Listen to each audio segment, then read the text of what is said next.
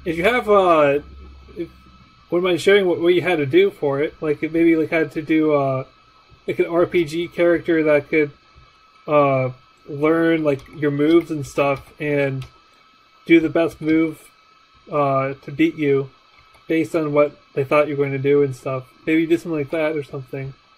Or maybe you made a Goombas. Yeah, Goombas from Mario. Those are like, they have very simple enemy AI. They just move towards you, and I think that's it, actually. Yeah, they just move towards you. That's it for the AI. It's pretty simple. It's very easy to make AI that just moves towards the player. It's a little more difficult in PacMan, because you can't just move straight at you at an angle. They have to choose... Oh, got hit. They have to choose... the path. No, excuse me. And that makes it slightly more difficult to make that the ghost track the player and stuff.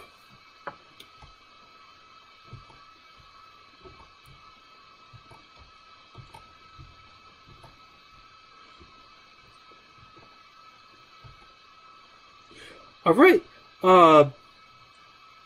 Does anyone have any questions?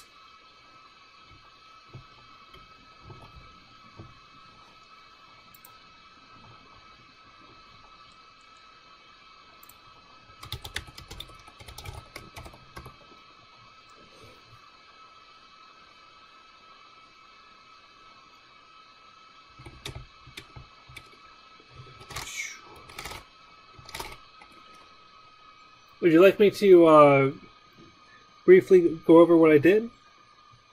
I could do that. Let's see, what did I do?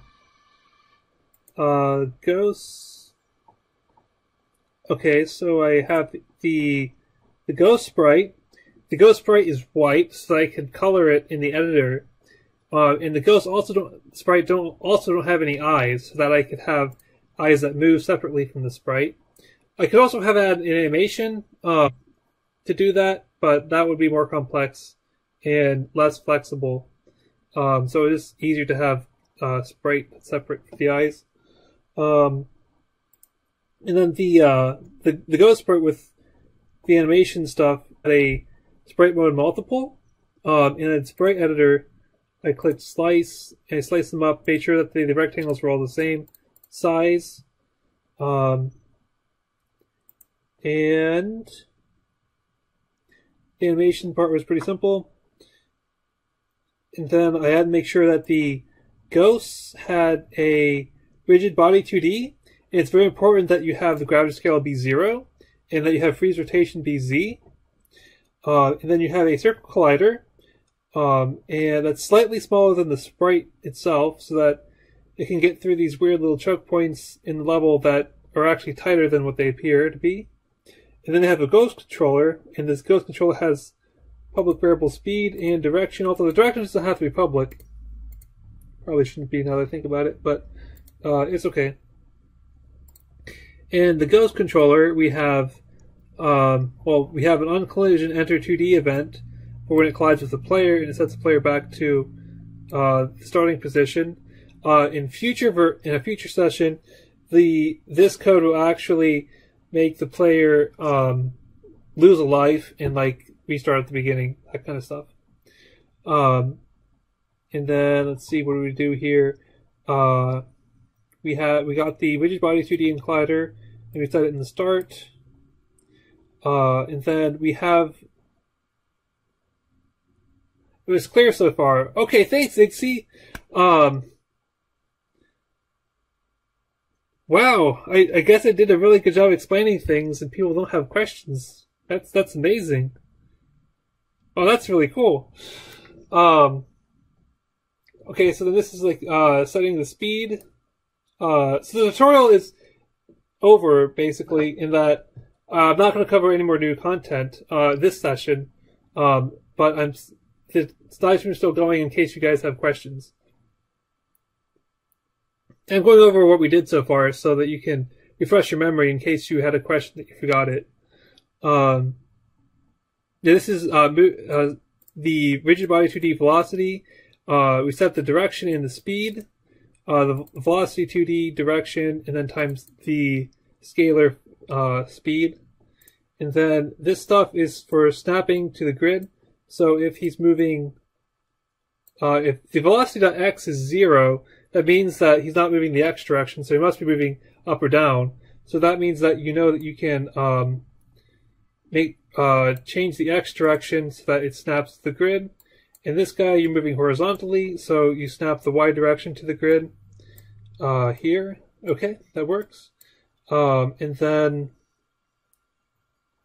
you have your eye rotation. So when you have the direction change, you get you loop through all the transforms, the children, but this method also returns your own transform. So you have to check to make sure that you're not getting your own transform, and then set the children's transforms. And that's so that you can make the eyes change direction. Yeah, see, the eyes change direction when they go different directions. Yep. And then we have a method change direction, which determines whether you can go left or right. And if you can go either left or right, then you choose one of either left or right and go that direction. Or if you can't go either left or right, then you just go in reverse in the direction, in the opposite direction that you were going. And change direction at random, it changes direction. There's a 50% chance of changing direction, and then it changes direction if it gets that chance. And then can change direction determines whether you can go left or right, which is the same thing as this stuff here. And the only reason that we don't call can change direction in this method is because we actually need access to these variables perp right, perp left, and open left in the following code. Otherwise, we would use this. We would just call that method. And we could refactor this so that it is more modular, but it works for this case. And then open direction tells whether or not the direction you passed in is open or not. It uses the circle collider 2D.cast method, and the cast method is the method of colliders in general. So you can use that for the box collider, the polygon collider. In my project, I have a character model that has a polygon collider 2D, and this cast method saved my life basically, because otherwise I would have had to do so many different ray casts or something. I tried so many crazy things before I knew what that method did. I thought that method cast the collider object into a float or an int or something. I don't know, because casting in programming languages is like converting an int to a float or a double to a string or something like that. So that name, I don't like this method name because it's confusing. It overloads the terminology. But yeah, the collider cast method, and then you set the direction, and then you have to pass it an empty array of raycast hit 2Ds, and make sure that it's a good enough number so that it'll actually be able to detect all the objects. Because this guy actually detects the pills too. Even though the pills have a trigger collider, it'll still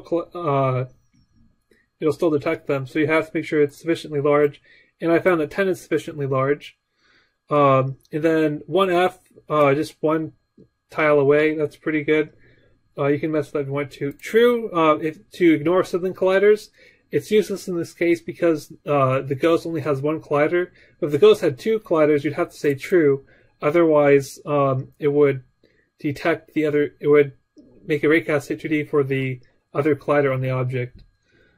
So those are those methods. And so then using those methods, you can say if open in direction, if the open is clear, and then with the not, it's are you bumping into a wall right now? And then if you can change direction, as you can go left or right, then go left or right. But if you can't, then if you're stopped, then change direction at random. But if you're not stopped, then just keep going. And then if you come into an intersection, you can change direction. And then if you haven't committed to direction yet, then you can change direction at random, like whether you change direction or not. It's up to you. Let's you still want to go straight. And then if you're bumping into something that's not a wall, your velocity will lessen your speed, and you can change direction at random to see whether or not you actually do change direction. And change direction time. So if it's greater than that time, then you've already made a decision on a direction and you can't change your direction yet. But if it's less than that time, then you haven't made a decision recently, so you can change direction. Yep. And then after that, we did the teleport pads. So the teleport pad has a box collider with a trigger on it, and then the teleport pad checker has an untrigger enter 2D with a collider 2D, and it does call that it gets the collider's game object and that game object's transform and sets its position to the position that we pass in the editor to send it to the other. So when it goes off the right side, it'll appear on the left, and when it goes off the left, it'll appear on the right. And yeah, that's what we did today. And since there are no questions, I am going to end the tutorial here. The next stream will be Tuesday at 8 p.m. EST. That is my personal project that I've been working on. And then the next PacMan tutorial session 5 is going to be next Thursday. The next Thursday is April 27th. Yes. So, Thursday, April 27th, 8 p.m. EST is PacMan's tutorial session 5. I hope to see you all there, and thank you very much for coming. It was great having you all. Have a good day, and God bless you. Hello! How's it going? Today we're going to do PacMan tutorial session 5, which is game states. However, the tutorial does not actually start for another 10 minutes. Hello. How's it going? I am starting up, getting my mind into the mindset of working on PacMan by playing the world's biggest PacMan. Also, I'm giving people time to show up. Because I found that if I start the tutorial right off the bat, I didn't actually click it, then people miss a lot of stuff.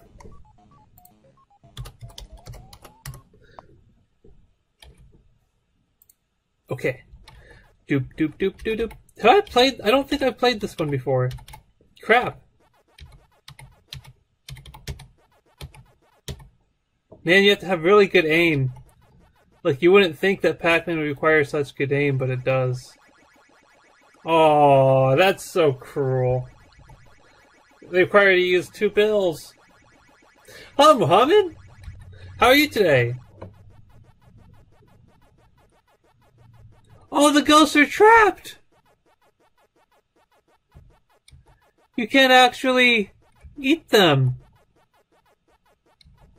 And there's a cherry in there. Some of these user-made levels are just bizarre. No! Okay, so that's one thing we're going to do today, the death animation. I've already made... Oh, crap. Frame rates. I've already made a death animation for the demo purposes. Yes! Come here.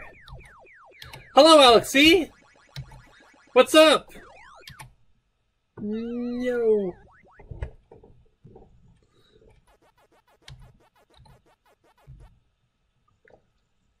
Hello, Igski!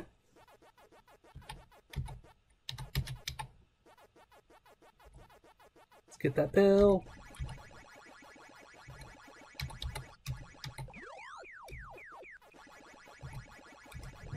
No, come on! No! I'm gonna escape. Bye bye! Yes! I successfully escaped! No.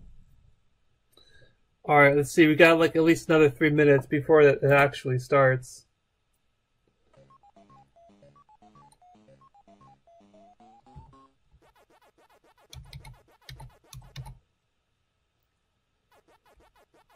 So, yeah, wait, I've already played this level. So, in today's session, it'll start to feel more and more like a game because it's going to have game states, and it's going to have some other stuff like, well, no, game states basically, and like live system and stuff. So, I honestly don't like the live system, and it's more like a retro kind of mechanic. Because in arcades, it was important for them to have live systems so that they would stop you from playing the game after you lost so many times. So that's why they need the live system back when PacMan came out. But nowadays, you're not really limited to how many coins you have, so you can just keep playing the game infinitely. And it doesn't really make any sense to limit how many times the player can... Oh, hello, DRMJG. Hello, Yana Seattle. Welcome back. How are you today? Hello, Marin YC. Oh, no. Oh, they got me. Okay, so we will be starting soon. But yeah, so the live mechanic. There will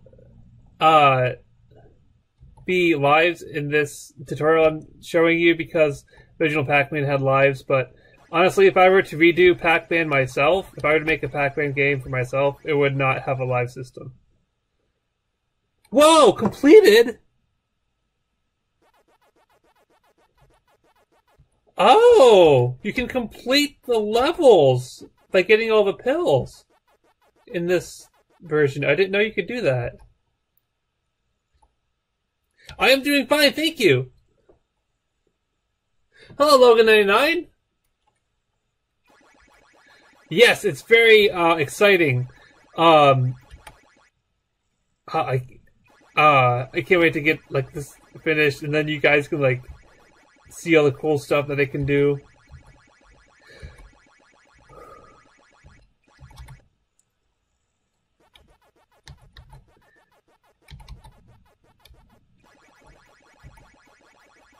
Hello, Denver Cowboy.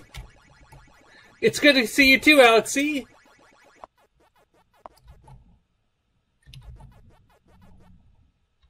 Hello, Google. Alex C, the current task for today is getting game states into the game. So there's like when he gets hit by the ghost, he's going to like lose a life, and when he collects all the pills, he's going to get a windscreen. So like we're going to do the animation there where he dies, and we're also going to. I can't do it in this one, but like after you get all the pills, oh, it's going to take a long time to get all the pills. But yeah, so also when you get all the pills, you're going to get a windscreen.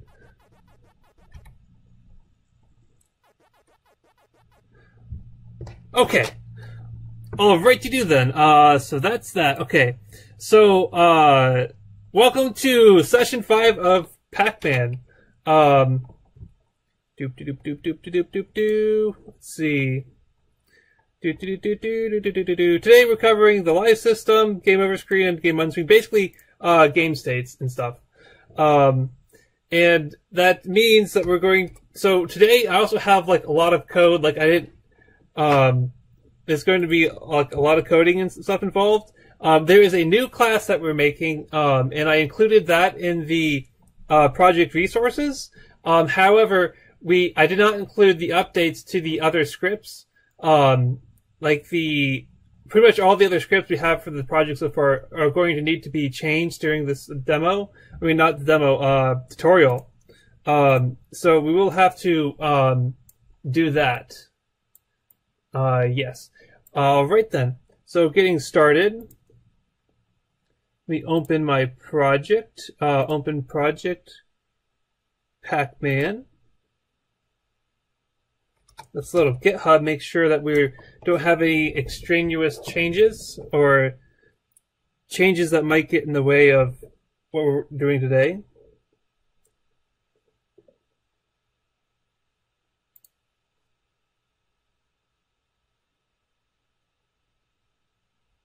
And no, these are not changes that will get in the way of what we're doing. So that's good. And we're in the ghost branch.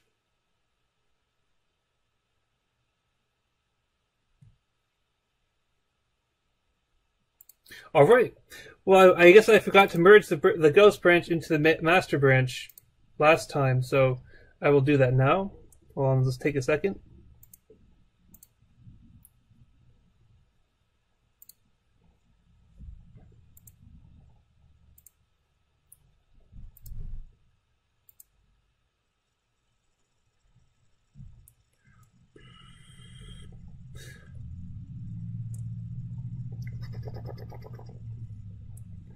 So, okay, so now we need to have a... Alright, that's good. Get all those guys, yes, okay. Let's make oh, we can make a new branch later. That's fine. Okay, so, game states. So the game has several states. So there's the play state. Well, the names are arbitrary, but these are the names that I'm going to call them. Okay. The play state, which is where you're actually playing the game, moving the ghosts and the Pac-Man and stuff like that.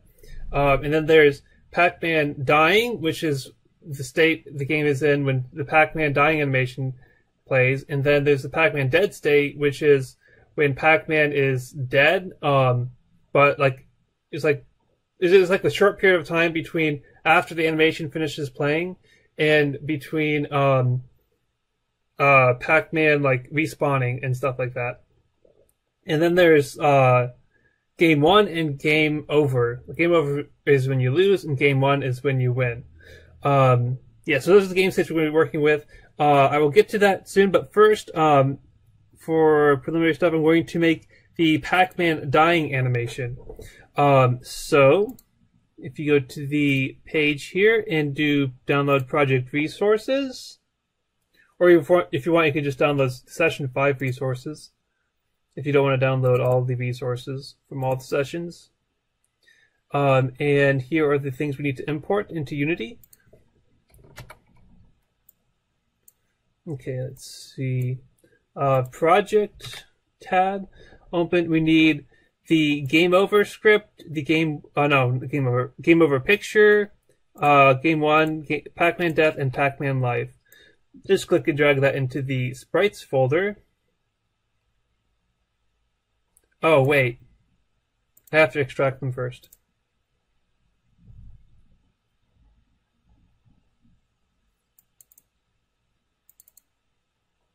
Okay, that makes more sense.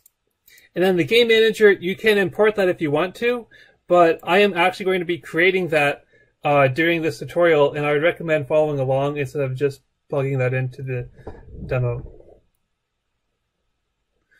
Okay, so to create the Pac-Man death animation, I'm going to window animation, and then moving this guy down to here.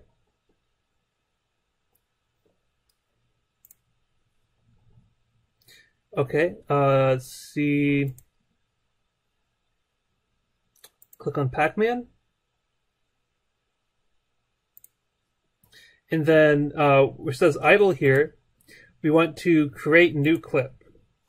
And go to the animation folder and type in death, because that's what, or you can type it, call it whatever you want. I'm going to call it death. And then we need the images for the death animation, which we don't have yet. So we're going to do that by going to the Pac-Man death sprite that we imported and do sprite mode multiple. And then we want sprite editor, or click apply.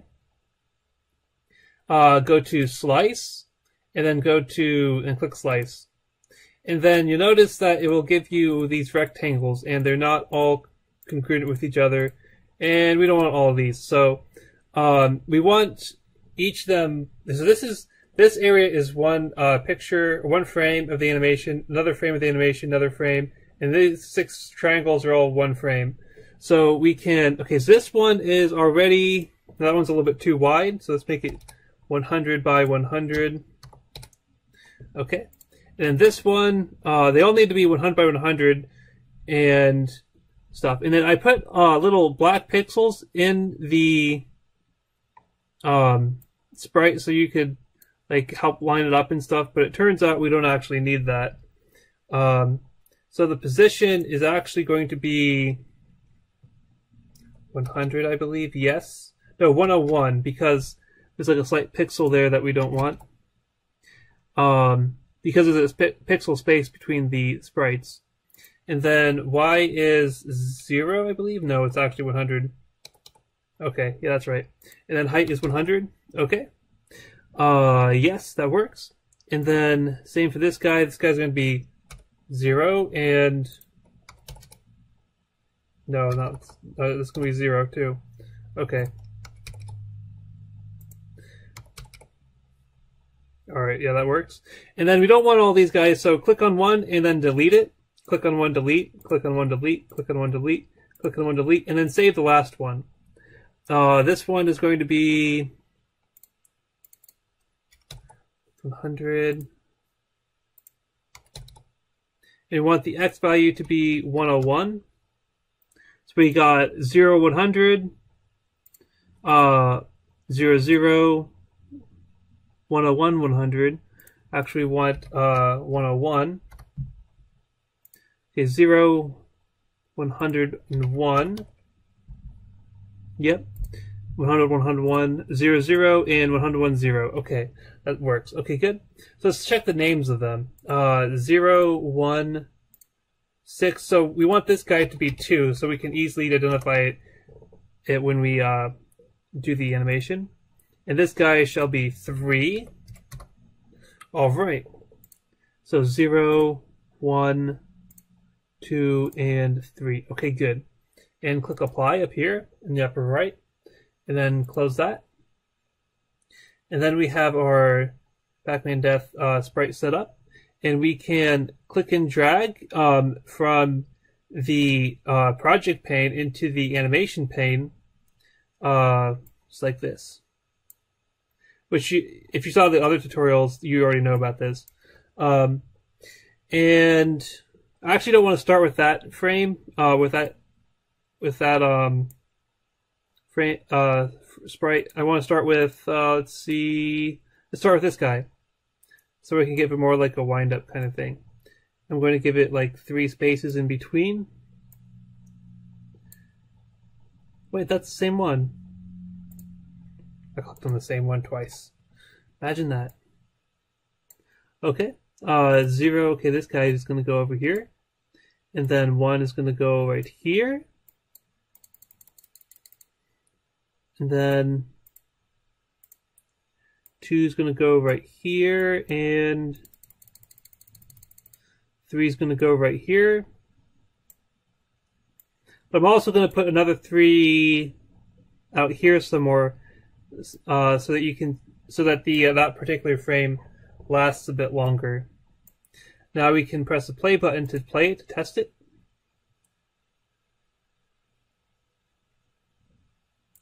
Alright, I think that looks good.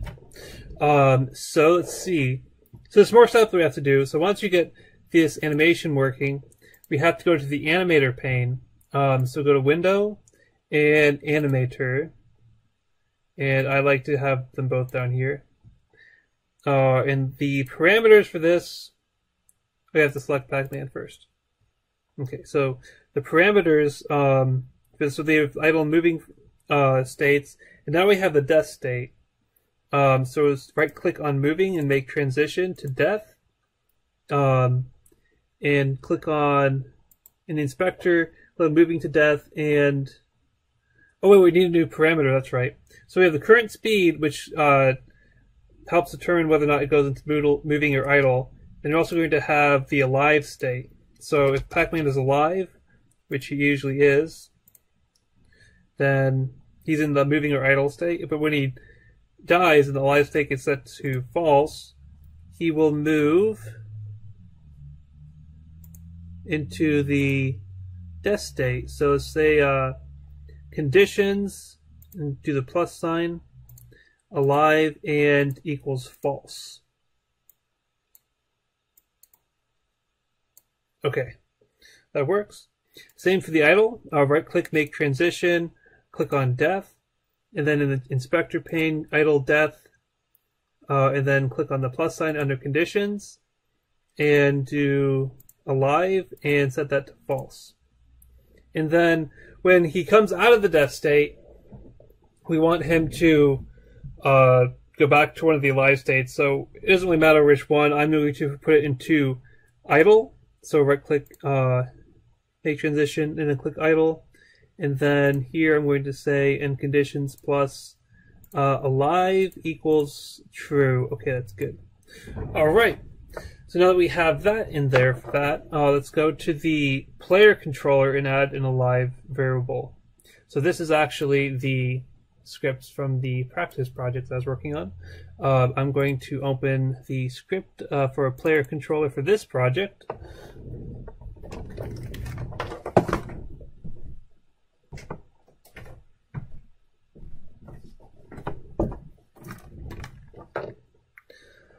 All right.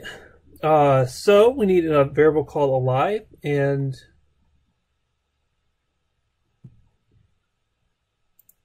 I'm going to put it here because we want it to be private.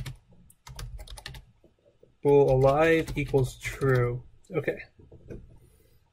And then I'm going to go down here under add points and add a public method to set it. Public void set alive. Bool alive. I'm going to call it is alive, just to differentiate the name a little bit. And then this is going to be alive equals is alive. And then anim. Well, like before we set up an animation and we an animator, and got it, and then we called the set float for the current speed. So we're going to do the same thing for the is alive thing. Animator dot set bool alive, and then alive. Okay. Now we're going to call this method when the ghost touches PacMan. So this is a lot of wind up to one test, but this will work. So in the ghost controller, where you have onCollision enter 2D, you test to make sure it's the player, and then you can do col.gameObject.getComponent player controller dot set alive, and then false. And let's see how this works. Let's go and test it.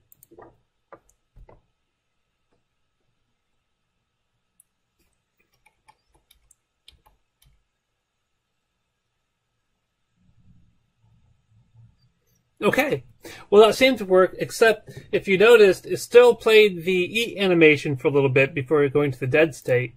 And that's because the default for transitioning to between animations is that you finish the first animation and then you go to the other animation. So to override that, we click on the state or the transition, would be another way to do it, and we uncheck has exit time. And we do that for the idle one too. Has exit time. That way, if you uncheck has exit time for the transition, then it will play immediately after the transition happens. See, that time it played the transition immediately afterwards instead of waiting a little bit. Maybe you didn't catch that, or weren't able to tell, but it definitely was happening, and if you forgot to do it, then it would be more immediately obvious later in the development. Okay, so that's as far as we can get, pretty much, without actually doing game states. So now we're actually going to do game states. So for this, I'm going to make a new class called Game Manager, which manages the game and makes sure that everything's in line and keeps track of the game states and stuff. Yep. Let's see. So hierarchy, create empty, and call this object Game Manager. And Game Manager is pretty important, so I like to move him up to the top of the hierarchy pane. Let's add component. Type in Game Manager, and then click New Script, and then create an ad. Then go to project, make sure the script is in the right folder.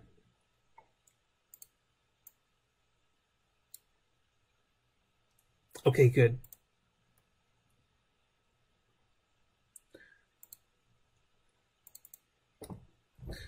Reload or whatever.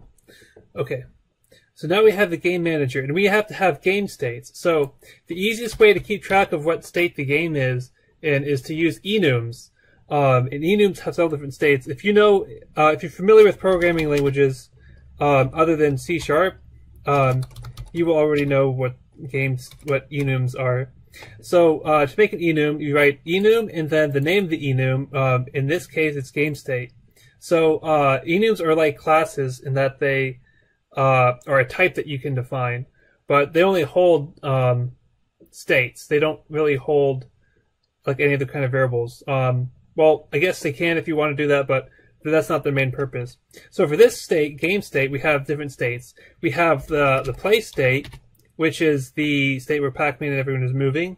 Then we have Pac-Man dying, which is the state when he's in the animation where he's dying. And then Pac-Man dead, which is the state where between him dying and before he respawns. Then we have game over, when the game is over and he lost. And then game one, when he collects all the pills. And then, because we have defined this enum, we can make a variable, and we have to make this public too if you're making this other thing public. Public game state, and I usually make the variable be the same name as the enum, but with like camel case instead of uppercase the whole way through. Yes, okay. So GameState.play. And so in the Ghost controller, when you kill the player, instead of following this code, it's going to call a method in the game manager that's going to change the state and stuff. So let's see, public void Pac-Man killed is what I'm going to call it. And this is a method that gets called when Pac-Man dies. Hello, Nicholas Camino. Welcome to the session. So when Pac-Man dies, we need to have this code here where, we need to have that one at least. Control X, Control V, set alive false. And then we also need to go to the Pac-Man dying state. So we say game state equals game state dot dying. There we go. So in the Ghost controller, instead of doing this guy, we're going to do game manager dot Pac-Man killed. Okay, that's not working properly because this method is not actually static. One thing that I do when I make game managers is I make them static, so I can call them without having to get an instance of the object. So to do that, we need to have a singleton. So we have, no, I make it private. Private game manager instance. You can call it whatever you want. Instance is a very good name for this kind of thing. And then we need to test to see if it is not null, and if it's null, then we know that this is the first game manager that's been instantiated, so we can actually use this. If instance equals null, then instance equals this, which this is the script, and then if instance is already instantiated, then we say destroy game object, because we don't need this or the game object, because it would be just duplicate.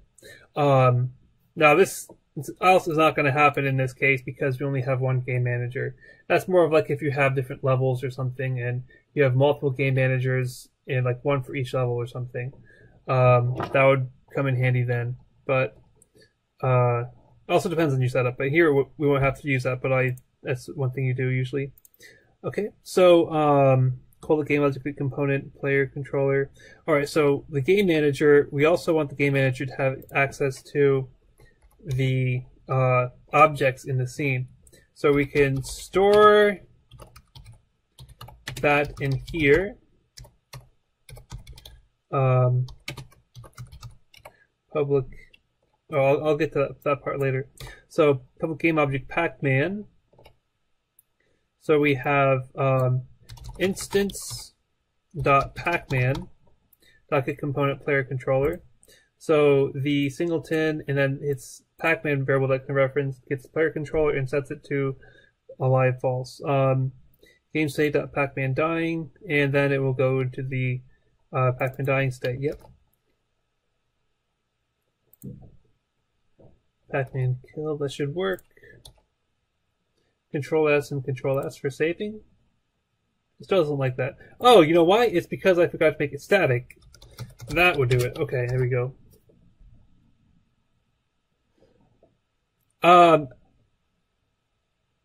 Currently, I have to say that my game development games are hobbies because I am not currently getting paid for my game development projects. I would like to be a full-time game developer, but currently that's not the reality for me at the moment. Oh, I also have to say instance.gameState. And the other thing that I forgot to do is to make the instance variable static. It has to be static in order for all the other classes to reference it. Okay.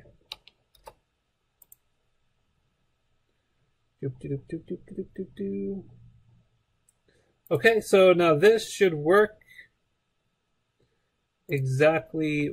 So we also have to give the game manager the PacMan. Yep. Okay. So now we should see that it does the same thing as it did before, but when PacMan interacts with the ghost, this game state goes to PacMan dying. You hit a ghost. Oh, I went to PacMan dying, and PacMan is going into his little spasms with the death animation. Okay, that works. Alright, good. So let's commit that. Let's make a new branch. Game states. Create branch. Alright, let's see. Let's uncheck all this. So we want the death animation.meta. We want PacMan.controller. We want placing.unity. Right?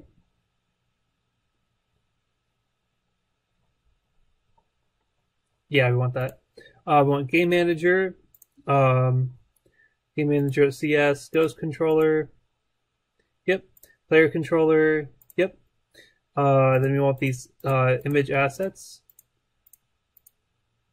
All right. And then that's added death animation.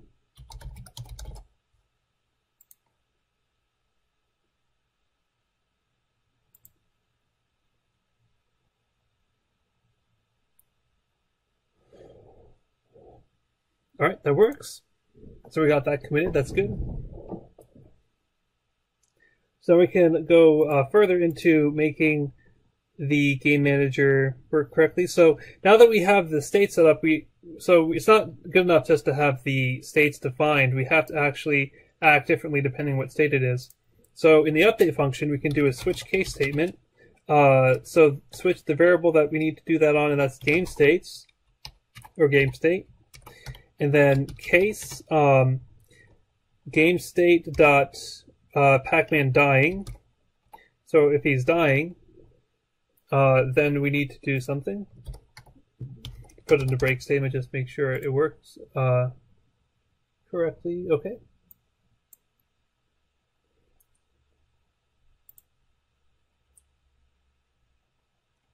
So we need to say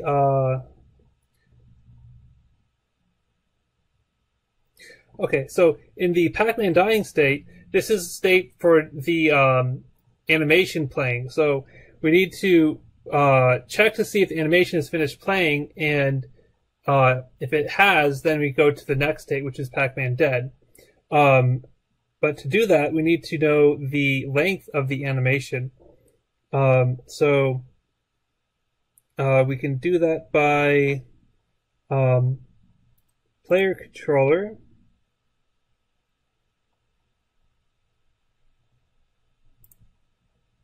Okay, I'm going to add the game manager instead, actually. Yeah, let's do that. Okay, so the game manager needs to have access to some stuff.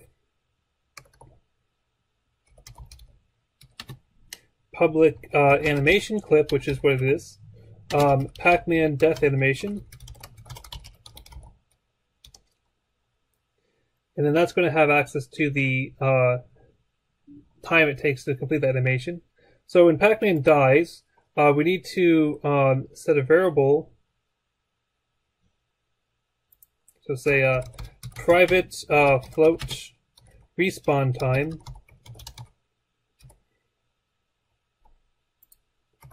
So respawn time, or instance.respawn time, equals time.time plus the PacMan death animation.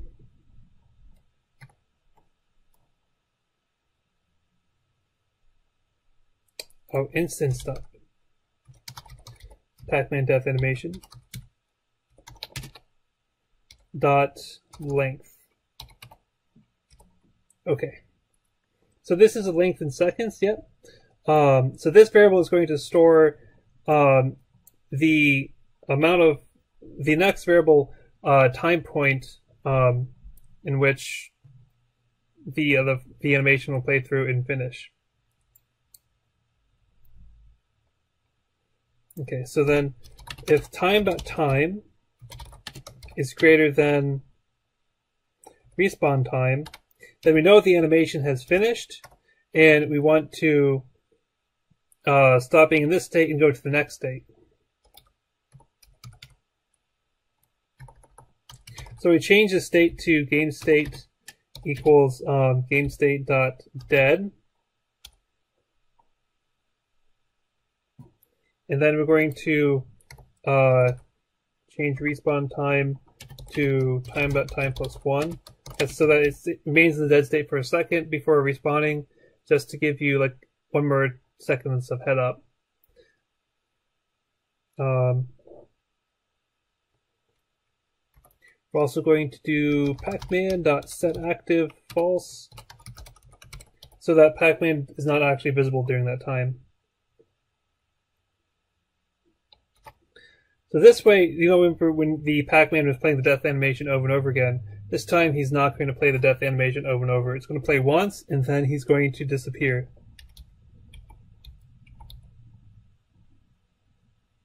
Oh! He disappeared more quickly than I thought he would. What happened?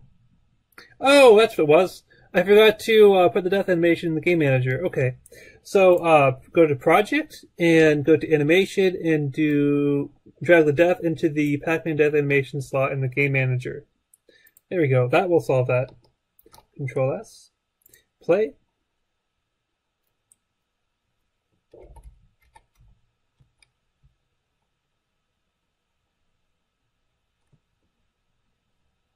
Okay, he actually played the animation twice.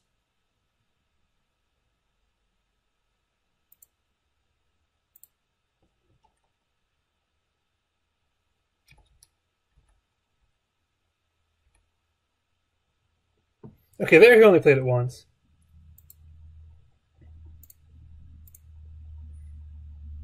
Okay, that works. Alright, so then when he goes into the dead state, there's going to be like a second before he respawns. So when he does respawn, we have to do some stuff to reset PacMan to his original position. So in regular PacMan, you set PacMan to his original position, and you put all the ghosts back in their spots too. Let's see. So case game state dot PacMan dead. If time.time is greater than respawn time, if it's the time to respawn, go back to the play state. Equals game state dot play. Then we want to make PacMan reappear again. So set active equals true. Then we want to send him to the original position he had, which is PacMan.transform.position. And we already know what his position was originally. That's just the origin, so we can do vector 2.0 to do that. It's pretty easy. I was complaining about the missing break statement. Okay.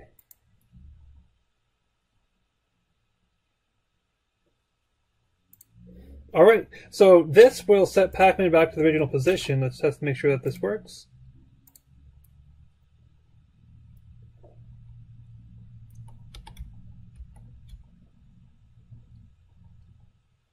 Alright, that worked. But it didn't set the ghost back to the original position, so we have to do that now. So the ghosts, their positions are different. Like, each one has a different position, so we can record their positions prior to being set back, like the original positions. So go to the ghost controller. We want to say private vector2 original position. In the start function, we can set the original position to the current position.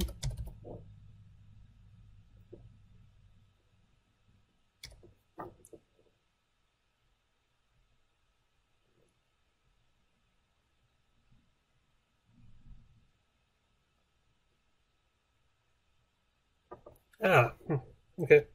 Alright, that works.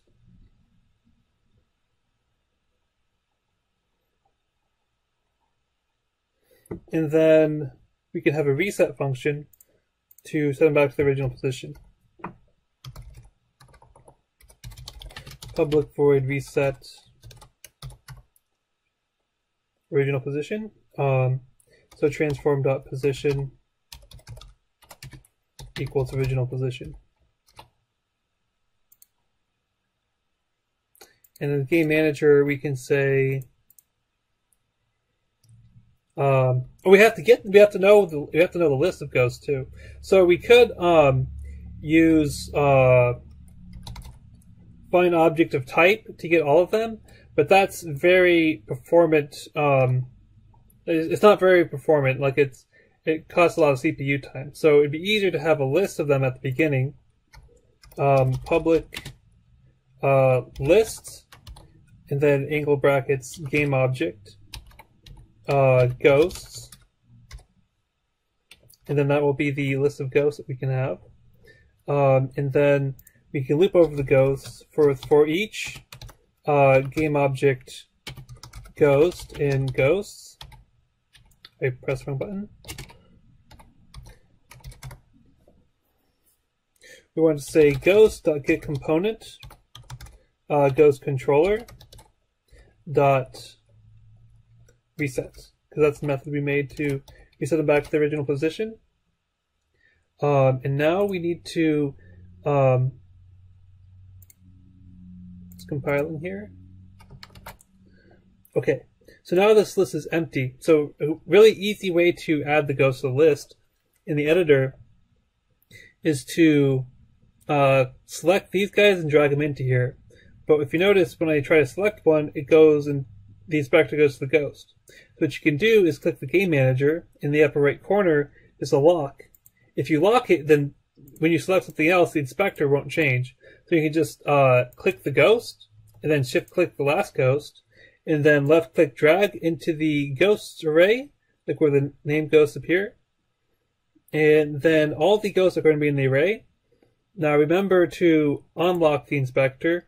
Otherwise, the next time you try to select something, you might be surprised that it's not working. That happened to me once. So now we have the ghost list in place. So now if we play it, the ghosts should go back to the original positions after PacMan respawns. And they did. Alright. That works.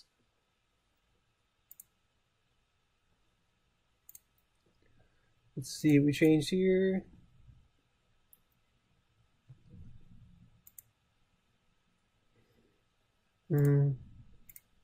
Also, we forgot something. The ghosts are supposed to stop.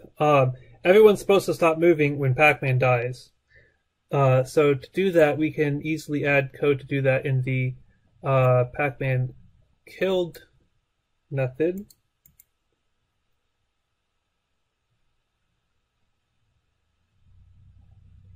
So let's see. So to make ghost stop moving, we can do game object ghost in ghosts. Oh, instance.ghosts.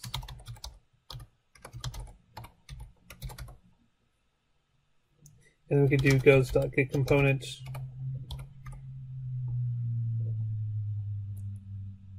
ghost controller, and then we're going to make a method called freeze to make them stop moving. So we don't want to just like get rid of their velocity at the current moment. We want to keep them from making from adding more velocity to themselves. So we have to add stuff in the script to keep them from moving altogether. So we're going to have a variable up here, private bool frozen in the ghost controller, and frozen usually false. And update to see if you can move or not. You want to say if not frozen, so if you can move, then you can do all that. So you want to add the brackets around the whole update function. Yep, around the whole inside of the update function. So if it's frozen, it's not going to move at all. It's not going to add velocity to itself. So public void freeze, and then bool freeze. And it's going to be frozen equals freeze. RB2D dot velocity equals vector2.0. So he's going to get rid of all his velocity, and he's not going to make any more velocity. Let's test to make sure this works. Oh no, I forgot something. Oh, freeze takes, so freeze true. Okay, so freeze true to freeze the ghosts.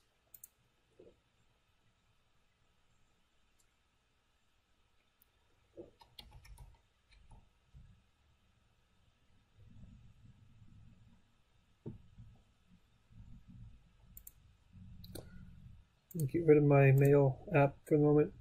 Okay, so let's see. Oh, that works. But they didn't unfreeze. Okay.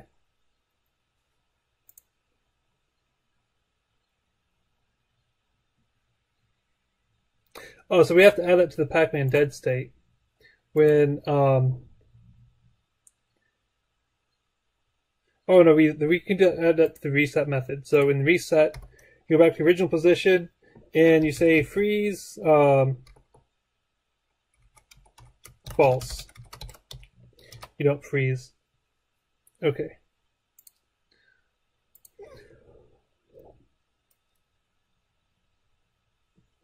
So when PacMan gets killed, all the ghosts stop moving.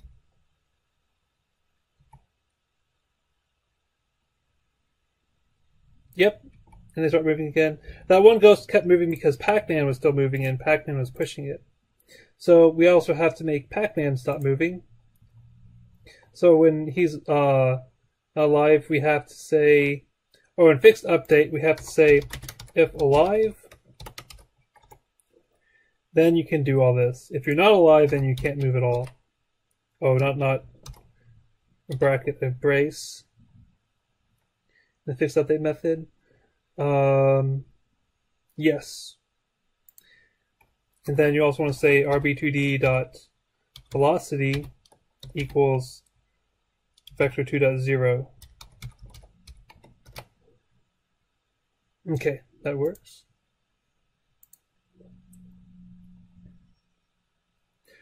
So now PacMan should stop moving and the ghost should stop moving when PacMan gets killed.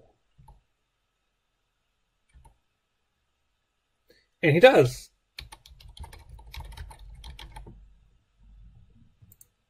Oh.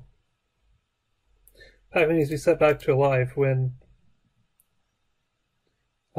he gets respawned. Dead, respawn time, set active true. And you also need to do pacman.getComponent player controller dot set alive true. There we go.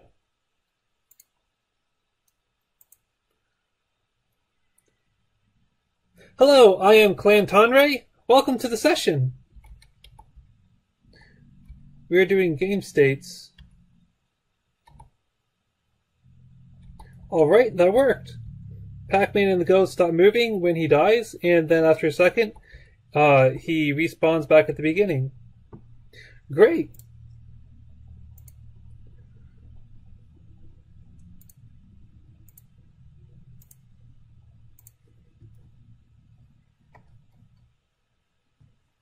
Check to make sure the changes we made are good. I mean that we don't have any extraneous changes. Like sometimes I'll have debug statements in here for testing if something doesn't work right. And I look over the code afterwards just to make sure I don't have any debug statements sneaking in their way into the commits. And respawns.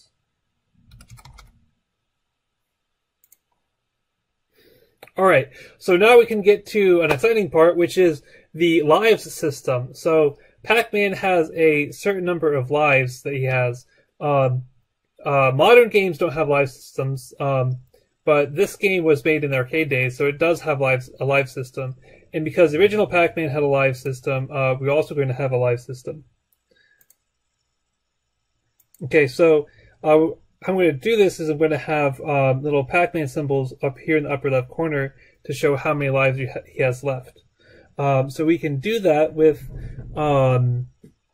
some GUI elements. So we can go to our canvas here, and then go to the hierarchy, create, and then UI image. And then the image shows up over here currently. If you look in the scene view, it's really hard to tell. Don't look in the scene view, look in the game view. It's easier to tell. And then in the hierarchy, click image, and then in inspector, let's call this life 1. And then we can click on this rectangle here.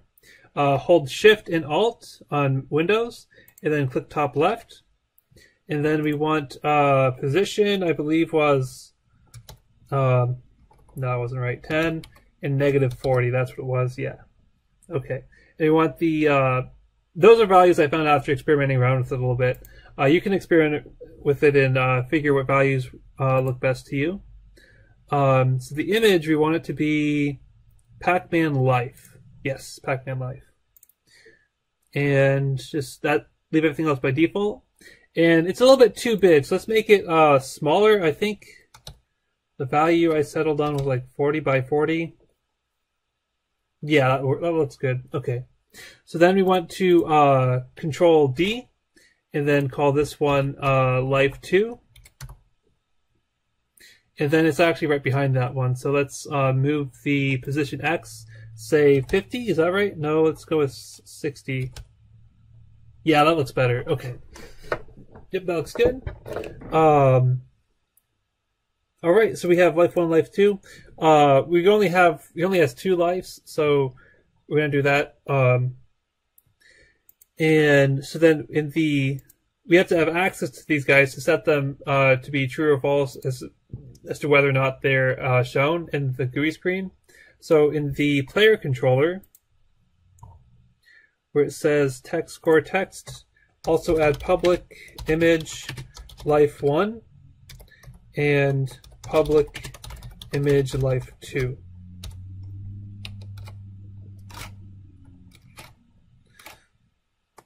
And then we also need to have a lives left. Let's say public int lives left. And then by default it's 2 because that's at the beginning of the game. How many extra lives Pac-Man has left.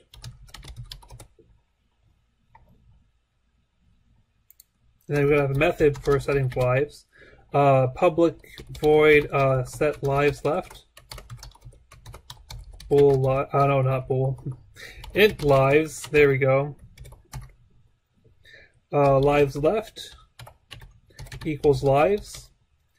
And life1 dot enabled equals lives left is greater than or equal to 1. Okay. And life2 dot enabled equals lives left greater than equal to 2. So if he has 2 lives left, which is the full amount, both of them are going to show. If he has 1 life left, then only life 1 is going to show. If he has 0 lives left, which means he's on his last chance, then no lives are going to show at all. So yeah, how that works is when he reaches 0, that's his last chance. If he dies when he has 0 lives, then the game is over. Yep. Right.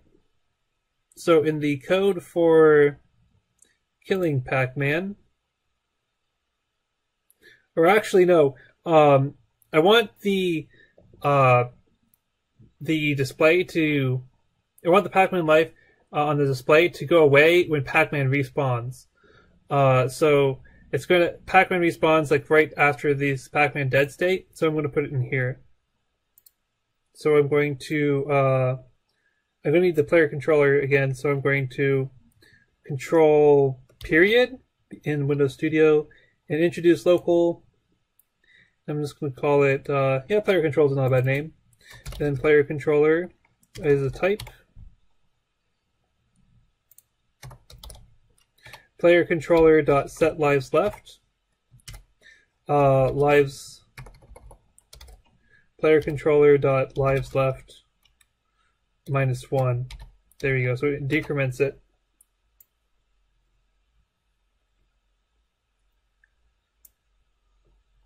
So let's see this in action. Let's see if this works. Oh wait, okay, so first before we do that, before we test it, we have to go to the PacMan player controller, which is right here, and add the life1 and life2 GUI elements. And Control S to save, and then play. Okay, both of them are showing. And when I do this, oh, he goes away. When he respawns, the life up here disappears. So then when I get hit again, doop, and that one disappears. Now let's see what happens when I do this. When I die,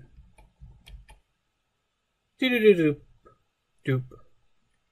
And then his PacMan's lives left is like -1. And okay, so it doesn't handle when he gets to the state where he doesn't have any lives left. So that's what we should do next. Before we do that, let's commit.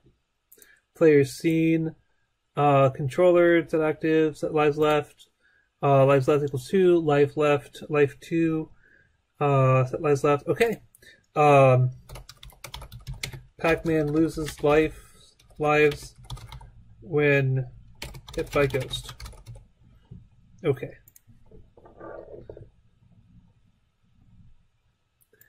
That works. Okay, so now we need it so that when he loses his last life, we want the game to show the game over screen. So PacMan dying, PacMan dead. So so we want to check the lives left before we actually set alive again. So let's do Control X that, and if player controller dot lives left is greater than or equal to 0, because if it's 0, then it's still valid. He has, because this is lives left as an extra lives left. If he doesn't have any extra lives, it's okay. Well, he has to have, like, he has to have someone alive. Okay, so if his player control life left is greater than 0, then he has an extra life left, and he can respawn. So that's good. Set alive true, but if he doesn't, then we want to go to the screen game over. So game state equals game state dot game over. And in the game over state, we want to show the game over screen, but we need to make the game over screen first. Hello, welcome back, DRMJG.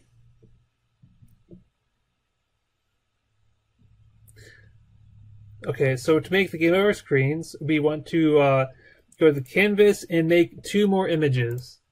There's multiple ways that you could do this, and this is the way that I have decided to do it because it's one of the easiest to show as on a tutorial. So it's going to be in the middle here, and it could just be that. So that's fine. We don't need to change the position. So we want to go to the image, and we want to type in the search box game over. Game over. Here we go. We'll click that, and it's kind of squashed because the default width and height don't actually match the image. So I'm going to make the image 200 because it's a 1x2 image. So that will work. And then we want to change the name of this guy to game over. And then that guy is good. So let's duplicate him for the game 1. I guess I'm getting ahead of myself here a little bit, but it's fine.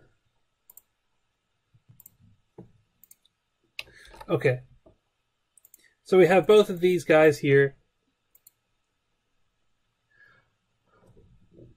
Alex, have you ever tried to make any similar games similar to PacMan? I believe so. I can't think of it off the top of my head. It depends on what you mean by similar. Like most of my games that I've made are 2D. So in that sense, like all of my games that I made are similar to PacMan. I've actually programmed a PacMan AI before for a school assignment in college, and that was a very fun time. So I've done at least the PacMan AI, which in this thing we don't really need PacMan AI, we just need the Ghost AI. But the Ghost AI is really complicated. Like AI in general is just complicated. Let's see. Okay, so we have it set to going to the game over state. And so in the game over state, let's see, case game state dot game over, and then do break. We need it to show this game over screen and hide the game 1 screen. So let's add a new variable to this. So first, because we're using canvas items, UI items, we need to do Unity Engine .ui. Yes, UI. We need to type that at the beginning of our script so we can get access to those types of variables.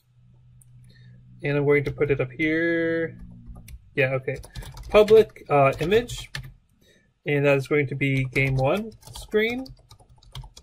And then there's going to be public image game over screen.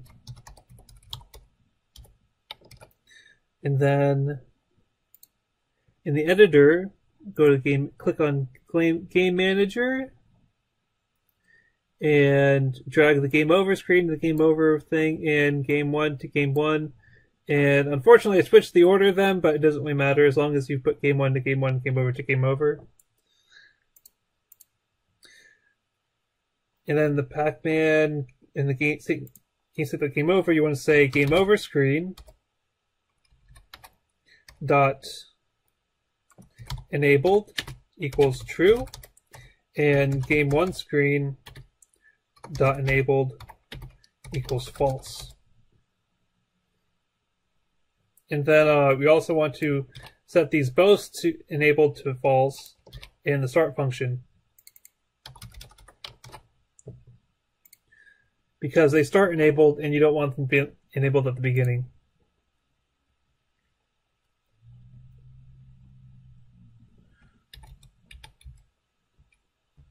Okay, so I'm going to die 3 times. Come on, what are you doing? Okay. It's funny that you have to chase the ghost sometimes. Okay, I'm just gonna go to their spawn. Doop doop doop doop. That's the fastest way to suicide in this game. Just go to the ghost spawn. Doop doop doop doop. And game over. Okay. Alright, that works. Oh, but the ghosts are actually moving around now. That doesn't matter. That's fine. But anyway, so the game over screen shows up, which is good. Okay. Let's commit that.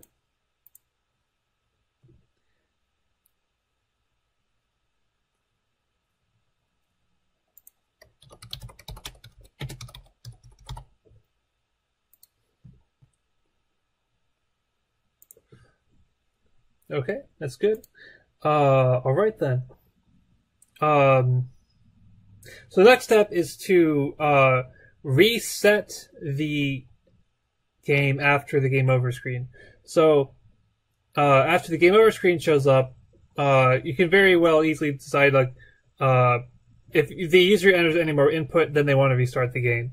So that's when we decide to go from the game over screen to the restarting the game stuff. So let's see, let's make a method in Game Manager called public static void reset game. And then it's going to be instance. You know what? Let's not make it static for now. I'm not sure if I even need to make it static. No, I don't think I need to make it static. Okay. Because it's not going to be called from outside. Let's see, the PacMan kill is going to be called from outside the script, so it makes it easier if it's static. Reset game, pacman.transform.position equals vector2.position vector2.0, and then for each of the ghosts, we want to say reset. That's good. And then we want to say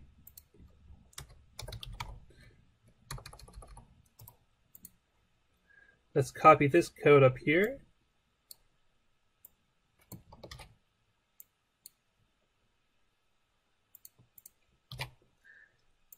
PacMan controller, player controller, and then set lives left. Set lives left is going to be 2. And then player controller dot set alive true.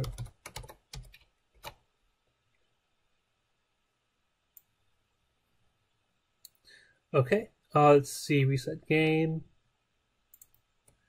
Is that everything we need to do? Let's check it, make sure it works. Okay, so I'm actually going to set PacMan's lives left to 0 to speed things up a bit. Game over. Okay. It's not working. Oh, that's right. I forgot to put it in. Okay. So there's one step I forgot, and that is the you actually have to detect the input. So GameState.GameOver. So that's true when you do that. And then if input dot any key down, this will return true if any key is pressed down during this frame. Or a mouse button too, right? Yeah, okay, that's good. And then we want to go to GameState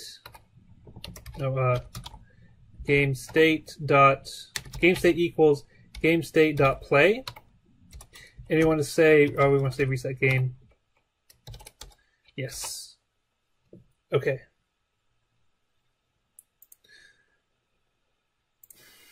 Now it should work.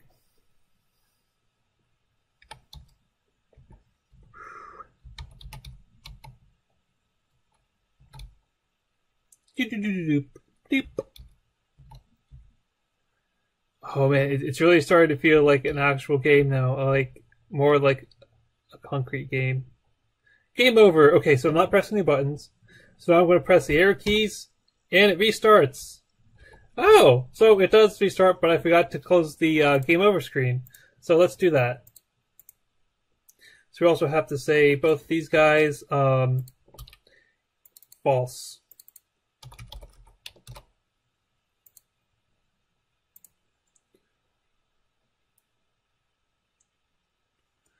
Let's go to PacMan and says lives left to 0.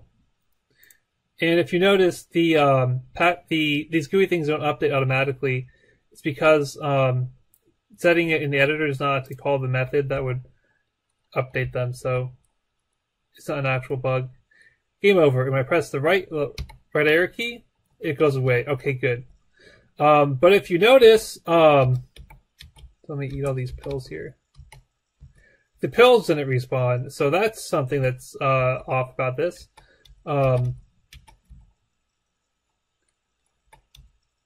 So we have to make the pills respawn too when the game resets. So to do that, we need to make a list of pills and update them. Yeah, okay, we need to do that. Okay, let's see. Okay, so in Game Manager, just like we did for the ghosts, let's just Control-C, Control-V that. Say pills. Yes, okay. And then in the hierarchy pane, go to Game Manager. And then the pills, it's empty, so let's lock the Game Manager inspector. Then open up the pills folder and click the first pill, and then scroll down, and then shift click the last pill. We're including the super pills. And then left click drag into the pills label on the Game Manager script.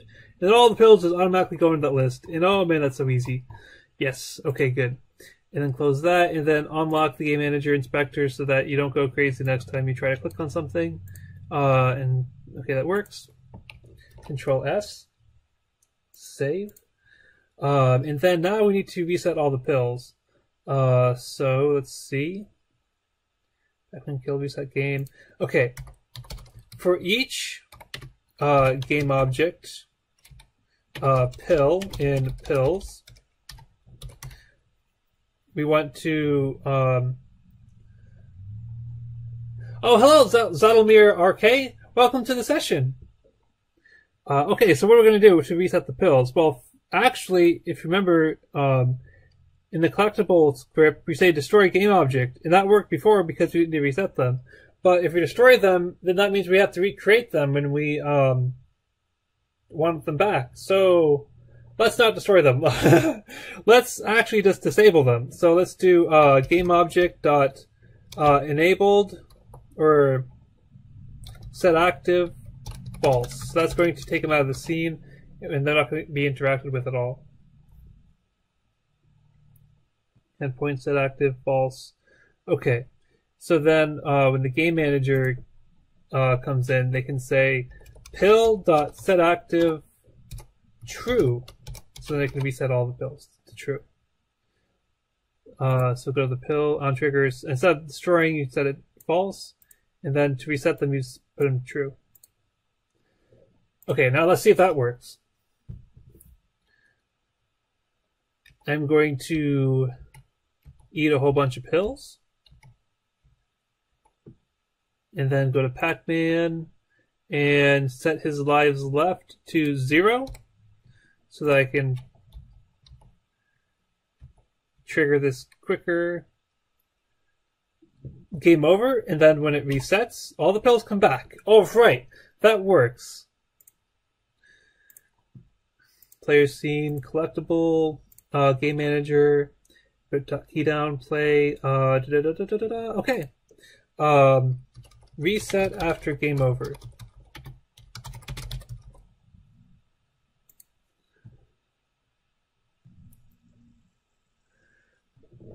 Oh, we're already going an hour and 15 minutes. Yeah, I knew this one would be running along a little bit. That's okay. I still have plenty of time to get this one done. Hello, Apaka! Welcome to the session. Okay, so now we got the game over screen. Now we need to get the game one screen. Now, the game over screen is easier to do because all it required was you to die 3 times. or to hit the ghost 3 times, but the game 1 screen requires you to get all the pills. So it's a little more difficult to test. And also, you have to look at all those pills. And so how are you going to do that?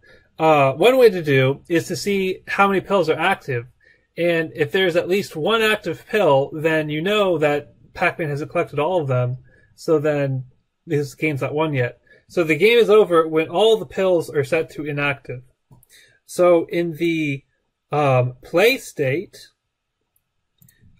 case game state dot play colon, and then put a break statement in. We need to check all the pills. So for each game object pill in pills,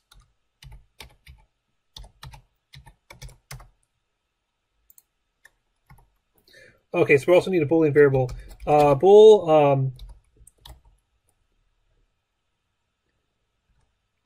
found pill equals false. So we're going to assume that all the pills are collected, so we're not going to find any pills. If pill dot active self, so active is deprecated, so use active self. That will work. Then we know that it hasn't been found yet. So we found a pill. Found pill equals true, and then break.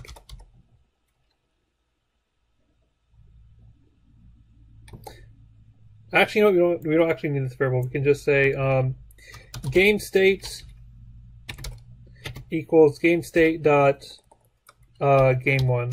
There we go. We don't even need this variable. I knew we didn't need that variable. I just forgot how to do it for a moment because it wasn't returning from a method. Okay, so for each pill in pills, pill.active self, game state equals game state dot game 1 break. Yes. Okay, so now we need to say game 1. And game 1 is pretty much just like game over, except slightly different. So I want to say game 1, and game over.enabled equals false. Don't enable game over. And then game 1 screen I want to say equals true. And then that's the same thing. We set game, and yeah, that's basically what we need to do. Yes. Okay, good. So this should test to see if we can win the game. If we can actually win the game. If we can, that'd be great. Oh crap, what the oh no, what do we do? Did I mess it up? I messed it up somehow, didn't I? Okay, let's see. I'm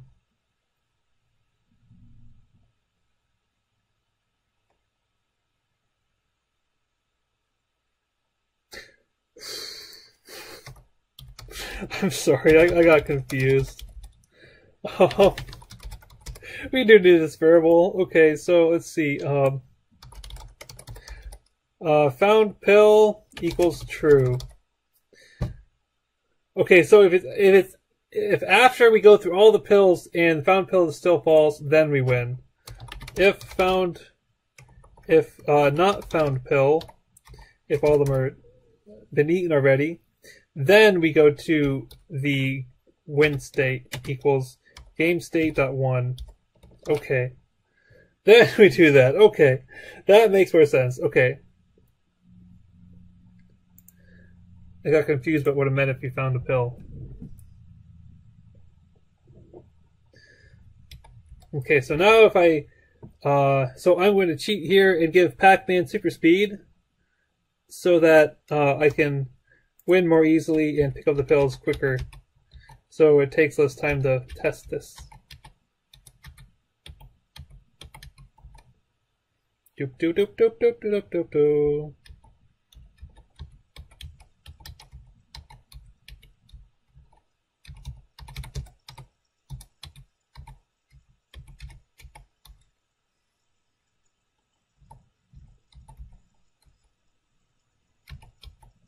Ooh, that was close. Get out of here, Ghost. Oh crap. Nope, nope, nope. Ah! They got me! And they're the stupidest random ghost ever! Like, I seriously programmed them not to be smart. Well, I mean, like, it's not that I purposely programmed them to be stupid. It's just that I didn't purposely program them to be smart. You win! Yay! And then it resets the game.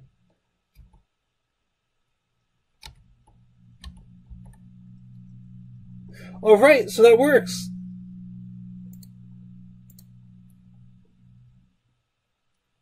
Let's commit that.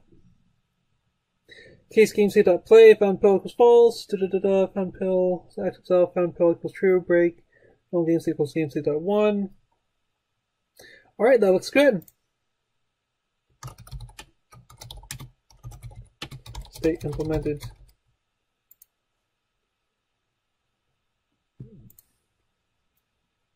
Alright, let's check. So let's see, we got the PacMan Live system in place, we got the game over screen, and we got the game one screen. And it resets after each game over screen, or after each time you want to reset the game and play again. Yeah, that works. Alright, so that is all the content for this tutorial. Now it's time for questions and answers. Do you have any questions about what we just did that you'd like to have answered, or do you want to go over anything that we already talked about in case you missed something?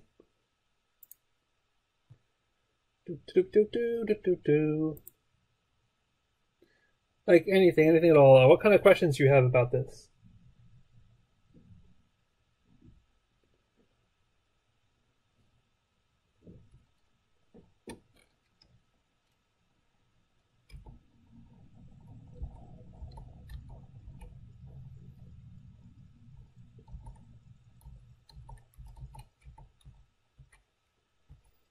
Also, I haven't decided what to do for the next tutorial session yet.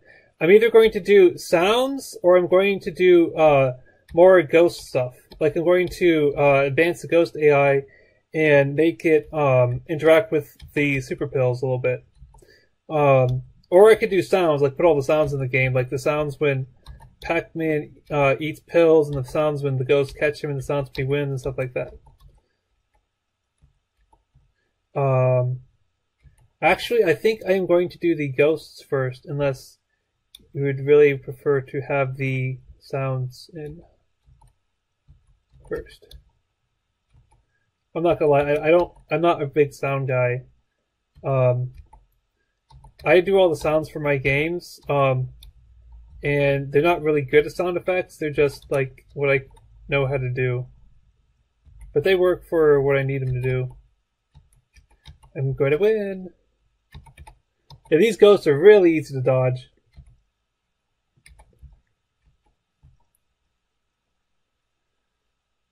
So if I increase their AI a little bit, it should be harder.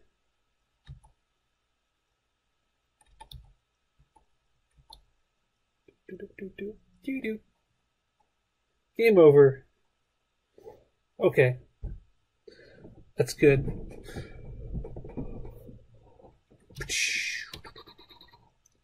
Waka waka waka waka waka waka waka waka waka waka waka waka waka waka waka waka waka waka waka.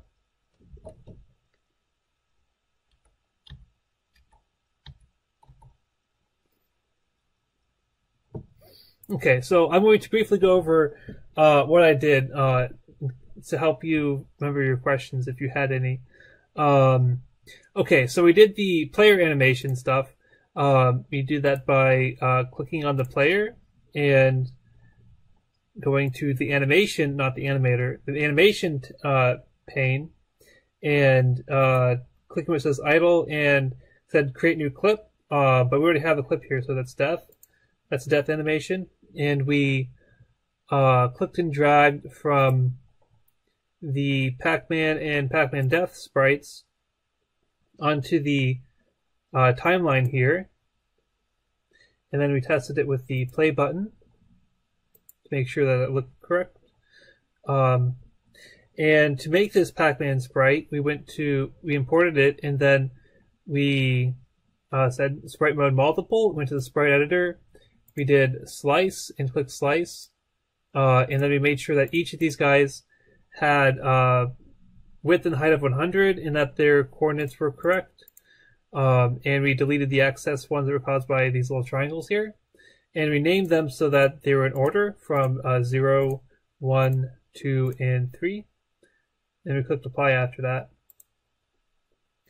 And then after that, we did some game state stuff. We made it so that the PacMan has a player controller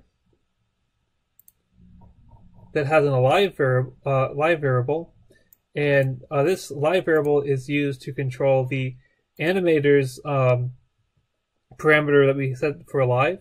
And alive is true at the beginning, and then when alive is false, the moving and idle states have transitions to the death state that are activated when alive is set to false.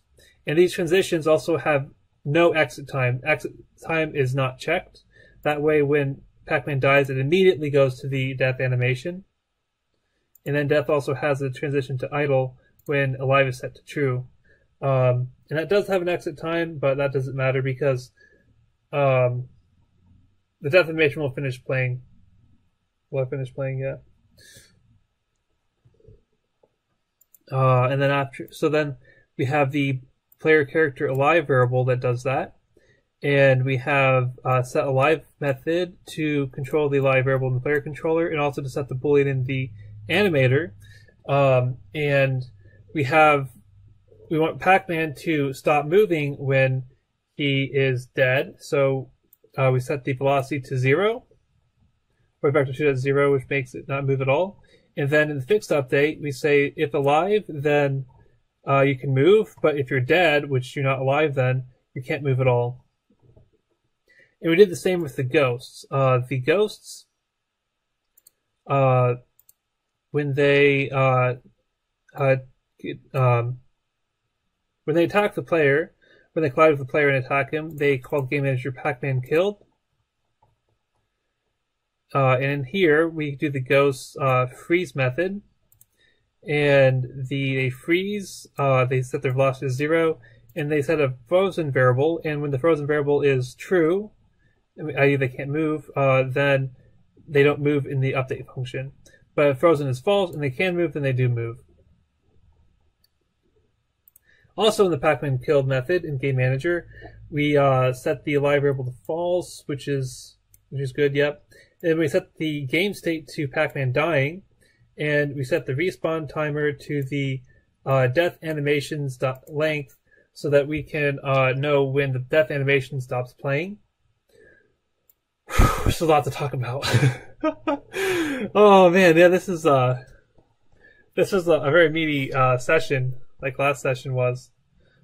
A lot of stuff to cover. Okay, so in the game PacMan dying state, if the death animation has finished playing, because the respawn time is the time when the death animation will stop playing, because we said it earlier. Then we go to the PacMan dead state, and this is the period of time between PacMan, the death animations stop playing, and when PacMan respawns. And respawn time is time plus 1, so this is the time when PacMan will actually respawn. And then set active false. This will make PacMan invisible for that 1 second so that you don't see him. And then PacMan dead, if he's time to respawn, then make PacMan visible again and set the game state to play, and then get the player controller and set the lives left, decrease the lives left, so that he uses an extra life when PacMan respawns. And then if lives left is greater than 0, meaning he has more lives left, or he's run out of lives but he has one that's alive, then you set alive to true. And then if he doesn't, then go to game over state, and then set him back to the beginning, and reset all the ghosts. And the ghosts we set by setting them back to the original position and unfreezing them. In their original position, we have a variable here for original position, and we set it at the beginning so that we know where they were when they originally started the game. Okay, PacMan dead, respawn time, okay, okay, so if PacMan doesn't have any lives left over, he goes to the game over state, and in the game over state, it shows the game over screen, and the game one screen, it hides that. Also, it hides both of them at the start. Yeah, okay, that's good. And then in the game, if he wins the game, then the game over screen is set to false, game one screen is set to true. And in both cases, if any key is pressed, then it resets the game and hides both of the screens. It goes to the play screen. Yes. Okay, so also, to get access to the pills and the ghosts, we have a variable in Game Manager. It's the list variable for the ghosts and the pills. And we set that by going to the Game Manager and then clicking the lock on the upper right of the inspector so that no matter what we select, the inspector is always going to show the Game Manager.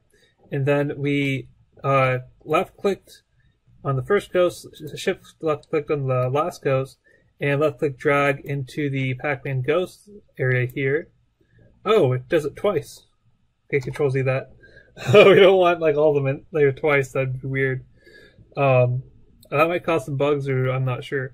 But anyway, yeah, so that's what we did. We did that for the pills too, for the pills variable, and there's like 150 of them, so yeah, it's a lot. And let's see, what else did we do? We also had a variable for the game one, game over screens in the PacMan death animation in the game manager. So we have a slot for the PacMan death animation, which we got from the project animation death asset here. And then we got the game one, game over from the canvas here, yep. And then speaking of canvas items, PacMan has 2 more public variables for Life 1, Life 2. And you set that right there. Oh, unlock it in Game Manager so you don't go crazy. And Life 1, Life 2, we set that from the canvas here. Okay, what else did we do here? Let's see. Direction live, and that works. It works. Okay, this is so the game manager. Then to detect to see if we won the game or not, we looked over each pill, and then so we found pill equals false. So we're assuming that there's no more pills left, and then when we find a pill that's active, then we said, okay, we found a pill, so we've been proven wrong. And then if at the end we don't find any pills, then we know that we were right, and then we can say game state equals game one. And then that's how we know we won the game. And then after we lose the game or we win the game, we want to reset the game. So to reset the game, we set the player position back to 0, back to its original position, which we know was the origin because that's what we set it to. We could also have used like original position variable like we did with the ghosts. And then we set the lives left to 2, which is the default. So I'll, on a side note, the way I did it here isn't the most optimal way to do it. You probably have some like constant somewhere that says how many lives you have. Because in case you want to increase or decrease the amount of lives he has, it's pretty inconvenient to have to change it in more than one place. So this is the optimal way to do it, but it works for the demo. And then set alive equals true. And then the ghosts, we set all the ghosts, the positions, and they can move around and stuff. And then the pills, we set active true. And then one key thing we changed in the collectibles was that we said instead of destroying the pill, we set active equals false, or set active false, so that we don't have to recreate them. We can just reactivate them. Yep. And I believe that is everything that we need to do for this. We're going to be doing the super pills today, and we're going to make the ghosts turn blue when PacMan picks up the super pill, and we're going to make it so when PacMan eats the blue ghost, the ghost's eyes move to the center of the screen. And we have other rules for blue ghosts. we'll get to those when we get to them. So I have my PacMan project open. I went to Unity. I went to GitHub and made sure I didn't have any outstanding changes, and I don't. These two changes I just made right now. Yes. Okay. And then I made a class called Superpill. Crap, where is that coming from? Okay, alright. There we go. Jumped a little bit there. Okay, so anyway, I was explaining inheritance. If you know what inheritance is in some other languages, then you already know what I'm talking about. But if you don't, it means that if you have a class inherits extend another class, and it inherits all the methods and attributes. So this syntax in C# means that the superpill extends the collectible class, which means the superpill inherits all the methods and attributes from the collectible class. So all these methods and attributes in the collectible class, the superpill inherits them all. Yep. And then in Unity in particular, by default, all classes that you make in Unity extend mono behavior. And now, in order to the mono behavior allows a script to be attached as a component to a game object. So, for example, like a pill, I have a script that I made called Collectable, and because Collectable is a mono behavior, I can attach as a component to this game object. That's what that's for. All the classes we made so far do extend mono behavior, except for utility, because that just does some utility method, doesn't need to be attached to game object or anything. And then superpill also gets the mono behavior stuff because it extends collectible, and collectible is a mono behavior too.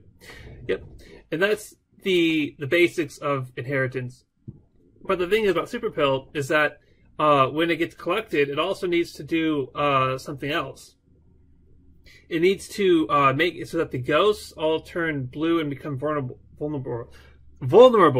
That's a tough word for me to say. So anyway, I don't think we need any of this stuff here. I should delete that. There are no extra resources for this session because we were just doing scripts today, basically, and making behaviors that deal with scripts. I would have given you the superpill script, but it's really short, so it's not much of a hassle to just write it out.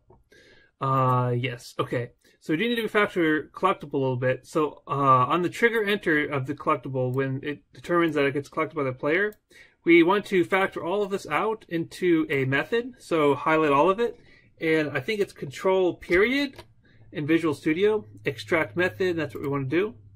And we want to call this collected. And we don't need the collider, but it doesn't know that, so just get rid of it here. Okay.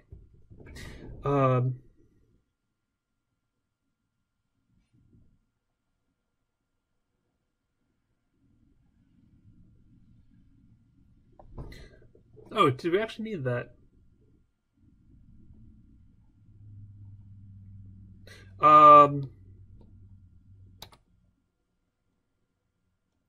Okay, I'll just leave it in for now. We're going to factor that out too later, but that's not what we're doing right now. Okay, anyway, so this is what happens when the pill gets collected. Currently. Oh, hello, live streaming Yan. Welcome to the session. So this is what we're doing currently when you collect the pill. So in superpill, we need to first of all, we need to make this protected so that you can have other subclasses override it, and then you want to say virtual. So protected, virtual, void, collected, and then collider call. That's good. And then in the superpill class, we want to override that. So we say protected, and then override, and then it'll automatically give us options. And the collected is the only option, so that's good. Protected, override, void, collected, and then we do that. But before we do that, we want to say game manager dot make ghost vulnerable, or whatever the name of the method is going to be. I guess this is my coding style, but I often find myself writing the names of methods when while I'm using to use them before they've even been defined. And I do this because that's just my coding style. And so we don't currently have this method yet, so I'm going to copy this, go to Game Manager, and write this method. Now, so the collectibles don't have access to all the ghosts, but the Game Manager does. That's why I'm putting the method in the Game Manager. Public static void make ghosts vulnerable. And this will be, copy this for loop up here from reset game. Control C, Control V. For each game object ghost in ghost like a component, ghost control at reset. No, in reset we want to say set vulnerable and then true.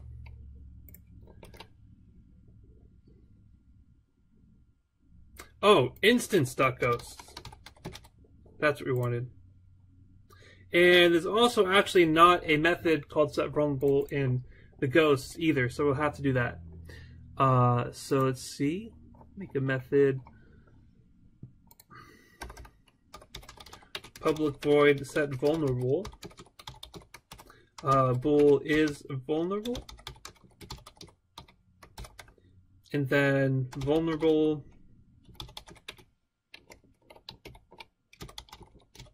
So we don't actually have this variable yet, so it's yelling at me again.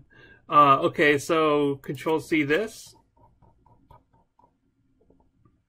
And this is a private state variable, so we do this. Vulnerable equals false. Okay. So brief overview, we in collectible, we extracted out this method and called it collected and made it projected virtual. And we did protected override void in SuperPro class and added game manager.make ghost vulnerable. And we also did add this method to the game manager and put the for each loop in the in this method that goes over all the ghosts. And for each ghost, we call it set vulnerable method and say true. And then in ghost, we have it at a private boolean vulnerable variable.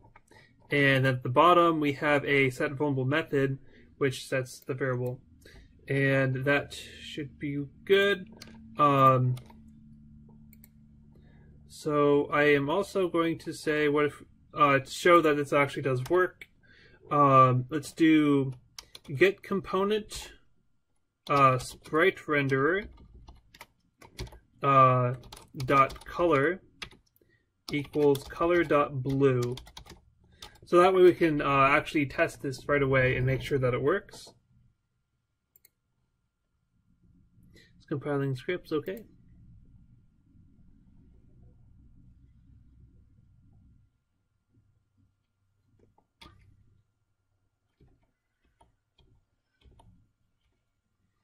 Okay, it did not work.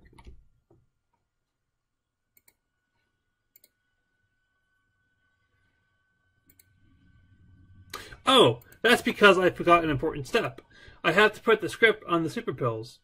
So let's see, in the hierarchy pane, type in super in the search box and click on one of them and add component super pill. And then add points 200 and then get rid of the collectible script. Remove component. And then you want to apply. So then all the other super pills will also have the super pill script and not the other script, the collectible script.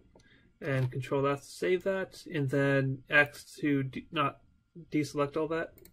All right, now it should work.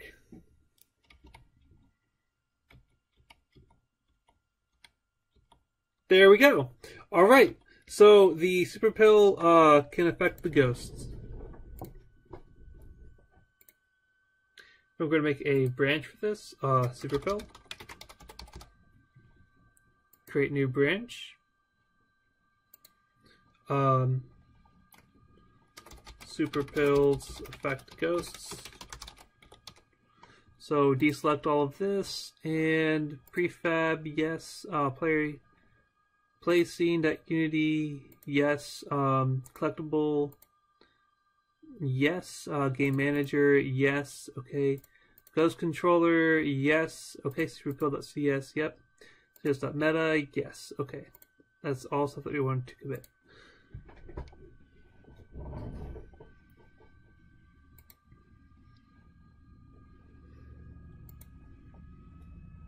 Okay, that works. Now the next step is to make the color change not permanent. So we could say, like for example, there's a red ghost here, right? So we know that the red ghost needs to be set to red after the vulnerability period is up.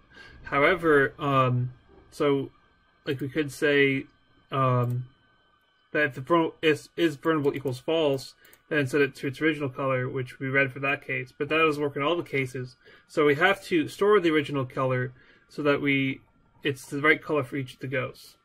Hello, Maxim Filimonov. Welcome to the session. Okay, so we're going to make a private variable, private color, original color. And that's the color that is going to be what it originally is. Equals sprite renderer. Oh, I should also save the sprite renderer because I'm going to be needing that a lot. So here, private sprite renderer, SR. And then down here, I'm going to set the sprite renderer, get component sprite renderer. Yes. Okay. Original color equals sr.color. Okay, that's good. And then down here, instead of get component, I'm going to say sr.color equals color.blue. And yes. But that's only if is vulnerable. So if vulnerable, else sr.color equals original color. Okay. So then when the vulnerability period ends, the ghost will be set back to the original color. Unfortunately, we can't test this yet because we also need another element. We need to be able to set the... We need to be able to know when the ghost vulnerability period ends, when they can be invulnerable again. So to do that, we need to go to Game Manager and make some more variables. Sorry, I have difficult saying certain words that have the R letter in them. Okay. So game move for game 1. Okay. All right. So we need public, float, ghost vulnerability duration,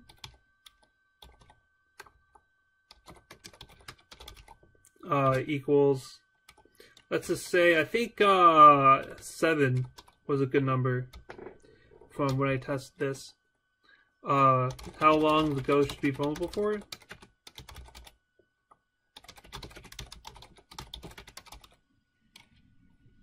But for testing purpose at the moment, I'm going to say 2. And then we also want a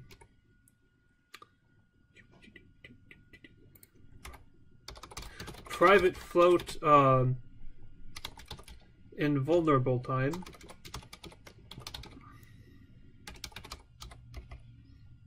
When the ghosts will become invulnerable again.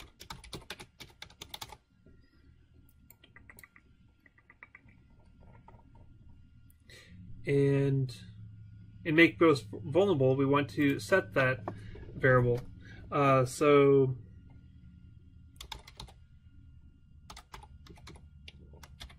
instance, because it's static. Instance dot vulnerable time.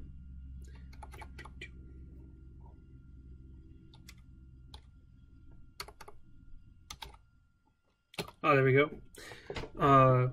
Equals time.time plus instance.ghost vulnerable duration. And then in the update method, down here I'm going to say ghost vulnerability if time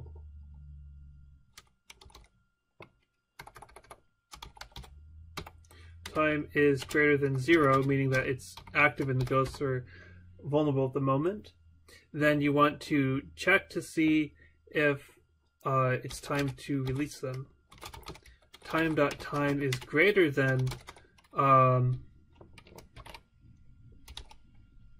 invulnerable time, then you know it's time to reset them and put them back the way they were.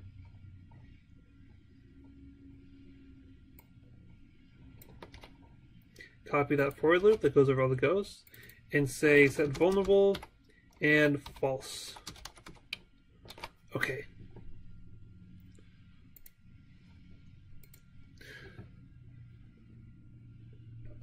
So now when we cut the pill, the ghosts will be blue for 2 seconds and then they'll go back to their original color. Yes! Okay, that worked. Going to commit that.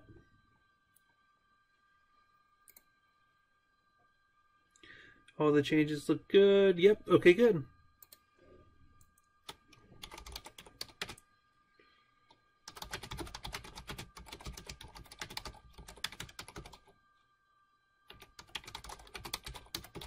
Duration, okay.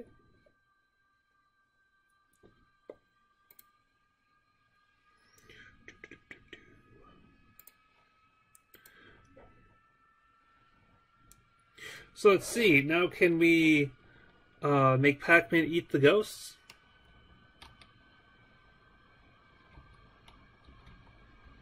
Doop, doop, doop, doop. Oh, that wasn't long enough. Let me change the value here. Game manager, and then oh, I forgot to show you a cool trick. So you know how this is a float, right? And it's like a range of values that we'd want to make for this. So let's say 1 to 10 seconds is probably what we're going to settle on, somewhere between that range. So you can tag it with range, then open parentheses 1, 10 end parentheses, and that's all in brackets. And if you put that before a float variable, then it will make sure in the editor that you can only assign it those values. Oh, so in the editor you can see the game manager's ghost vulnerable duration, and usually only by default it just shows you a text box that you can add the number in. But if you go to the game manager script and right above the ghost vulnerable duration variable, and you type in in brackets range and then in parentheses 1, 10. Then it will give you a range between 1 and 10 that you can set the value at, so that you don't have to type the number in all the time. Although I find myself typing the number anyway because it's more accurate. It's easier to be accurate that way. But it looks a lot cooler when it has the little slider. Yeah, so I think I'm going to leave it at like 7 or so right now. Yeah.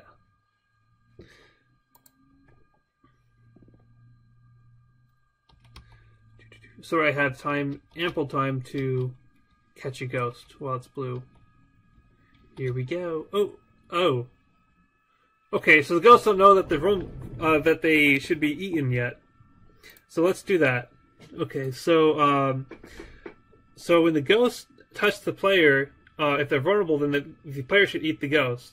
Otherwise, the ghost should kill PacMan. So here, we need to check to see if the ghost is vulnerable or not. If vulnerable, then do something else. Else, then you can kill PacMan. Okay, but if you're vulnerable, then you need to be eaten. So let's say set eaten true. Okay, and I'm going to add that variable here too. Private bool eaten equals false. Okay. So if it's eaten, then it needs to do some stuff here. So let's add the set eaten method. Public void set eaten bool is eaten. Eaten equals is eaten. Okay. And then when it gets eaten, then in the in regular PacMan, the eyes are the only thing you can see because the rest of it disappears, and it moves all the way back to its home base. So to do that, we can do the sprite renderer dot color equals new color, and then 000 for 4 zeros, and that will set it to black, and then this will set it to completely transparent. And because we only do it on the parent's sprite renderer, and the ghosts are made up of, come on, the ghost body and 2 eyes, the SR color change will only affect this ghost's sprite renderer, and it won't affect the eye renderers at all. So it will effectively make the ghost bodies invisible while making the eyes still visible. And then we want to say direction equals we want it to go to the original position where it's at. So we say original position minus the current position. Yes. Okay. And then because it's vector 2 stuff going on here, vector 2 versus vector 3 stuff, so just cast transform.position to vector 2. Unless you don't get that error, and then you don't have to worry about it. Okay.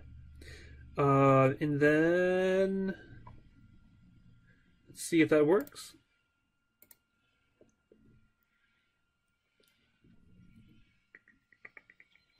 So I should eat a ghost.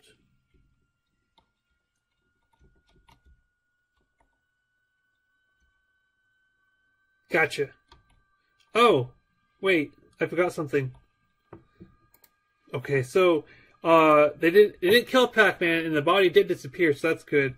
But I forgot that I had to disable the collider on it too, because it needs to go through walls. Well, I think in the actual PacMan game, the ghosts follow a path through the walls to get to the center. But for our intents and purposes, it's okay if they just go straight through the walls and to the center. So we say ccd.2d.enable equals false, because if you remember, cc2d is defined as a circle collider up above, and it's set in the start method.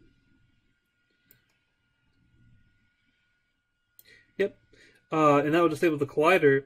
And then the other thing is that it started going in that direction, but then it didn't stay going in that direction, and that's because in our update function, we are continuously changing the directions and stuff. So we don't want to change the direction if it's eaten.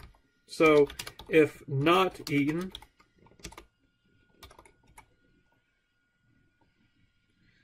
then you can change direction.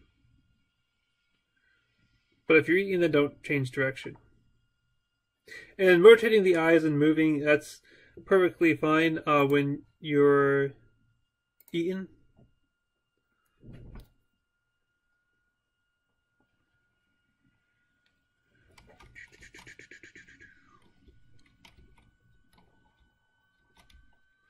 Okay, hopefully I can get one of these guys. There we go. Oh! Oh, okay. Well, he just kept going. Oh, that's because I forgot to check if he was actually at his center location. So if he's at a center location, so the thing is, if not eaten, so else if he is eaten, then you have to check to see if he's at a center location.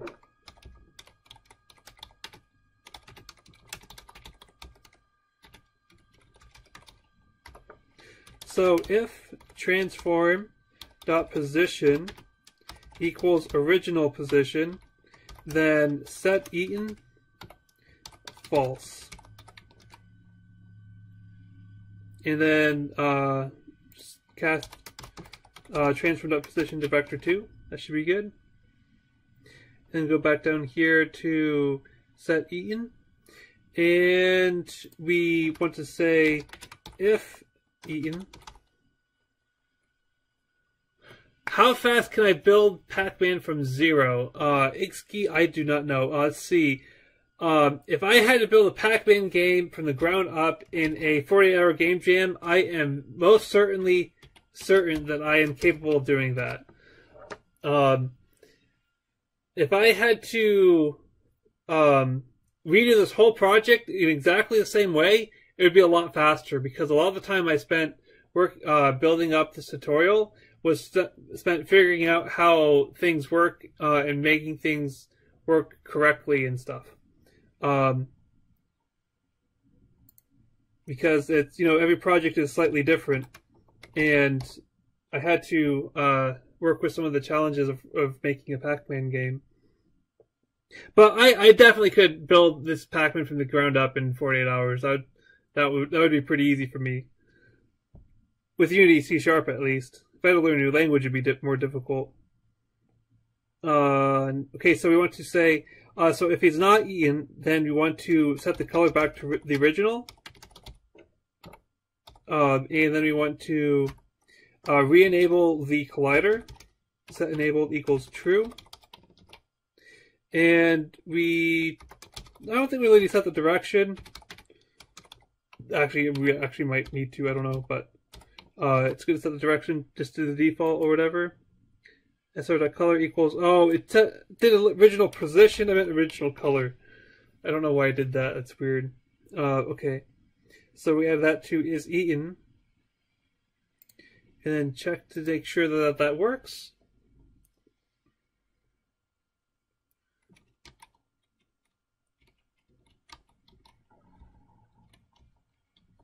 Doop, doop, doop, doop, doop, doop.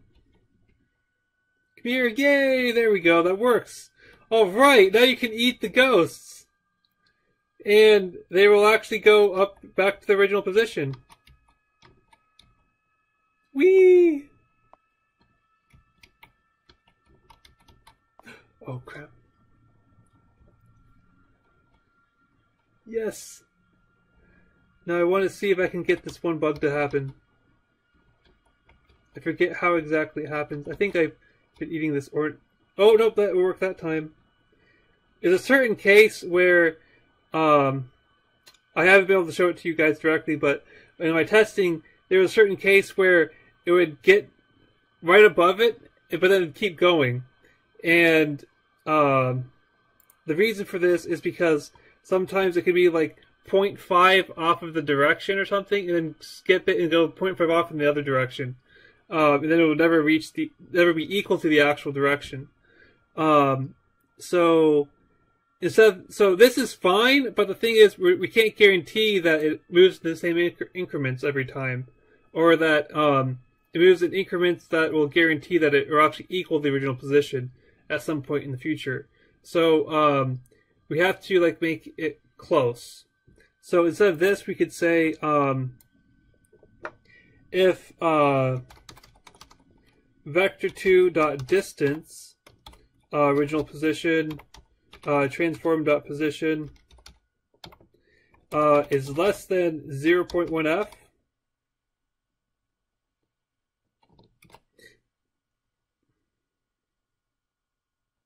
I think that'll work. Then say transform.position equals original position, and then that will make it so that if it's just off by a little bit, it'll still work instead of flying off into the distance, like it did for me at one point in my testing. Yes, okay, so let's test that again real quick to make sure that works. I'm going to increase PacMan speed so that I can do this faster. PacMan, where's your script at? Here it is, speed. Let's say 7. You're going to be super fast. Oh, look how fast you are. You're awesomely fast. Ba-doo, ba-doo, ba-doo, ba-doo. Nice. Ba-doo.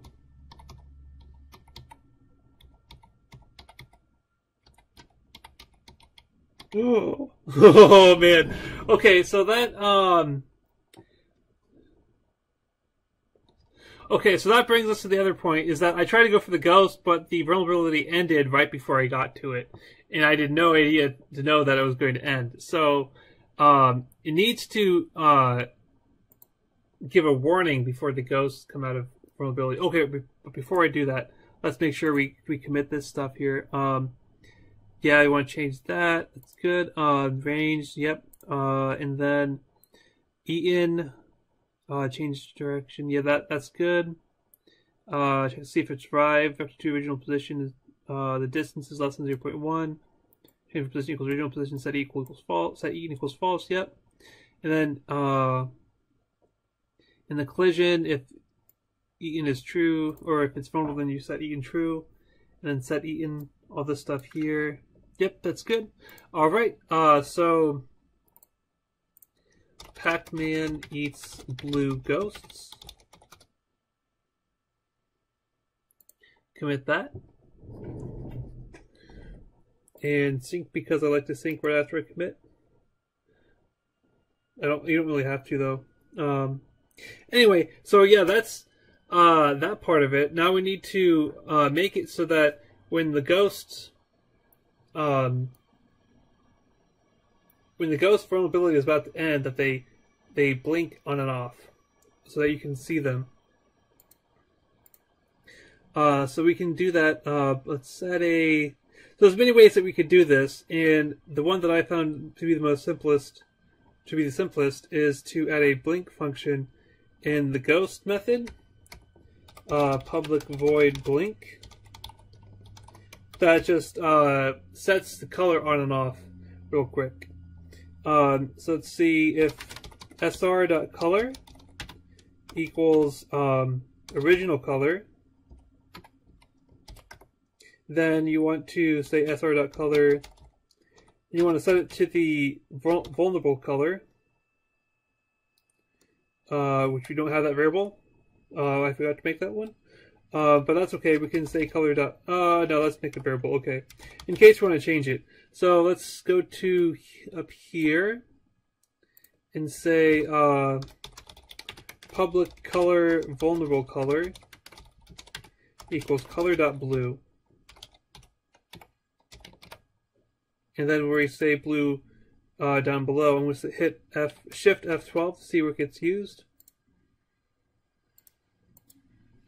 And then here, instead of saying color.blue, I'm going to say vulnerable color.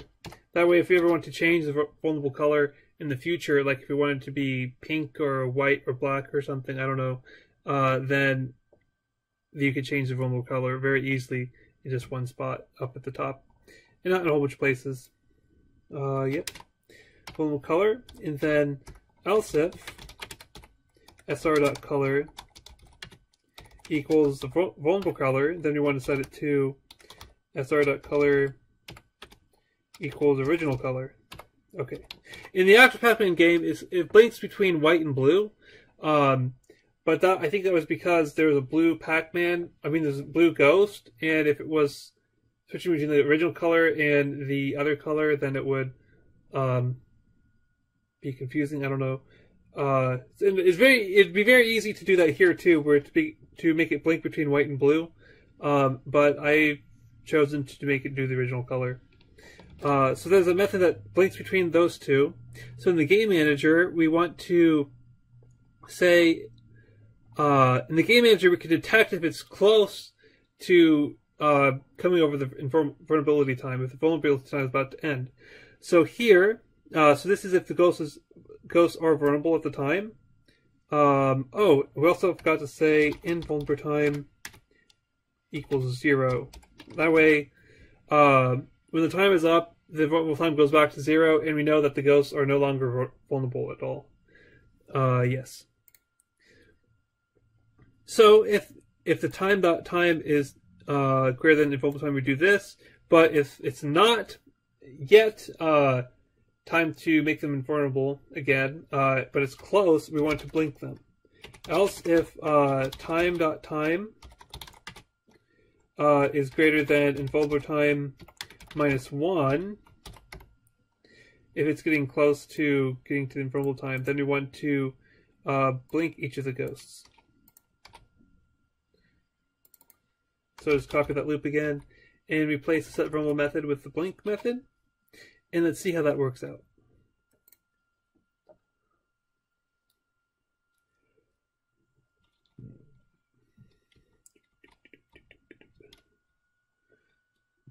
No, I should probably set the time to be a little less.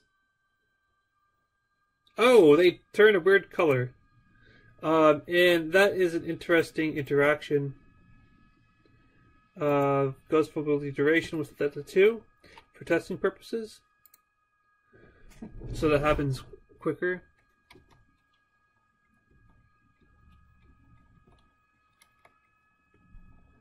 And they turn that weird color because they're blinking every frame.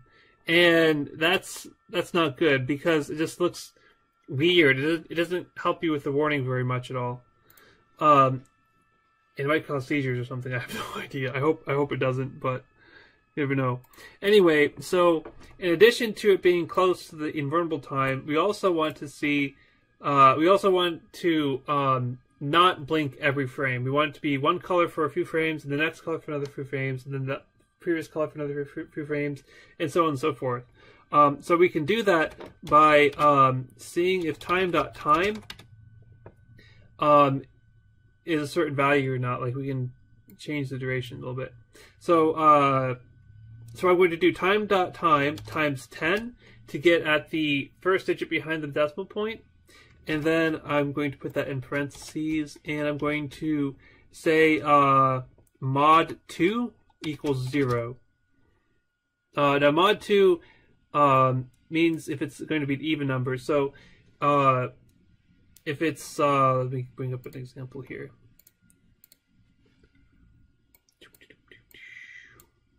So look, if the time is 0.1, it's going to return false. If it's 0.2, it's going to return true. 0.3 false, 0.4 true. C plus for true. And then like so on and so forth until it gets up to the invulnerable time. Then it was going to end invulnerability. So it's going to be like every 0.2 seconds it's going to blink. So that means that the blinks each last 0.2 seconds, so that it's not like blinking every frame. Let's see if that works.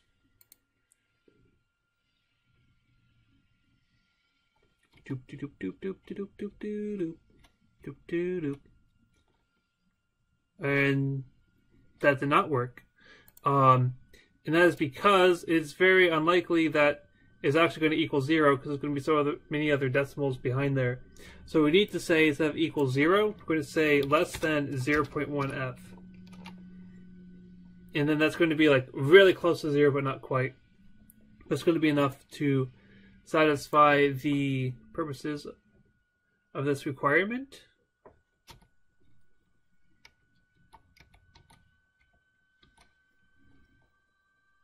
All right, that's great. But now we need to set the vulnerability duration again, and also we want there to be more warning than just 1 second's worth. We can easily just delete the 1 and type a 2, but then we have a constant in the middle of the code, and that's not good. So I'm going to replace that with a variable, or like a public variable. So let's say public float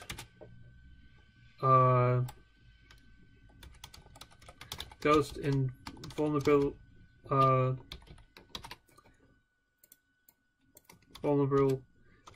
and warning duration. That's a long name. I don't like very long names like that, but I'm okay with it right now. And then I'm going to say add this guy 7f because that's what I want it to be by default. And then because this is also a float value, we can also give it a range because we also know like what kind of range we're looking for. Let's say 1 to 5. I think is a good number. Okay. So you can slide this value from between 1 and 5 if you wanted to play around with it. And then, did we save that? Yeah, we saved it. So it should be showing up here. There we go. Now I'm going to copy this long name. The autocomplete makes it a lot easier to make long names. You don't have to worry about typing them all the time.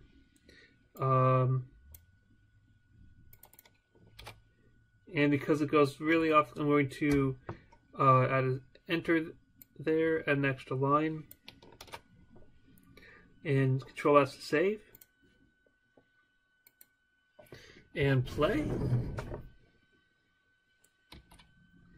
Now it should be blue for 5 seconds, and then it should blink on and off for 2 seconds. All right, that works.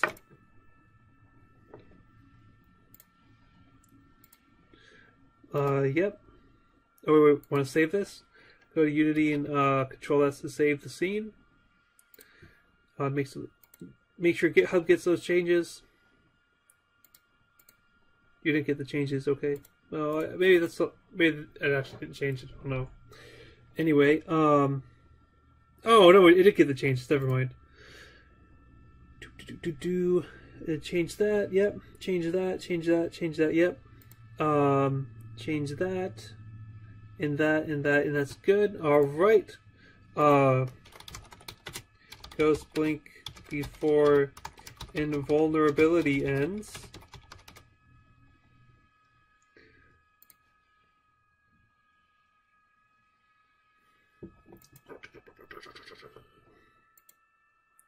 Okay, so the other thing that we need to do is when you eat a ghost, you're supposed to get points for it.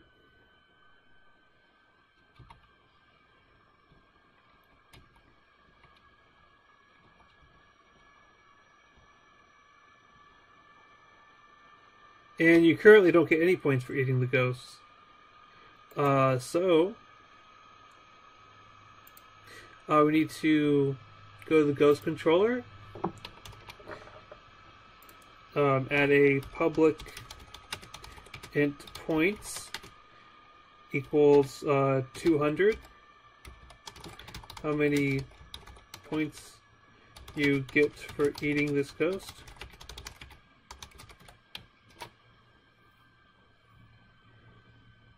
Or actually, I'm gonna no 400. Let's say 400.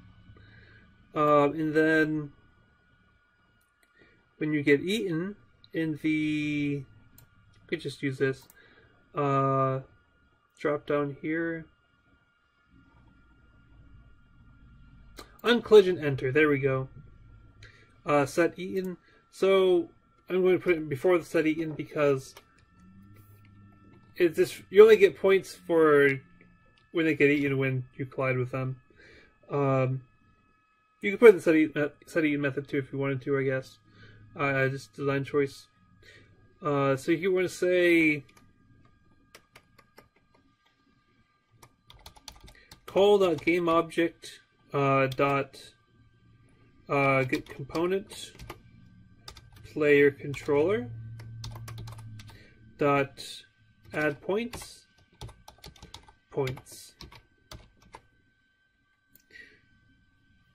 Because you know the game object is the player.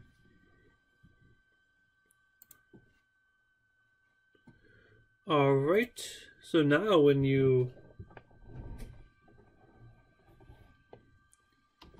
eat a ghost, it should give you points.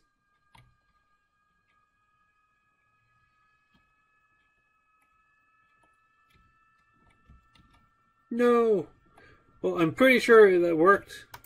It's really hard to tell because the builds get in the way, so what I'm going to do is I'm going to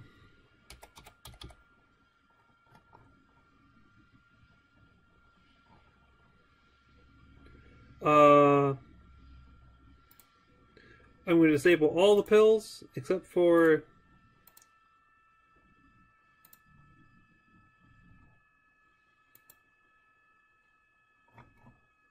the super pills.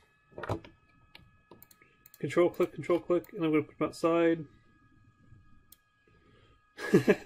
That's kind of a weird way to do it, I guess. But it works.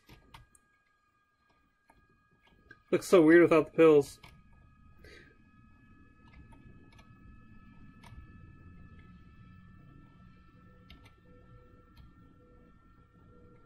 Yep, and the ghost gave me pills because or it gave me points because you only get 200 points for eating the super pill. So I have 800 now, and when I get this ghost, I get 1200, and I get these because it's 1600. So yes, that does work. Okay, good. Now I'm going to just Control Z that if I can. So let me Control Z that. Yes. Okay. So now all the pills are back. We tested that, make sure, and it did work, which is good. I'm going to test this some more to make sure that it works. Oh, you sneaky snookies. Oh, man, I just caught it right before it came up in invulnerability.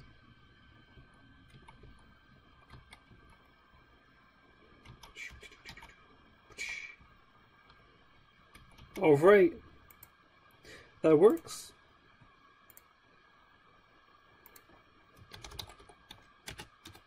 Goes to reward points when eaten.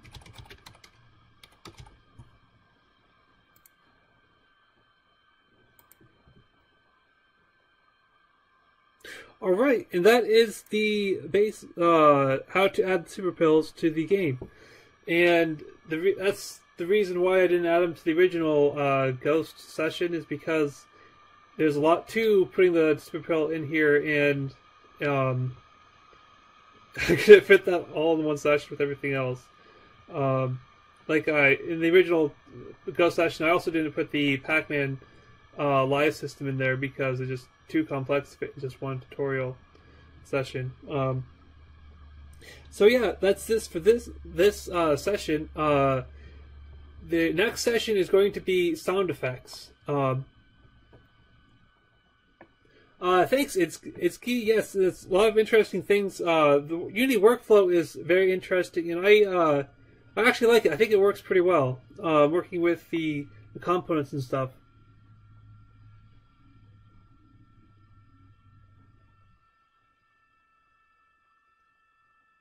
Yeah. So this is the end of what we're going to cover today. The next session sounds next week, Thursday 8 p.m. Are there any questions you have about what we did today? Like anything about the on-collision enter event? The next session is going to have sound. Yes. Personally, I'm more of a programmer. I'm not a sound guy, so I forgot to make the sounds because I just don't think about it all that much. Yeah. So PacMan, you definitely need the sounds. The sounds are very important for the game and stuff. But I focus more on the visuals personally. Yes. So the inheritance thing with the classes inheriting things from each other. That, if you understand other languages, it's pretty easy in C#. And I think most of the other stuff in this tutorial was stuff that we've covered in previous tutorials, or like, am I a sound producer as well? No, not really. I mean, I made all the placeholder sounds for my game currently. Very, very like amateur sound effects and stuff. But I'm more of a programmer. I don't know how to do sound effects very well. I know how to make sound files, but I don't know how to make them good. But yeah, we'll also be doing the assets for this tutorial. But it's okay because you don't have to use my sound files if you don't want to. You can make your own sound files and stuff. Or like get your own sound files from someplace else.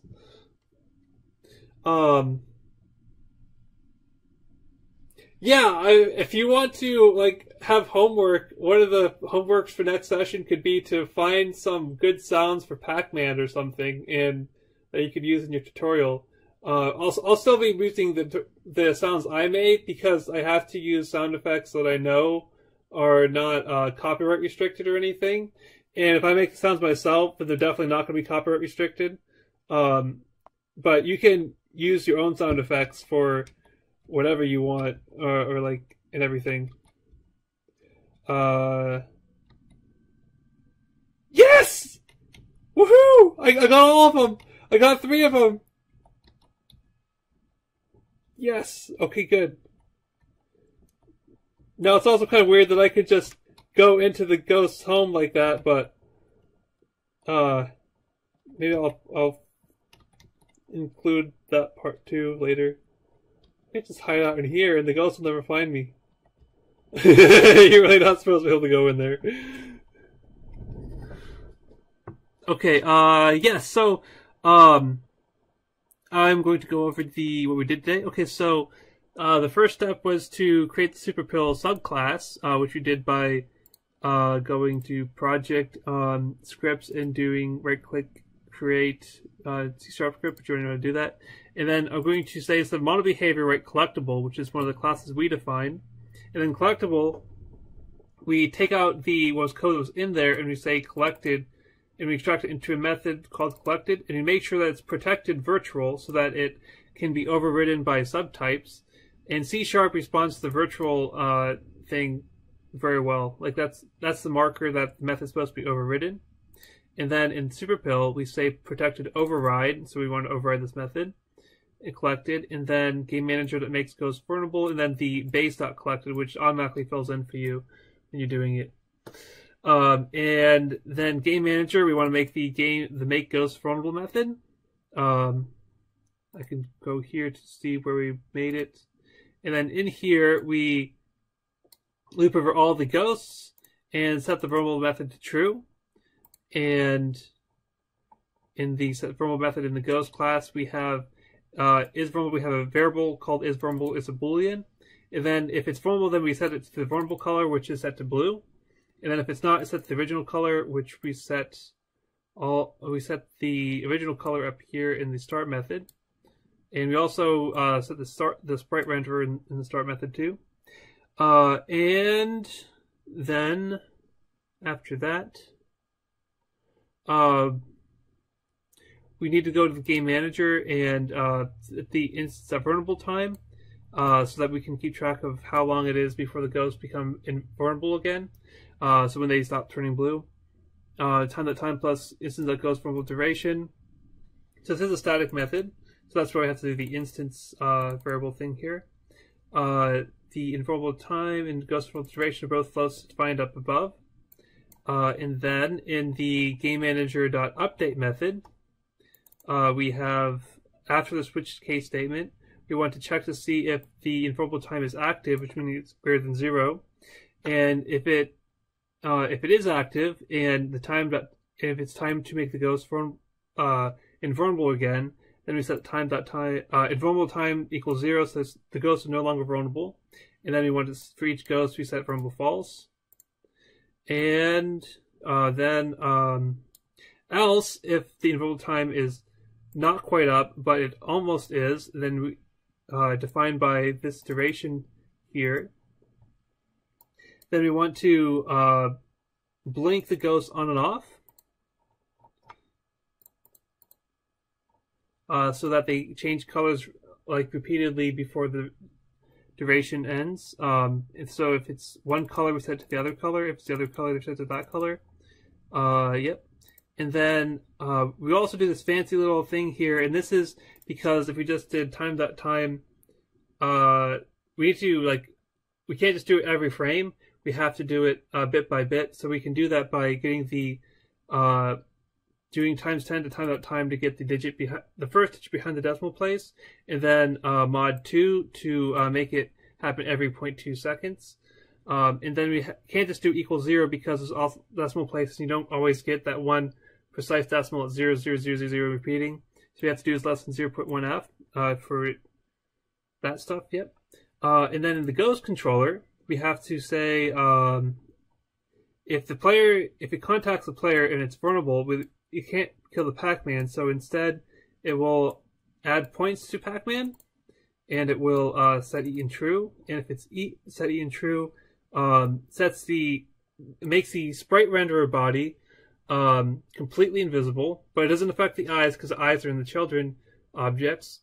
Hello, Neil to W. Welcome to the session. Unfortunately, the session has ended, but you can watch the video after the stream is finished.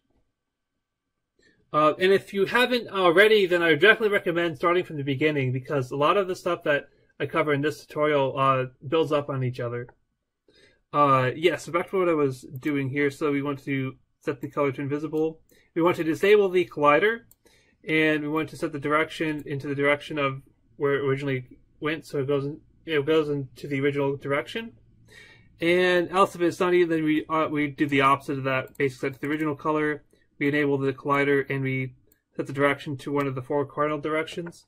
Doesn't really matter which one. Up is the easiest one.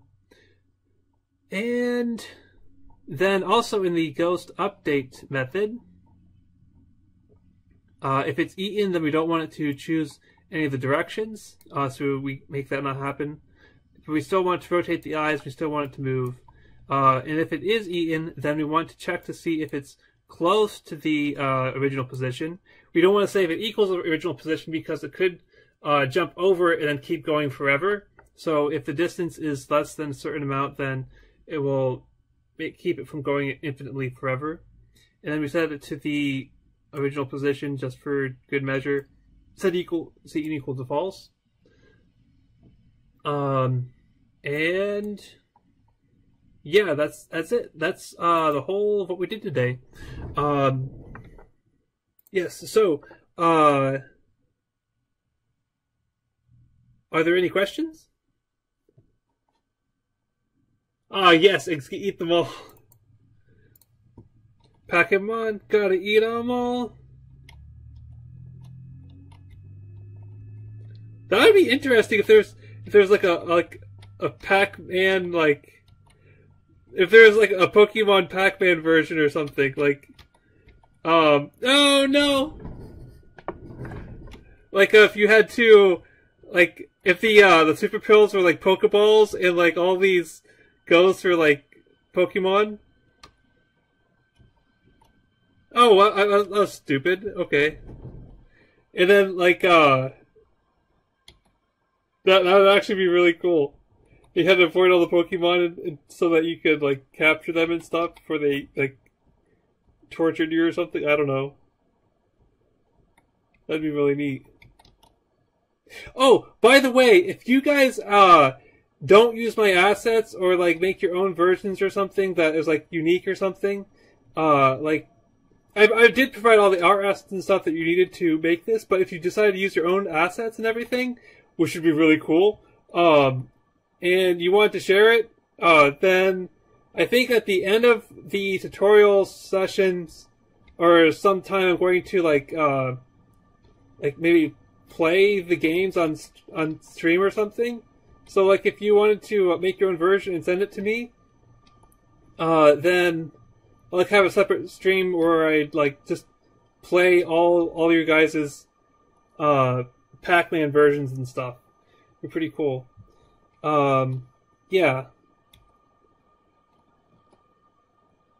Because I helped out as a teaching assistant in one class back when I was in college, and some of the students made their own sprites or like got sprites off the internet and used them for everything and everything. And it was really cool to see like what kind of themes the students did and everything. And if you wanted to change if you know how to code and stuff, and you want to change up the code and make the rules a little different too, that would be cool too.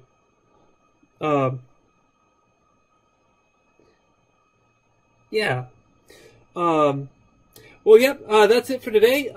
Thanks everyone for watching. The next stream is Tuesday at 8 p.m. and that's my regular project. That's my personal project that I've been working on for a year and a half now.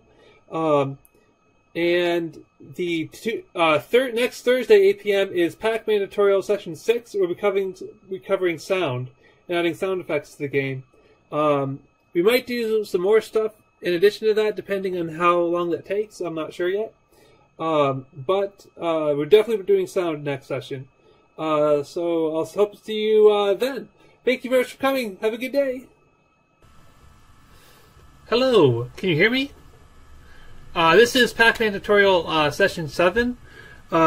It will be starting in about 7 minutes, I think. Yeah. Currently, I'm waiting for people to get here, and this is a buffer time so people can get here, and I can get in the mindset of working on PacMan. So if you're watching this after the fact, skip ahead 7 to 10 minutes, and that should be around when I actually start talking about PacMan. About the stuff that we're doing today. Oh, by the way, I'm Shield Generator 7, in case you didn't already know. But I imagine if you've been watching tutorials, you know that already. Checking my internet and everything, making sure it's working. I believe it is. I have to get some confirmation.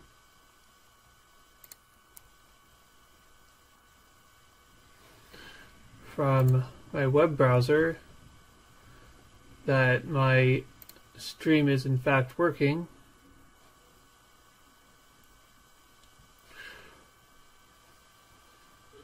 Alright, it's working.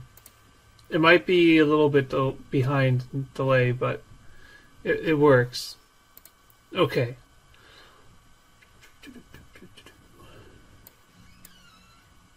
Alright, so while I'm waiting, I'm going to play PacMan.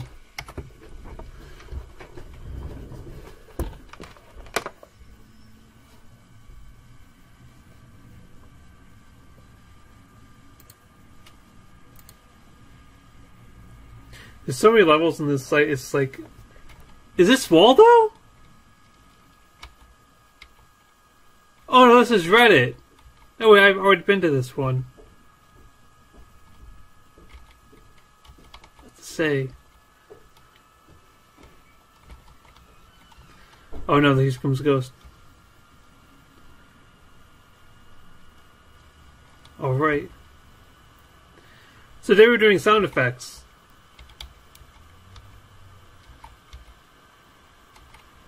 And adding them to Unity. Oh, that's a close escape.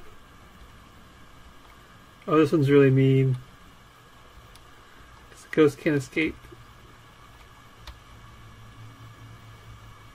So, if you notice, there's no sound effect for when...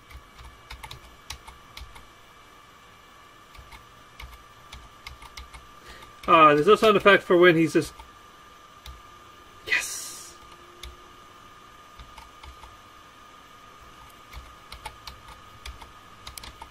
For when you're just moving around and not collecting pills.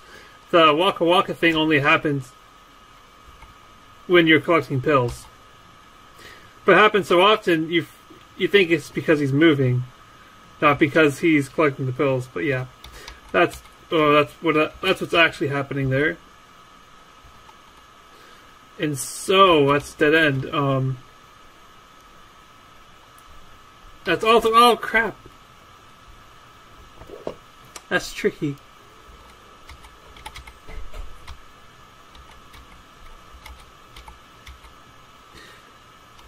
So that's one of the sound effects we'll be adding today.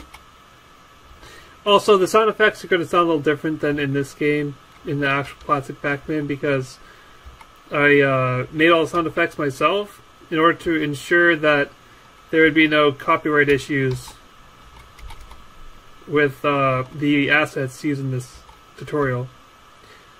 And that guarantees that all the assets are free.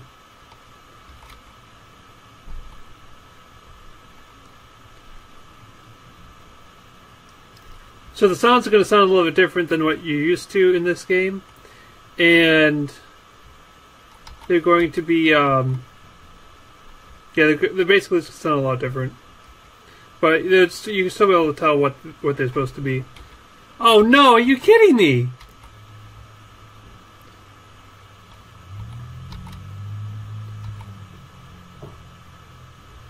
That's so weird. Why would they do that? Who would do that?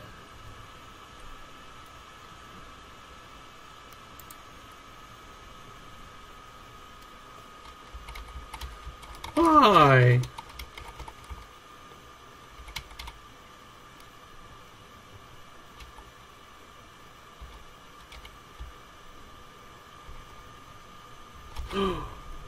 God, I could have avoided that. Hello, Thorvald!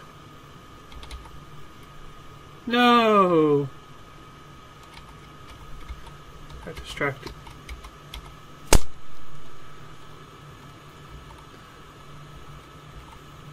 How are you today? Uh-oh. I got out of there! I got out of there! I can't believe it! I dodged both the ghosts! That was definitely meant to be a death trap, and I escaped! Oh, yay! I can't believe I got out of there! That was amazing! Oh, man! I've been doing good, thanks for asking. Hello, Sanjiv?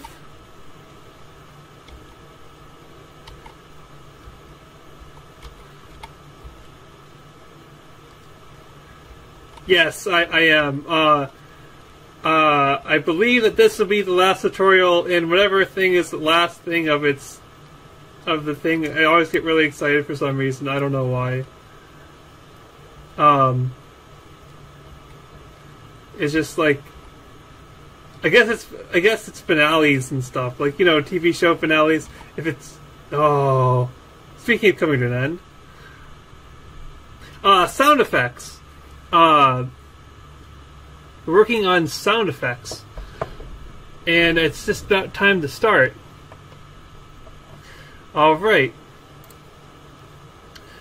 So hello everyone, welcome to PacMan tutorial in Unity C# session 7. Today we're going to be working on sound effects. So that is all the sound effects that you hear in the game. Well, maybe not all of them, but most of them. You can always add more sound effects if you want to. Hello, Mohammed.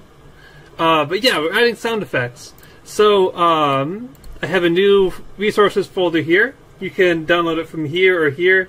The one on the session only does this, some of the assets for this session. That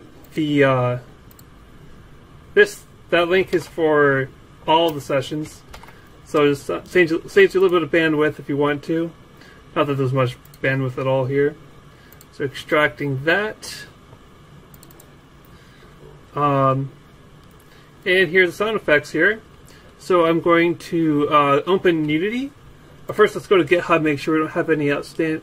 oh, I forgot to request that. Like last time, I forgot to do that too. Making a new branch and then forgetting to merge it back to the master branch. Well, most times I don't think you make a branch and merge it back to the master branch all on the same day. That usually doesn't happen, so it's okay. Because it's rare to actually finish a branch in the same day that you create it. Okay. Now I made sure we don't have it. Those are changes that aren't important to what we're doing at the moment. And okay, that's good. Alright. Now we can go ahead and make our changes here. I'm in the PacMan project, yep. Alright. So first thing we need to do is make a folder for the sounds, which we already know how to do. Create folder. And note type folder, type sounds. And then go to the folder here and just click, shift click the other one, and then click drag them into the sounds folder.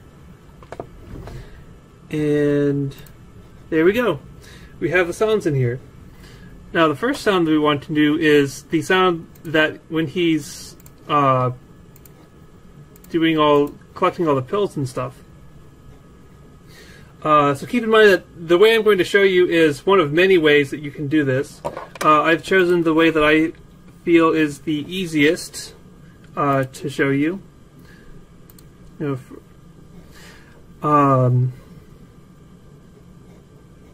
Yes, I was going to go to the script. Okay, so we can pass a audio clip into the Unity editor, or into the scripts. So in Unity, there's two things that you need to have to play a sound, and that's an audio clip and an audio source. the clip is the object that you get for the actual file of the sound, and the audio source is the thing that plays it. So if you have, like, if you remember cassette tapes, if you're old enough to remember those, the audio clip is the cassette tape, and the audio source is the tape player. I forget what they're called, actually.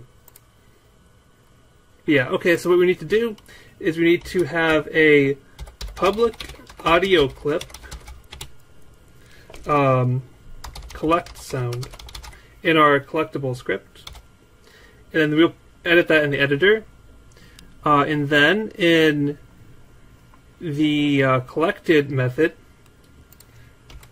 write audio source. So audio source has a handy static method that lets you play without actually having an object of an audio source.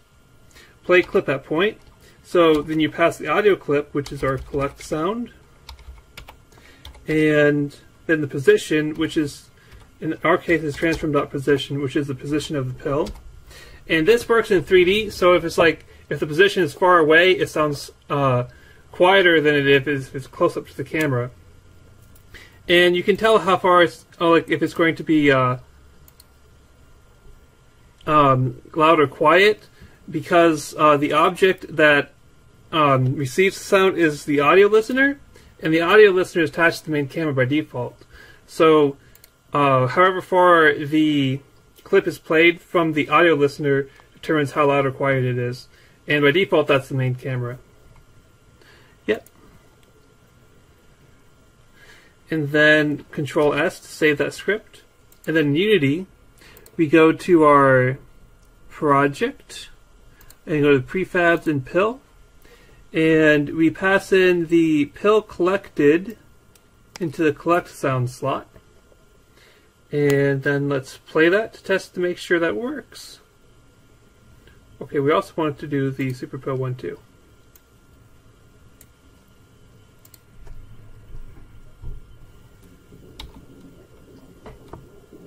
Can you guys hear that? Oh wait, hold on a second, let me get my audio working. For some reason GitHub doesn't always default correctly.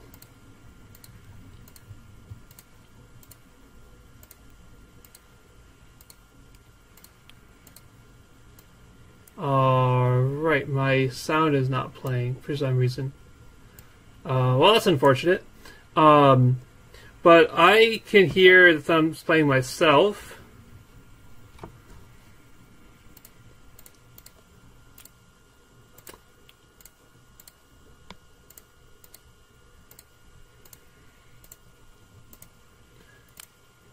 And try real quick.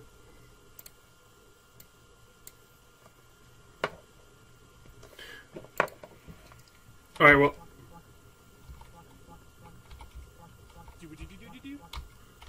Well, I can hear them for sure. Oh, it is working. Okay. It just wasn't loud enough, apparently.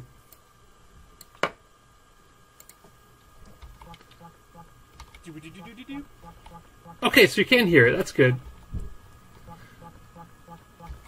No, we didn't get that guy. Okay. Alright, so yeah, that works. So now we have the sounds for the pill and the super pill. Let's check this. Yeah, okay. So the reason why I did this way in particular is because we have a subclass and we can just easily edit out which one we want to have in there. Yep, so that's one way to add sounds to the game. You have an audio clip in the script, and you call audio source play clip at point to play it. That's a pretty simple way. That means you don't actually have to have a component on your object that deals with sounds. You just have to have a variable in one of the scripts to do that. Now the other way to do is to have an audio source. And we can add an audio source one of two ways.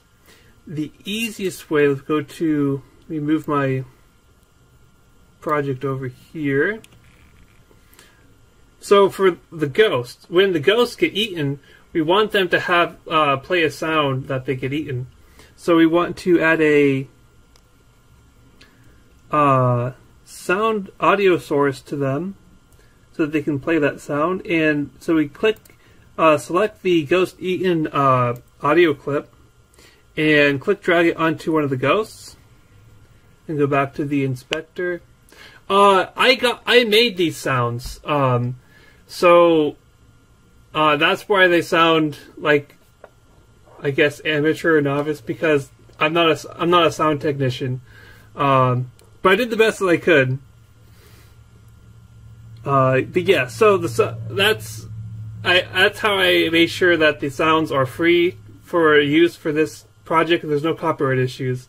I just made them myself. Yes, so going to the inspector, because we clicked and dragged from the project to the an object, the audio source is automatically applied there. I used Audacity to make the sounds.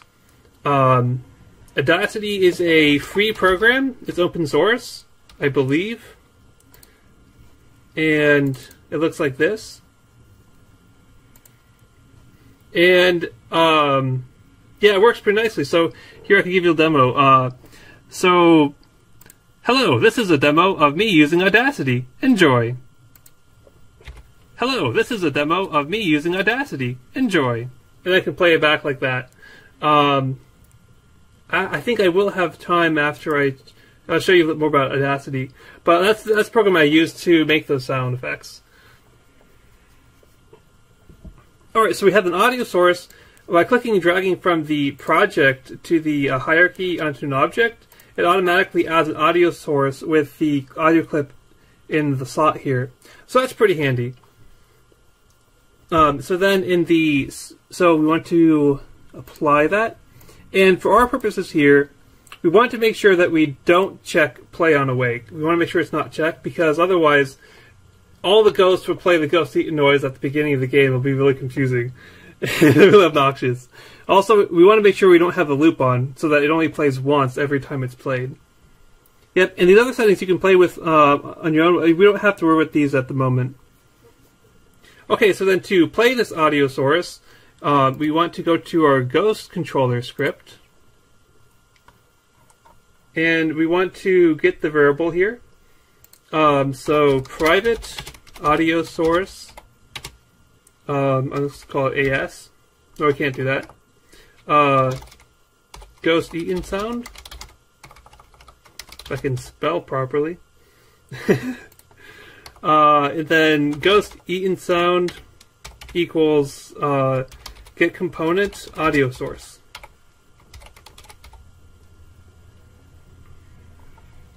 So then, if you use Visual Studio, you can click up here and go to the set eaten method that we defined before. And then if is eaten, after everything else is updated, ghost eaten sound dot play. And that's it. Let's test that.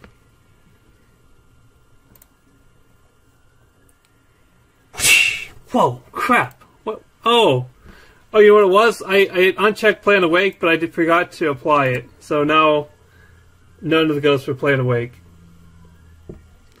Hello, Vincood. Hello, Yana Seattle.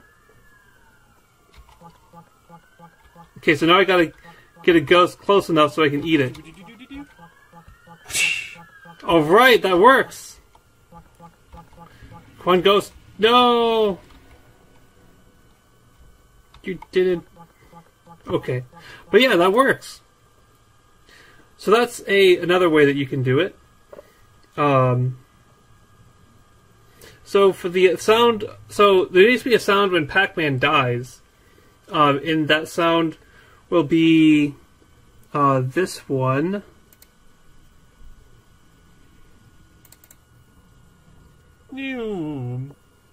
Okay. Anyway, so I'm going to put that on the game manager because there's a method that gets called in the game manager when PacMan gets killed. So you can do it the way we did before. Or you could also do it this way, which I think the other way is actually easier, but this is also another way. You could add component and search for audio source, and add an audio source, and then PacMan kill, click drag into the audio clip slot. That also works. Hello, Pirate of the Sea. Yeah, that also works. Okay, so then same thing as before. You can do it the way we did it, or you can also let's go to Game Manager.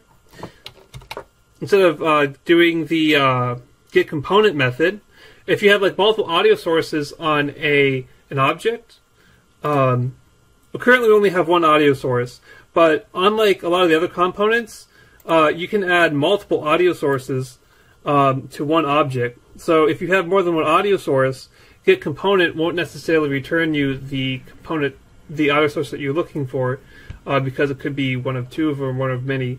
And then if you do get components, you could also do that, but then you have to search the one that you want. So there's another way that you can do it. You can do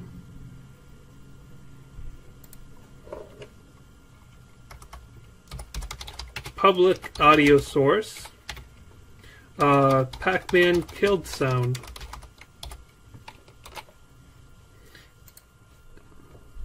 Let me move that guy.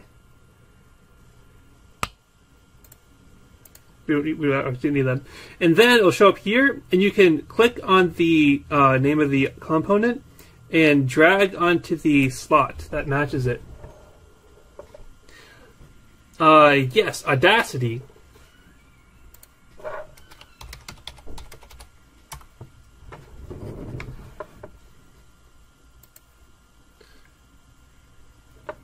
Yep, it's a free program you could find online. But yeah, so this way, if you have a variable with the audio source in here, you can pick which audio source goes there, and you don't have to worry about getting the right component. So then let's go to the PacMan killed method in Game Manager. And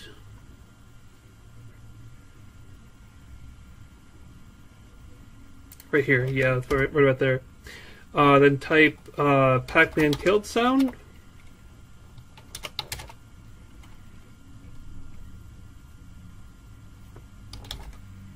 I'm confused. Why is this not working?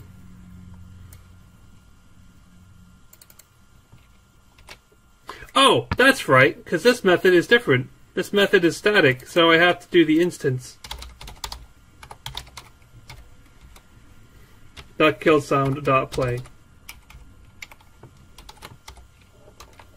Okay. Hello, PHP Reject. Yeah, Audacity is, I think it's the most popular free audio editing program. It's the one that I hear talked about all the time. And I use it off and on when I do sounds, but I'm mostly a programmer, so I don't do sound effects all that often. I think you can also use it for music, too. Okay, so now that we got that done, Control S to save the hierarchy. Play it? Oh, I forgot to do that again. Play it away. Go and check that.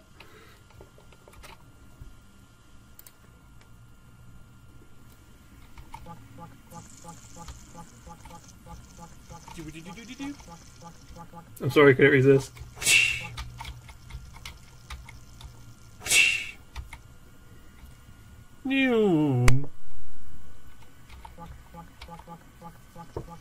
All right, that worked.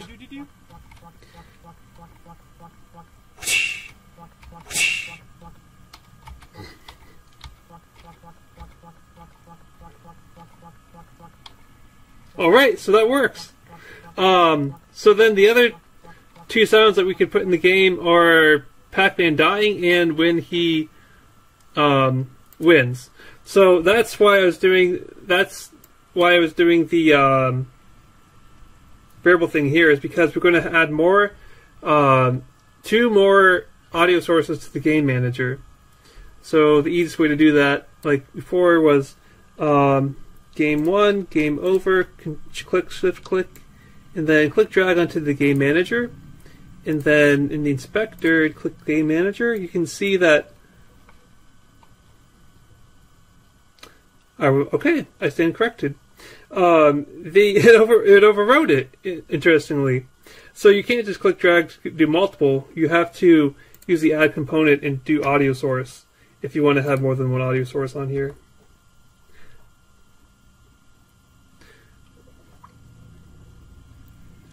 Alright, so I'm going to go to project and click drag the ones that I want into here.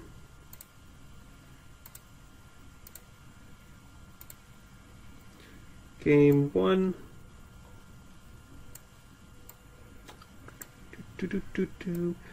Game 1 here and game over here. It doesn't really matter. Make sure play and awake is set off, is not on for both of them. And it's good. PacMan killed sound. Click drag that one. Yes, I believe that PacMan can be built with Unreal Engine as well. I don't know how to build it in Unreal Engine, but I do believe that Unreal Engine can do it. Alright, so then we also need 2 more variables for in Game Manager for the Game 1 and Game Over. Public audio source Game 1 sound. Public audio source Game Over sound.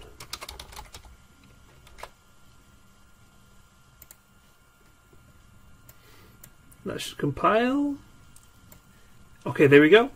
And so now we can click drag on the audio source tile for Game 1 and drag it to Game 1. And then we can minimize these two so they don't get in our way. And the audio source for Game Over, click drag that into the Game Over sound. Okay. Then click Control Save, Control S. Alright, so now in Game Manager we can go to the proper methods. Maybe there actually is a method for that. I guess it's just in the states here. See, Game Over.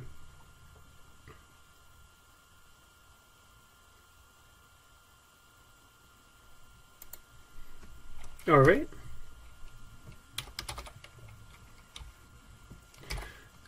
Game Over sound dot play. And the Game 1, do Game 1 sound dot play.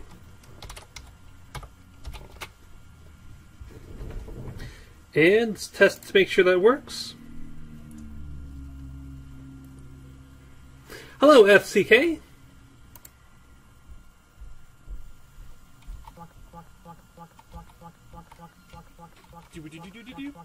Okay, so the Game Over is going to be a lot easier to test. Oh, well, that actually... New.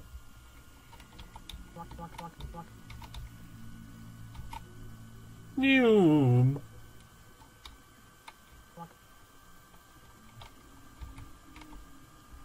New.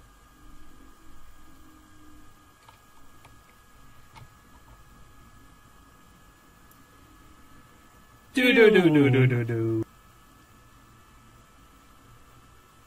Whoa, what?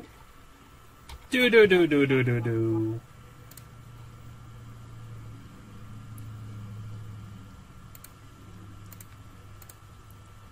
Well, it played the right sound, but it played it like a long while afterwards.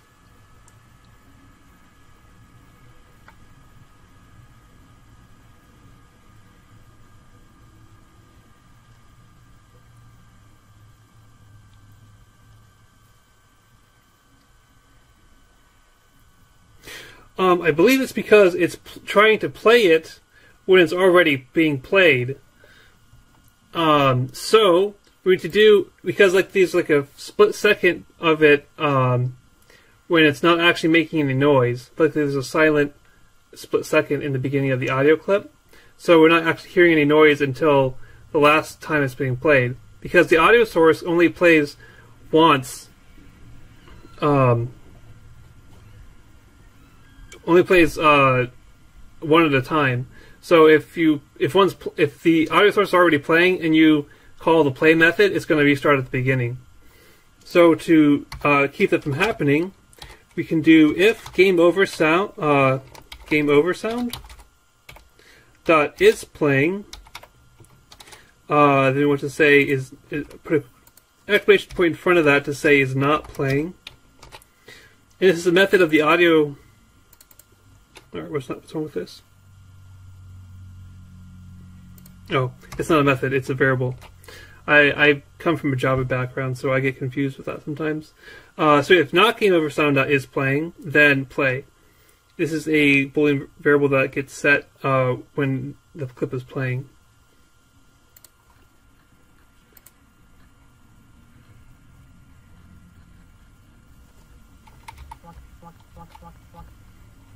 New.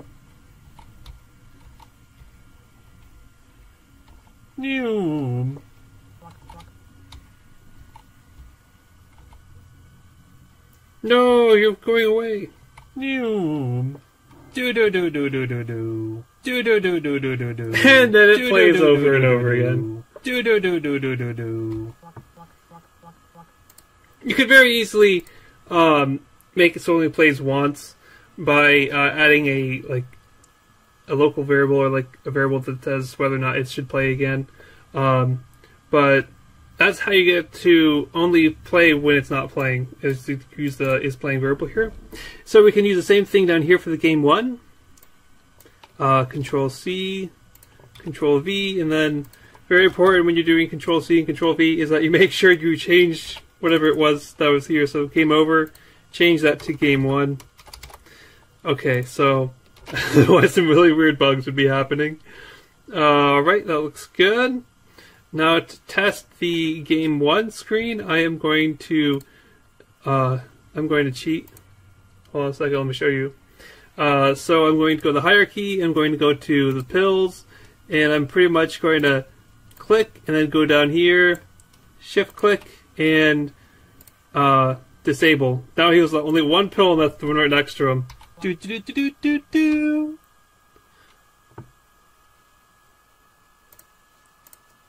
Do do do do do do. Do do do do do do. Same thing. But yeah, that works. Do do do do. I keep forgetting, but we should have committed stuff earlier. Okay, so let's see. I'm going to divide this into separate commits. Let's make a branch here. Sound effects. In GitHub. Create new branch. Because I like adding new changes in branches. Alright, so we did the pill collection first. So let's select the pill. Oh, the placing is... Yeah, this is because I forgot to commit as I was working on this.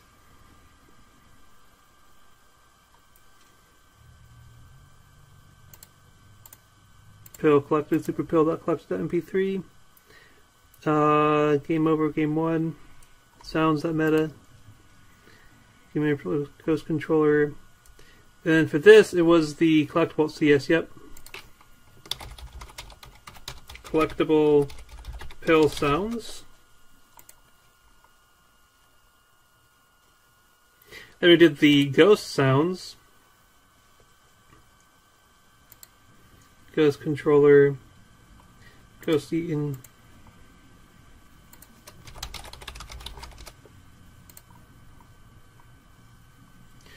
And then we did the PacMan death sounds.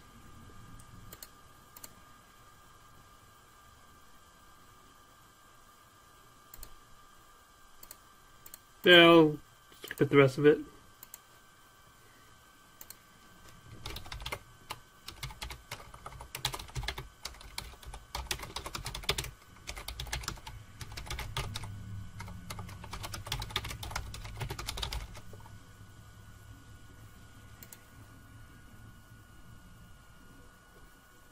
Alright, that works. And this is actually a very short tutorial. And there's tons of more stuff that we could get into in sounds and stuff, but going over all of them would take a lot longer than I have for a tutorial session. So I will address any specific questions that you have that I can answer. Starting on that, you did ask about Audacity, and if you don't already know how to use Audacity, I guess it's not really part of this tutorial, but I have time, so I guess I'll show you. So I don't know much about Audacity, but there is some cool things that I do know that are very helpful. If you see here, do you hear that? Let's see if I can turn my volume up.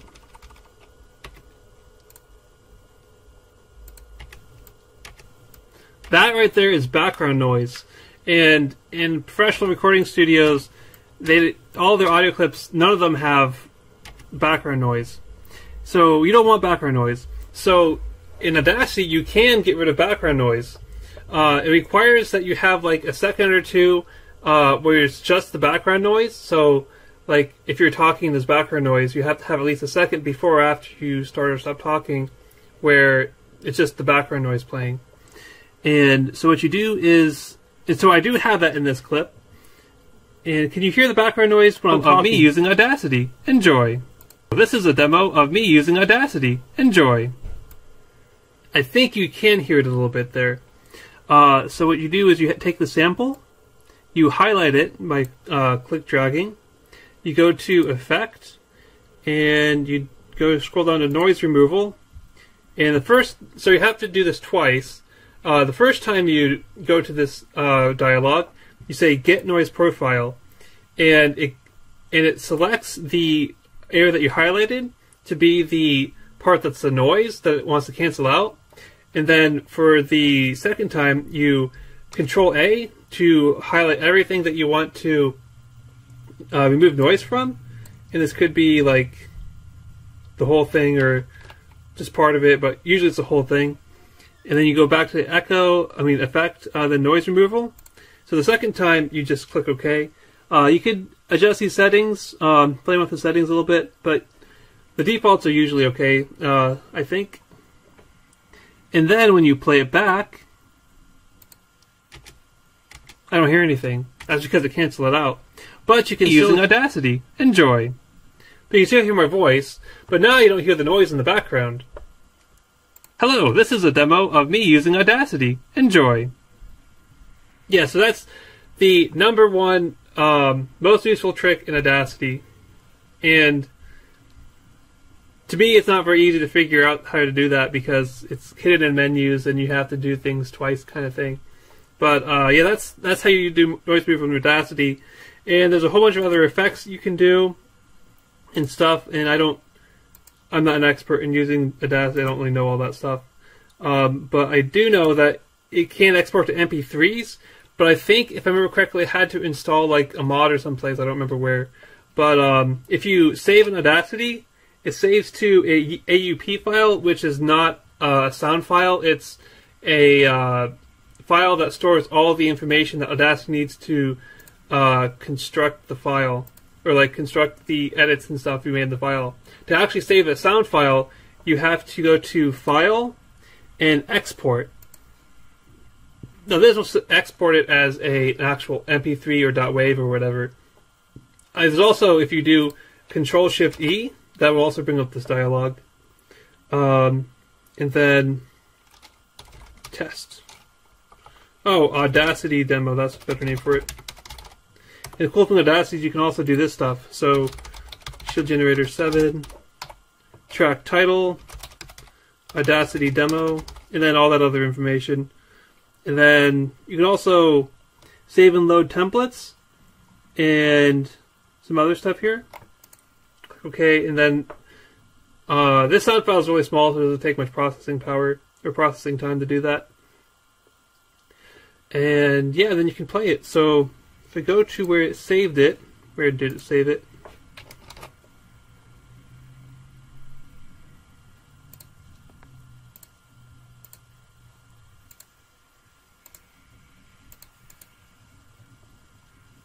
I I saved it in the other folder I have. Unity, PacMan. No, actually, wait, that'd be the other one, wouldn't it? Yeah, it would be this one.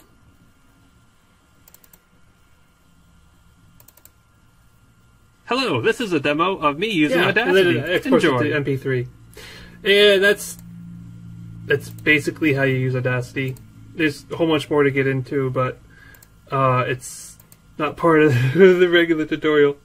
Any more questions?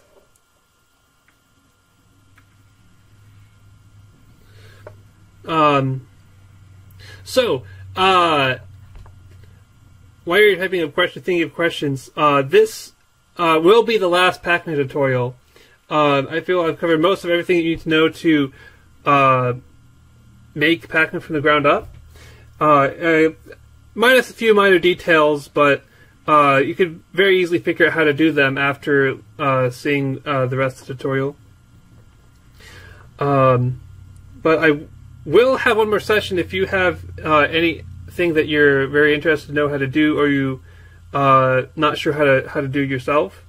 But as for me and everything I can think of to make PacMan from the ground up, I think this is pretty much what we need to cover.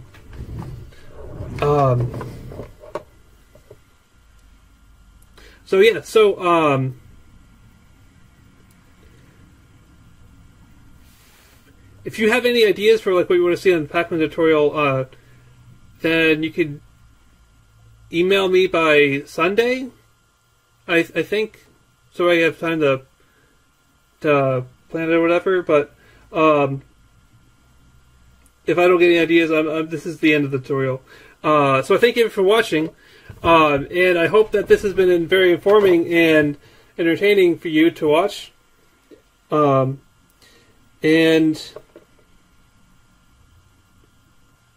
I also review what I just did for this tutorial.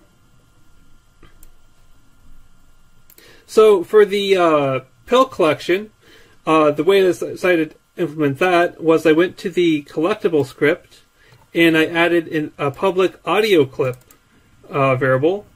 And then when I wanted to play that audio clip, I did audio source.play clip at point, and then the audio clip, and then the position I wanted to play it, which is the position of the pill. And then in the Unity editor, I dragged and dropped the pill collected sound into the collect sound slot. And that's how that one worked. For the ghost, went to the ghost controller script and added an audio source private variable. And then in the start I did the good component on it. And then to play it,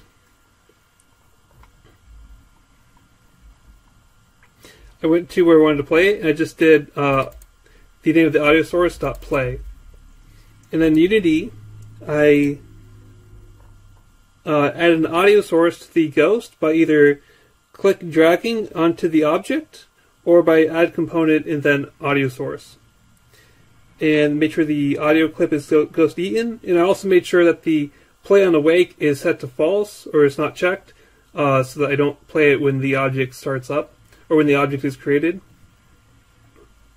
And then for the game manager, for the sound when PacMan dies and when the game is over and when the game is won, I went to the game manager script, added a public audio source for each of the sounds that I wanted to play.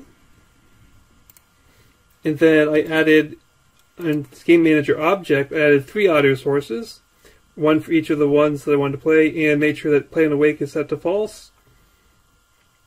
And then I click drag the audio source into the slot that it needed to be in.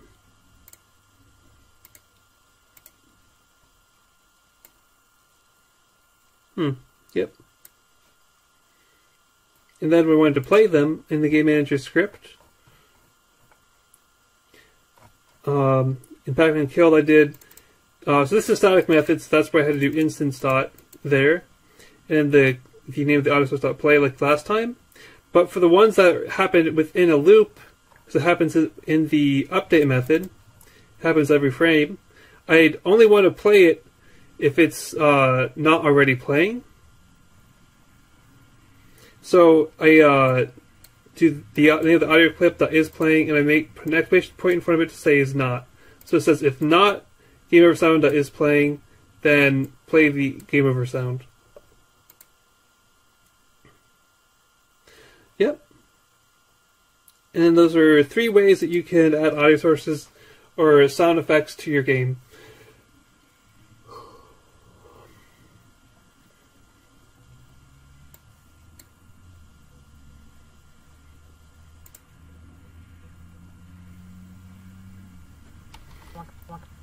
Doop doop doop doop doop doop.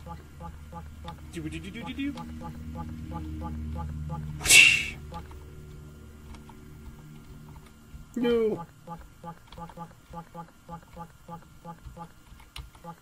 that was a close one.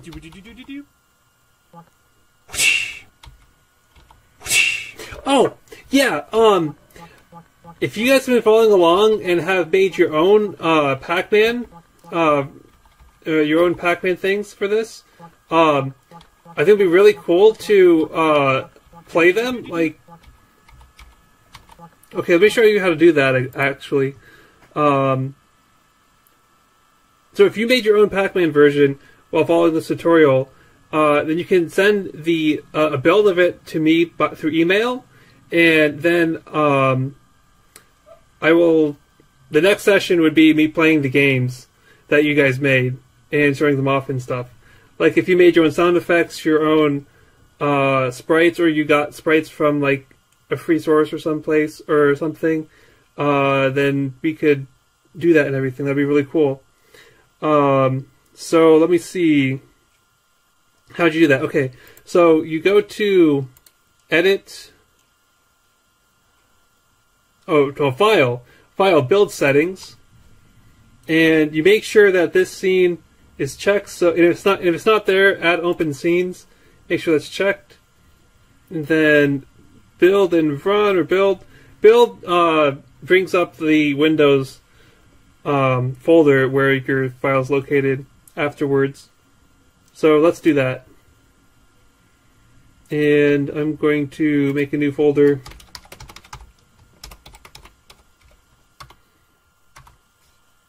I just realized I didn't actually make an actual build into the tutorial sessions that I did. It doesn't really matter though, it showed the same material. So yeah, so then it shows up the folder where it's at. You can double click it and you can play it.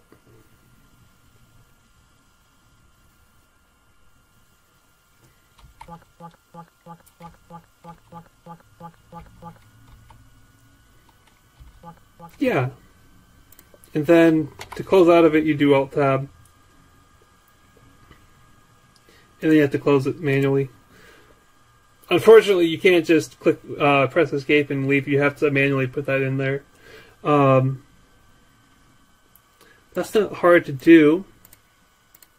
See, if go to Game Manager. But first, let's pull request sound effects.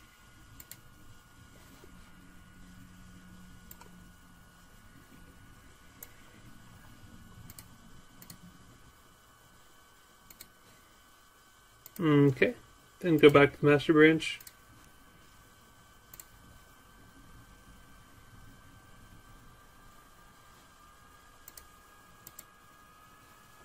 All right. Oh yeah. So how to do the when you we want to make so when you press Escape, it closes out of the game. So we go to Game Manager and go to the Update. We put it down in the bottom of the update thing.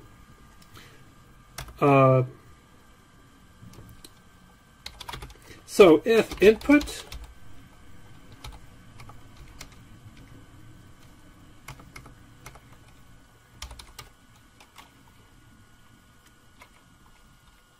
get key down, keycode dot escape. They want to do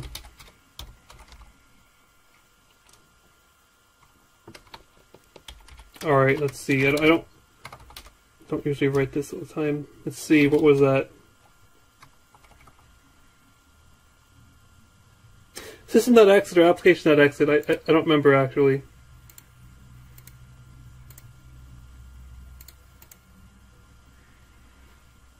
But I do know where I can find that out.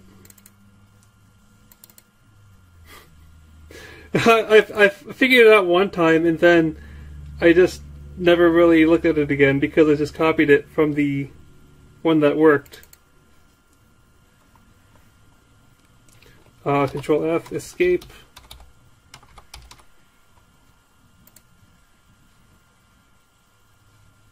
No, I meant to do the gesture manager that I just opened.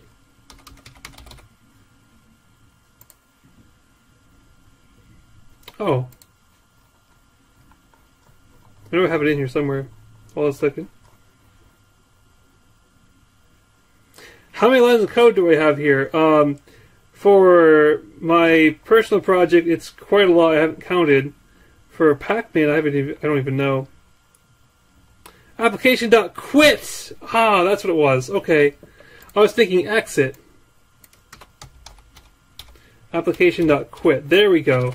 Okay, so if you, in an update method of like the game manager or something, that's, you only want one of these floating around. Then you do input.getKeyDown, keycode.escape, and then application.quit. And then this will make it so that when you build your game, Control B. Control B is a shortcut to build.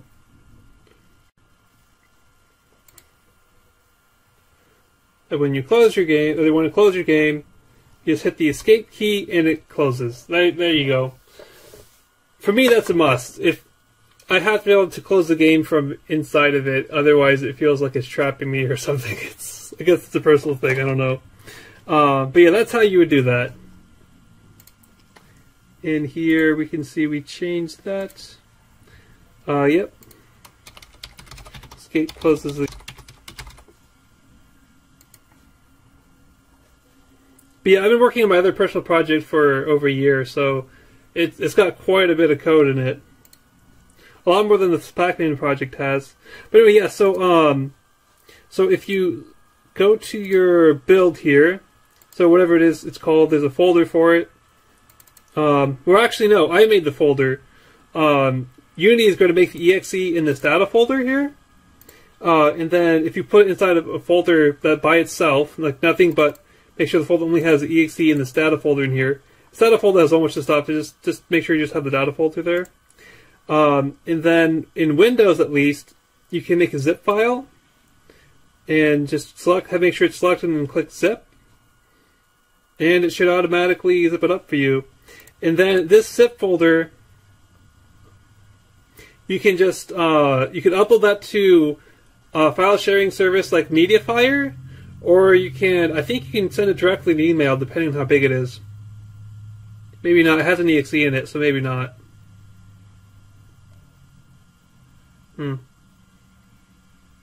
anyway, yeah, that's something important. So that's, you just send the zip file to me, and then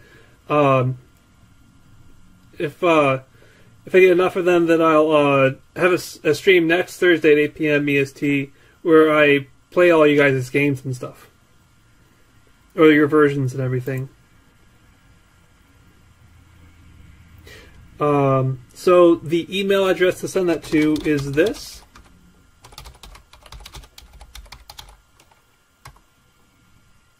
Yeah, it's my email address, yep.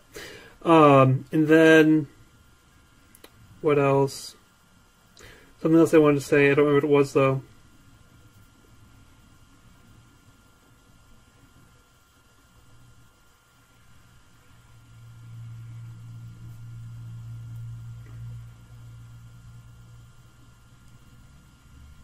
Would you guys happen to remember what I was about to say? No? Okay, I didn't think so. Something about building the game or something interesting.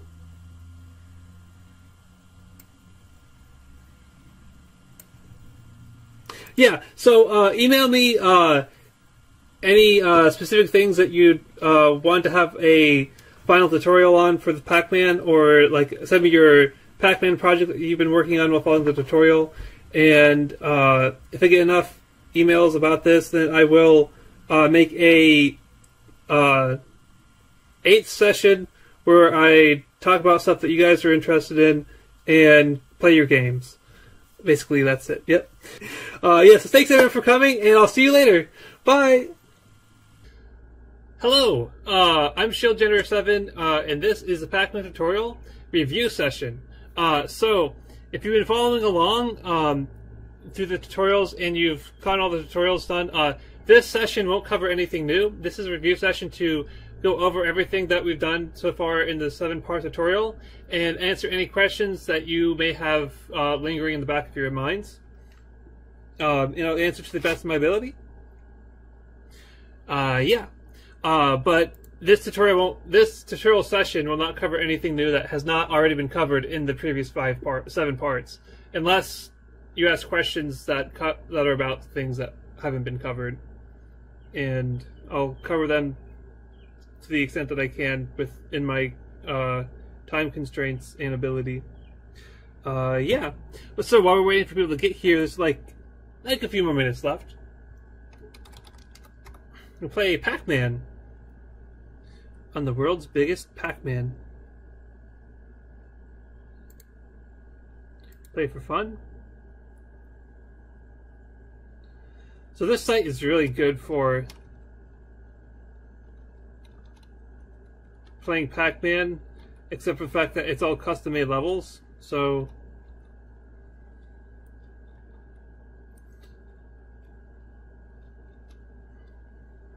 you don't actually get the actual PacMan experience with the level design and stuff, but that's fine. Now this one, this one. Some of them are really tricky. You have to have really good aim in a PacMan game. Gotcha. Some of them are supposed to be really unfair for the ghosts.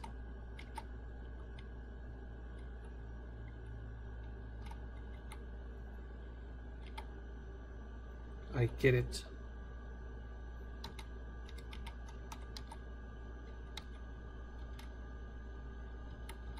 No.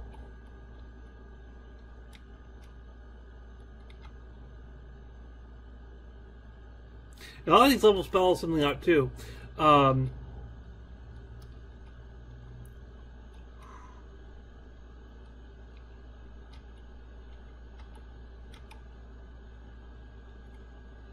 Okay, now it's properly time for the session to start. Okay, so hello to all you who are actually watching this. This is PacMan review session. I'm not going to go over anything new. I'm just going to be covering stuff that's already been covered in the parts 1 through 7. So I'm going to do a brief overview of everything we've done in the 7-part tutorial series. So there's no resources or anything for this one because there's no new topic stuff here. Yes. So in session 1, which was set up, we talked about project repository creation, setting up Unity to work with GitHub, importing assets, and setting up the first scene. So in this project, I chose to work with GitHub because that's what I'm familiar with, and it's not intuitively obvious how to set up Unity to work with GitHub. So what I did is I created a Unity project, and then I went to GitHub and clicked create, and then navigated to the project, and we covered that. And it also covered the settings in Unity, edit, project settings, editor, and then assets relation node, force text. And you do that so you can easily see what changes were made in GitHub, and it makes Unity work a lot better with GitHub that way. Yep. And then the other thing we talked about in that session, those two things, importing assets, setting up the first scene. Importing assets is pretty easy. You go to the folder where you have the assets you want to import, and you open up the project pane. By default, I think it's down here, but I have my screen set up differently than the default. So you go to the project pane, make sure that's an OpenUT, then go to your other folder where you have the assets.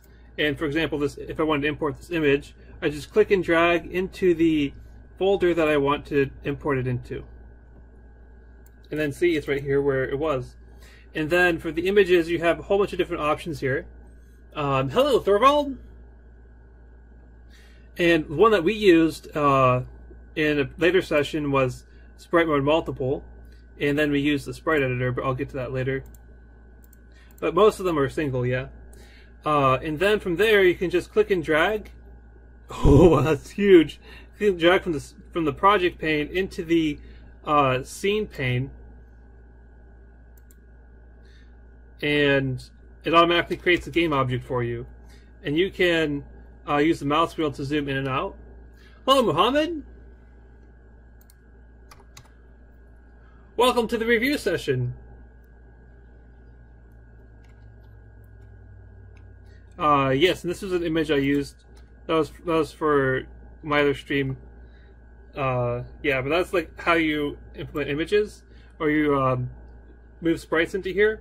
And for sprites that have many pictures on them that are actually multiple things, let's see. I think I covered everything that was from that tutorial. Yeah, setting up the first scene. Oh, I also covered how to move things around. So you have these blocks here, and we want to make sure that they're in the grid. So you can, there's these 5 main tools here. The hand tool is to click and drag to move the screen around. The movement tool is to move individual objects. And the rotation tool is to rotate objects. And the scale tool is to scale objects, make them bigger or smaller. And then this final tool is a mixture of all of them. You can rotate by the corner. You can click and drag on the sprite to move it, and you can also click drag on the edges to scale them. So it's a mixture of all of them. That's pretty handy. But those don't use grid measurements. To use the grid measurements, you select the tool that you want, like for movement, and okay, let's move it back to where he was here real quick. Yeah, like for movement, and then so you select the movement tool, and then you press Control while you click drag, and that moves it in the grid increments. And you can set the grid increments in edit snap settings, and then move X, move Y, move Z, and then the scale, and then the rotation too. You can also snap all axes. So that's how you change that. That was covered in session 1.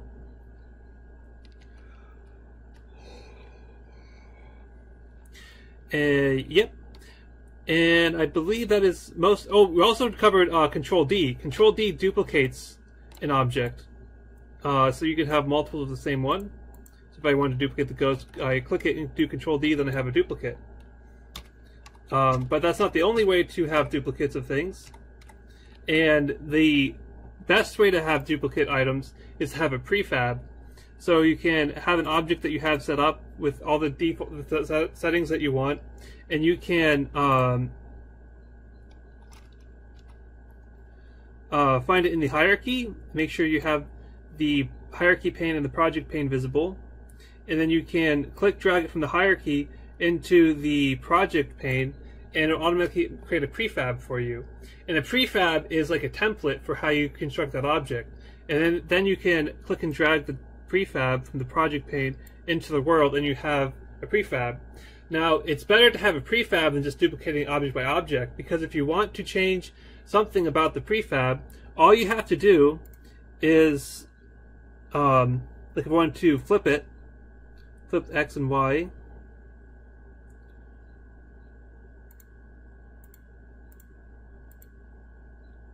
oh, it must be rotated, that's why. Okay. Then, if you wanted to have that for all of them, you just click Apply. And it changes the other one too. Now, these other ones aren't on a prefab, so that's why they don't get changed. So if you have a prefab, then you can make changes to all of them at the same time, and that's really, really handy. Yes. And then the other thing that's really handy is that you can, if you don't see the object on screen, you can click on the hierarchy pane and press the F key when your mouse is in the scene pane to move focus on it, so you can see anything. And then let's say you want to, so you select this guy, but you want to see it in the hierarchy, but you don't see it in the hierarchy at the moment. So what you can do is hover over the hierarchy pane and press F and see that object. Hello, Sanjiv. How are you today? Oh, there's a new bug feature.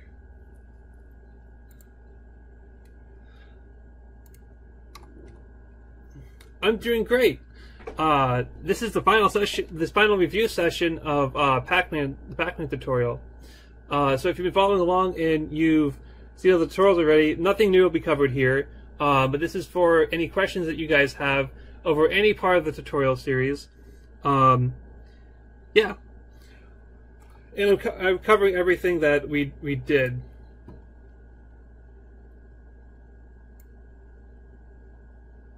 I did sound effects, yes. I did not do music, but music isn't that much different than sound effects. So, yes, what you're looking for, we most likely covered in the sound effects part 7. And I'll get to that. Hello, Fernando Lisboa.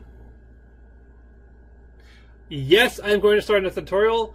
I don't know when, and I don't know what tutorial it's going to be yet.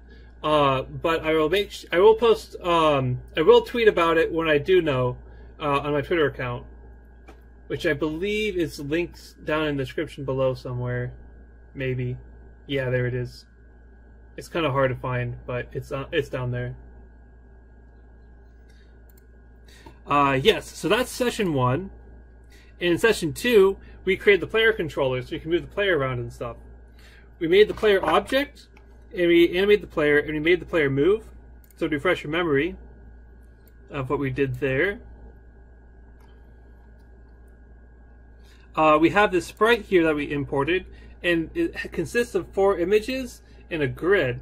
So we made sure that the sprite mode is multiple, and we went to the sprite editor, and we clicked slice, and then it sliced it into 4 pieces, and we edited each of the pieces to make sure that they were all the same size. You can edit it by click dragging here, or you can edit in the little block here, and you can click apply if you made changes.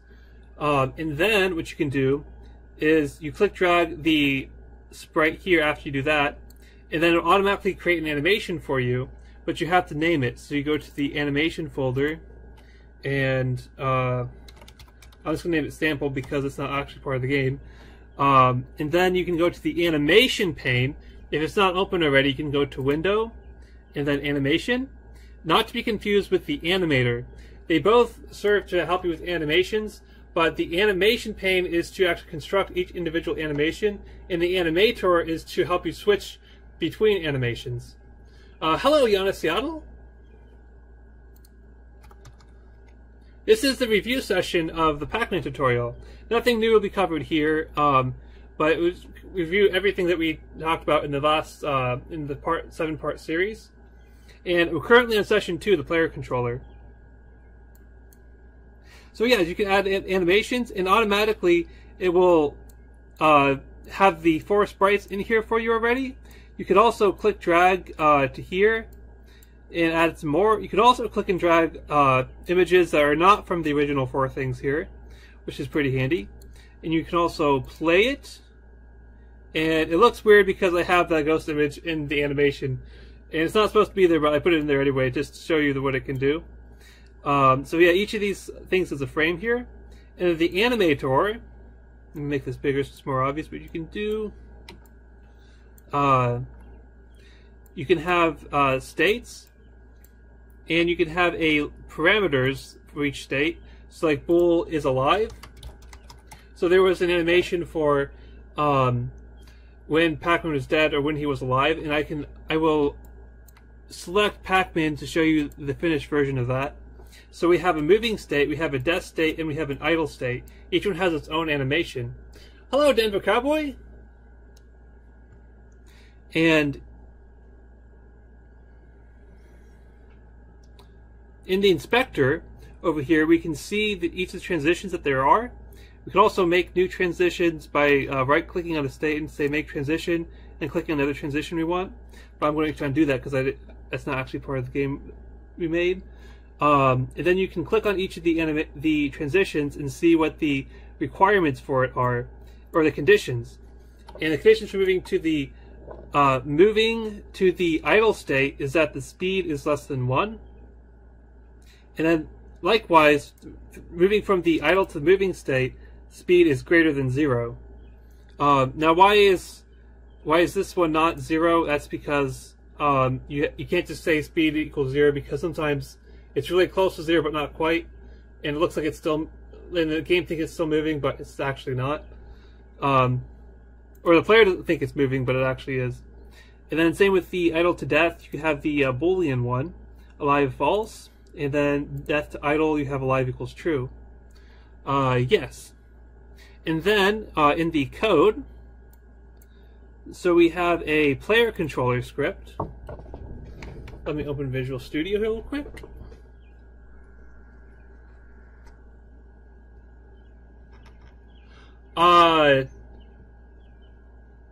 Hello, Thorvald. Yes, the game is available in that you can follow the tutorial and make a complete PacMan game. I don't actually have a build out there. I didn't actually release a build, but if you guys want me to, you know what? I could do that. That wouldn't be any trouble at all. So you could get a sense of like what we created when you followed the tutorial. That's a really good idea. I should do that. Not at the moment though, because I can't stream and upload a game at the same time. But I will do that after the stream is over. Anyway, so to encode to switch between these things, you have to set these variables, and you do that by having a reference to the animator, and then doing animator.setFloat or whatever the type is, then the name of the variable, and then the value that you want to set it to. And same with the other one, set bool. There's like one for each, like set int and other ones, and then the name of the variable, and then the value of the variable, which in this case is the passed in thing here. And that's how you set change the animations of it.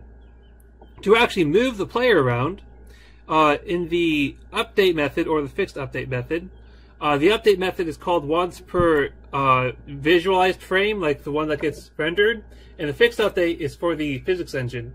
So the fixed update happens during the physics engine processing. That's the two differences between them.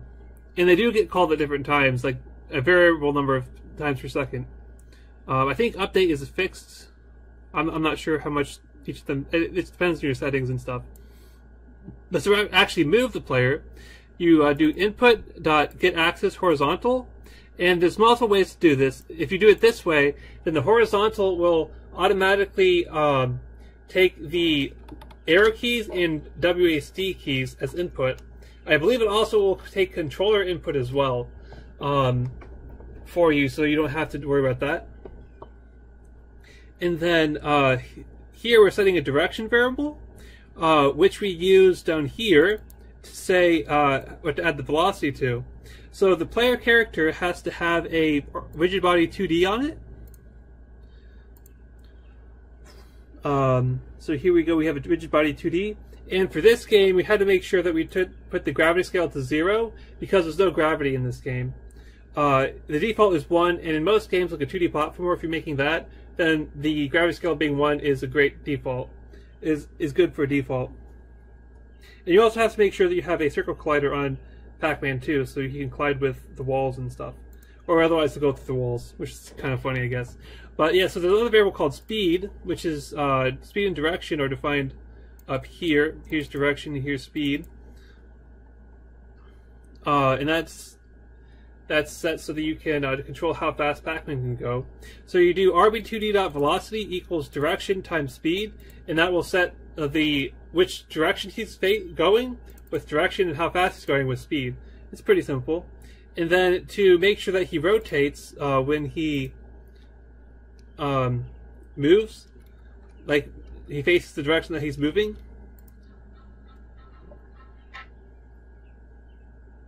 you have to do transform.up equals direction, and that will make him face the direction that he's moving. Math.round, transform.position. And this was some extra code to make it work more correctly.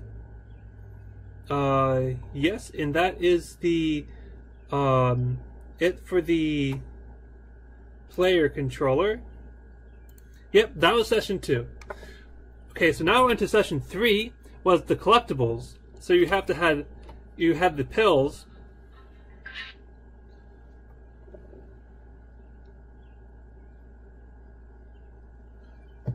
You have the pills that PacMan can collect, and those are the little white things here.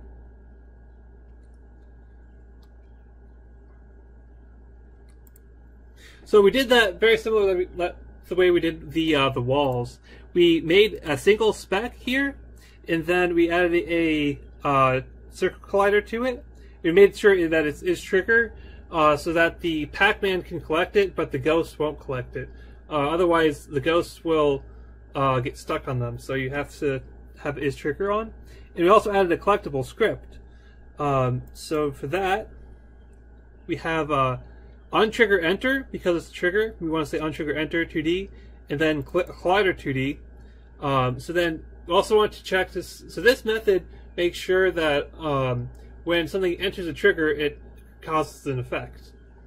So we want to make sure that the pills only get collected when PacMan enters the trigger and not the ghost. So to that effect, we have to say call.gameObject.tag equals player, because we know that the player has the tag player, PacMan has the tag player, and the ghosts do not have the tag player. So that is why we do that. And then we call the collected method, which we defined ourselves, and call the game component add points. So we call the add points method in the player controller, which is right here. Score equals, we increment the score variable, and we also update the GUI, but we'll get to that later. So we have a score variable up here. Now for the GUI, we have to have a canvas, which automatically gets added if you add any GUI things at all. So you can add GUI stuff by doing create UI, and then for this we wanted to do text. Now let's see, we have the canvas here, and when you do this, it automatically creates the event system object, which it also needs. What? Oh. Okay, anyway, continuing on. So we have the canvas, and that holds all the GUI elements that we need for the game, or for this scene in particular. So we can see here what the canvas will look like. So we have the text, which is the score right here, and we have the score, which is this guy. So we have a public variable in the PacMan object of the player controller, which is the score here, which is the text. And so we can just click and drag the score to here, and then we get access to the score in the player controller script, so we can update it. So before we do that, we have to make sure that we're using UnityEngine.ui, and we have public text score text, and that is the text we need to update. So then we actually add points. We have to do score.text equals score. Now score is an int, so the easiest way to convert that to a string is to do the empty string plus score, and that automatically converts it to a score. Well, that's the way it is in, okay, yeah, that's the way it is in C# too. Okay. Yes. Alright, so there, that updates the UI, so that when you collect the pills, PacMan will update the score in the upper left corner here, because that's where we put it. And to put it in the upper left corner, we have to open this, click this box here, and hold Shift and Alt to make sure that it goes to the right spot, and for all the different attributes, and do that. And then you can mess around with position X and position Y. I think it was 10 and 10. No, -10. Yeah, there it is. And you can edit that. You can also play with the other things, but that's all we needed for this tutorial. Same with the score, but we said position 60 and -10 because we wanted to offset it a little bit. Yes. Okay. So, adding collectible pills, we did that. Making the player collect the item, yep, we talked about that. And adding score GUI, yep, we talked about that. So that was session 3. Now on to session 4, was the ghost. Now the ghost one took a long time because there's a lot of complicated things in that one. So for animating the ghost, it's the same thing as with animating the player. F. You click and drag the ghost. Now I know I have it here somewhere. Oh, here it is. Yeah, it's the white one. We click and drag it from the project pane into the thing, and automatically creates the animation. I'm not going to go through with that right now because we already have that. And the ghost sprite is white because we want to color it in the Unity editor, so that saves us animation time. So we don't have to make the colors before importing the Unity. It makes it easier, so you can just edit in Unity and change the colors on the fly. So that's why we did that. We don't want that color, never mind. Okay. Then you can make the ghost any colors you want that way. And animating the ghost was the same as animating PacMan in session 2. And then you want the ghost to move. So we also had a ghost controller. So let's click on this guy here and open the ghost controller here. And the ghost script was really complicated because this is an AI thing. It's not user controlled. So like PacMan, we had the direction and speed variables, and we also had some other processing variables: change direction time, original position, and these guys came later, I believe. We also had the rigid body and circle collider.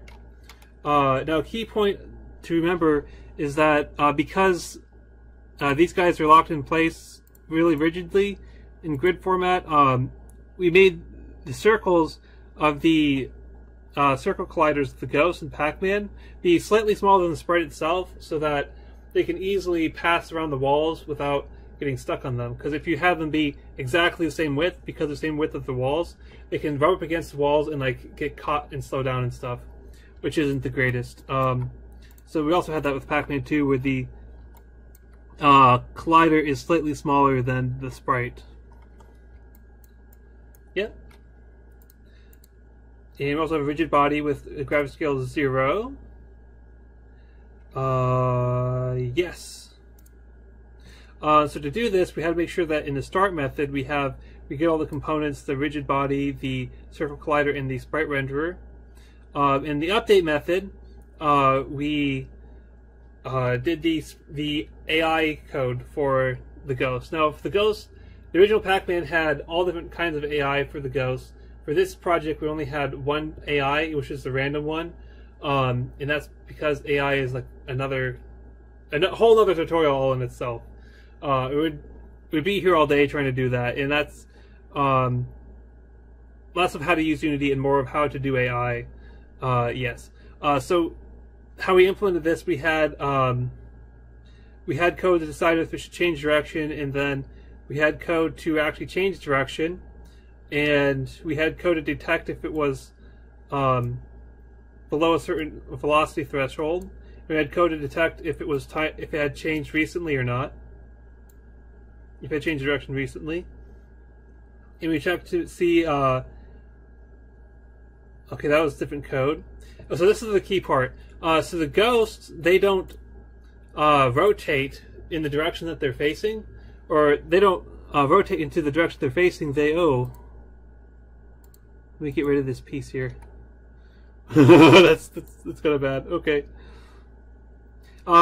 Yeah, their sprite doesn't change rotation. Their eyes do. So to do that, we have the ghost object, and then we have its two children, which are two eye sprites. And the eye sprites are just circles, and there's one object for each eye.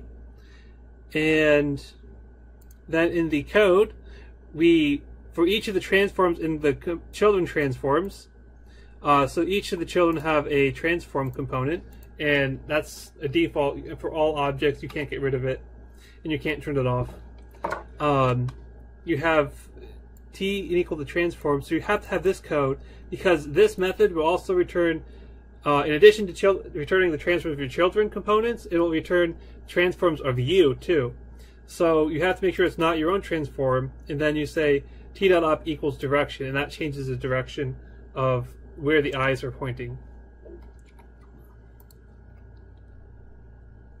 Yeah, you see the eyes point in the direction that they're going. Yep. And to actually move is very similar to PacMan. You just do arbitrary2d.velocity equals direction times speed, in the same code here. And this is code to determine if you can turn a direction because if it's open or not. And if you can change direction, he calls the open direction method.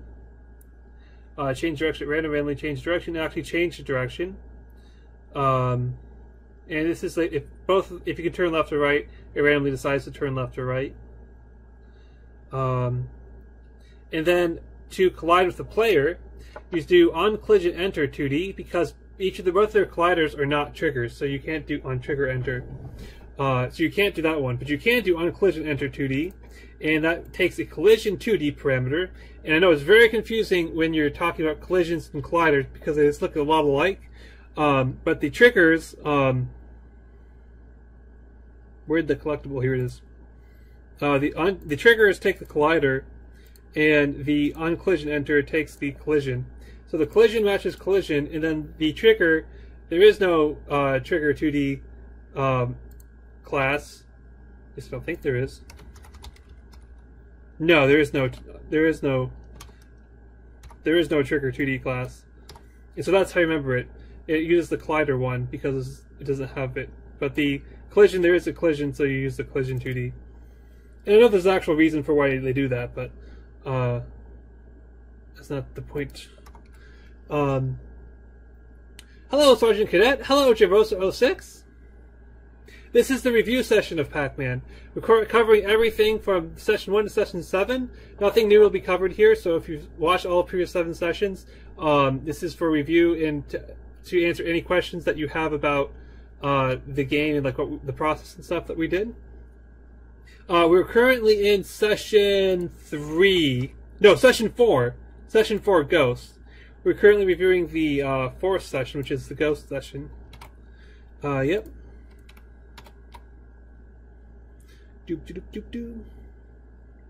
Okay, so to collide with the player, you do on collision enter 2D in the collision 2D, and then you check to make sure it is the player and not one of the pills.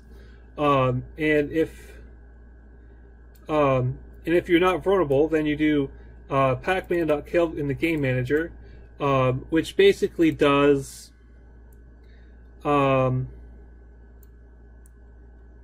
instance that it sets the player to not alive, and it which does the code to change the animation of the player and sets the player to not moving, and also does some other game state stuff, which we'll review in that comes in a later session. But yeah, that's how you collide with the player. You do the on-collision enter in the collision 2D. And then reset goes back to the original position, which in the original position is set in the start method. And then, okay, that's yeah, that's all for session 4. Let's see, we talked about animate the ghost, make the ghost move, making the interaction between ghosts and other objects. So that covers the interaction between the ghosts and the player and making sure the ghosts don't interact with the pills. But it didn't cover the super pills because super pills required its own session. But we did also cover in that session 4 making the teleport pads teleport pad right and teleport pad left. Basically, we just did an on trigger enter, and we set it to the whichever object came through and entered that trigger, it went to the other location. This trigger sends it to this location, and this trigger sends it to that location. Pretty simple stuff there. And that was session 4. So session 5 was game states, and we talked about the game manager, and the game manager is for the game states. So PacMan Live System, going over game 1 screen.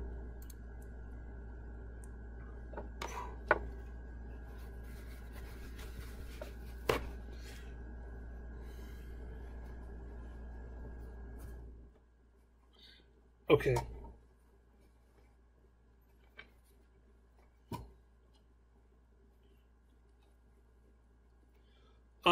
Hello, guys. Seattle. How many game states are there? There are.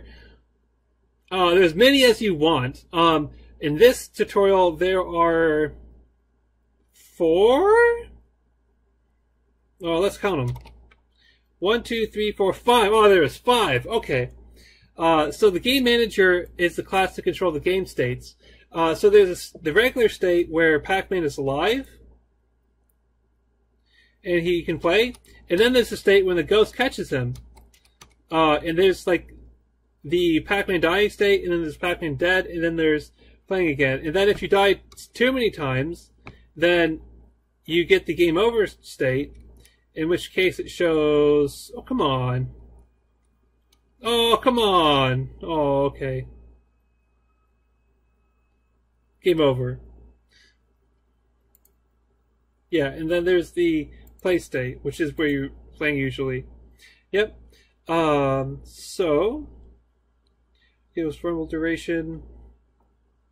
So the game state has these states, and so it has this enum, which contains all the different states that there possibly can be, and then you have an instance of the game state enum that actually contains the current game state. How do you make the rules for the blue ghosts? So in that case, you would go to the ghost controller, and you go to the update function, and you would change the code to do whatever you want. I would recommend making a subclass of ghost controller for the blue ghost, and factoring out some of this functionality into methods that you can override for the blue ghost. If you want to have the blue ghost have different controller options than the other ghosts. How to do each of the different types of AI for the ghost, that is a more complex issue, and that goes more into AI than how to use Unity for beginners. So it's a little out of the scope of this tutorial. But the basics of how to do how to make a controller for that kind of thing is all here.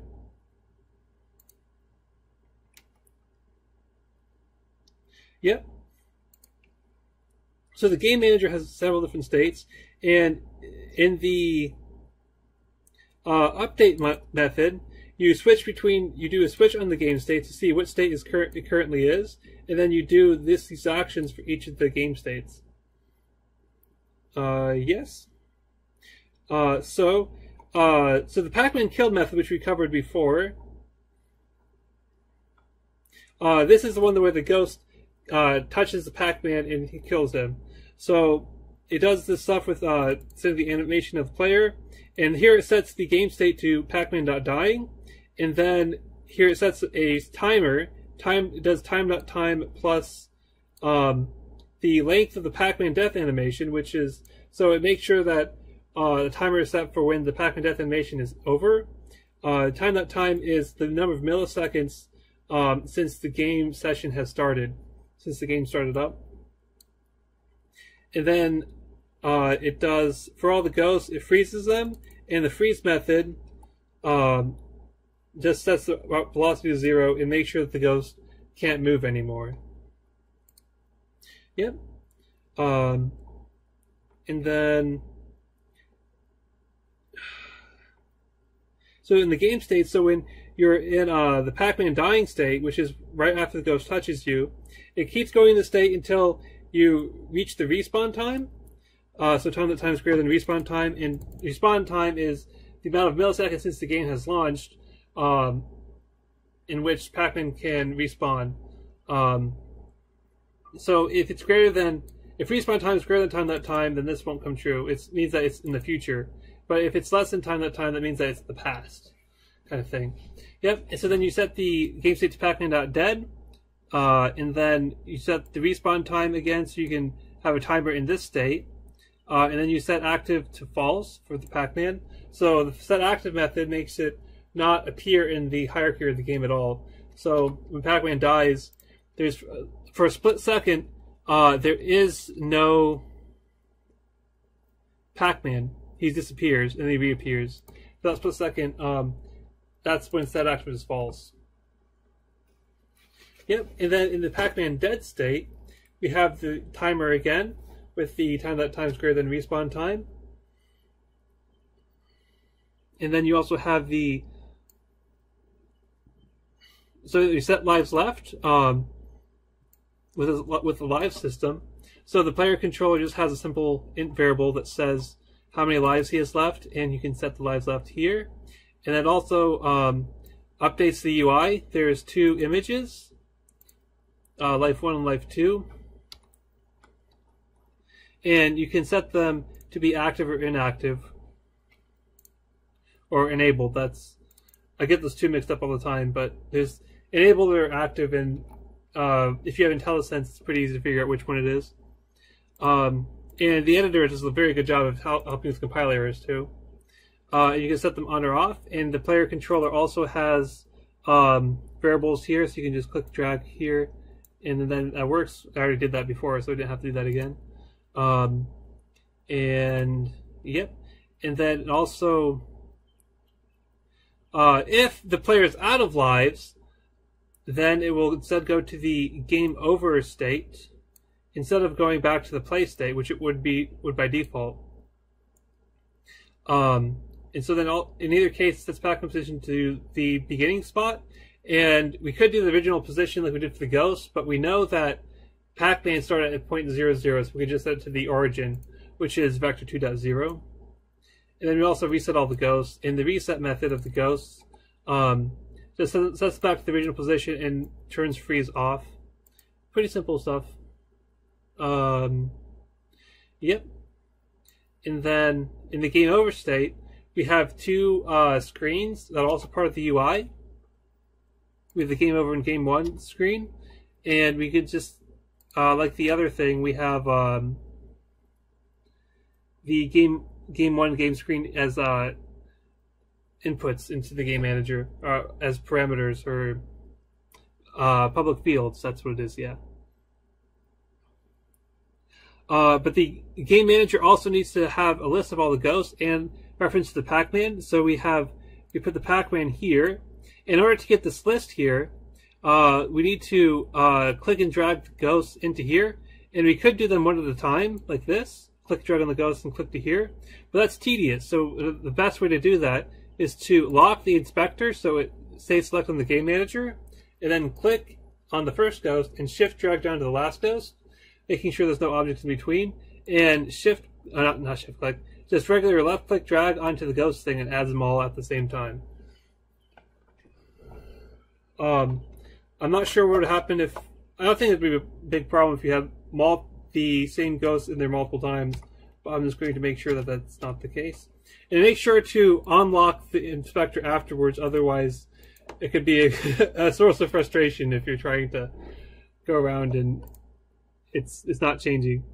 Yes, so there's a lock function there. Use it wisely. Yep. And then if it's in the game over screen, then you say if any key is down, then you reset the game. In the reset game function, puts Pac-Man to its original position, and then sets the lives left to the default, and then set a live true. If for each ghost, it resets the ghost, and if for each pill, you set active. So in the pills, that's okay. So the pills, when they're collected, instead of deleting them or destroying them, which we could do, because we want to reset the game very easily, we just say GameObject.set active again. Yep, and you also need to do the same thing for the pills because we need to list the pills too. And there's tons of pills, and you definitely do need that method that I showed you for those because that's like, oh, I have to do that 150 times. That'd be too much. Yeah. And we set game and we have to do the same thing for the winning. Like for when PacMan collects all of the pills, then there's a game 1 screen, and it's basically the same code, but with the game 1 screen being true instead of false, that kind of thing. And yeah, and it's also in the code to figure out. So it's easy to tell if an object touches another object and then the game is over. That's pretty easy. But how do you decide if he's touched all the pills? That's a little harder. So to do that, we have a list of all the pills from the very beginning. So if we're in the play state, we check to see if we found a pill yet, and we say false. So this is we're assuming that there are no pills left, basically. And then we find a pill. We say, oh, we found a pill. So there's at least one pill out there that hasn't been collected, so the game isn't over yet. So if the pill is active self, if it's still active, it hasn't been deactivated yet, then we found a pill, and then afterward we check to see if a pill's been found, and if it is, then it skips over this. But if there's no pill been found, then we know that the game has been won. So game state equals game state.1, and then it does the game 1 state. Yep. And then that is the PacMan Live system, game over screen, and game 1 screen, and other game states associated with those. So that was session 5.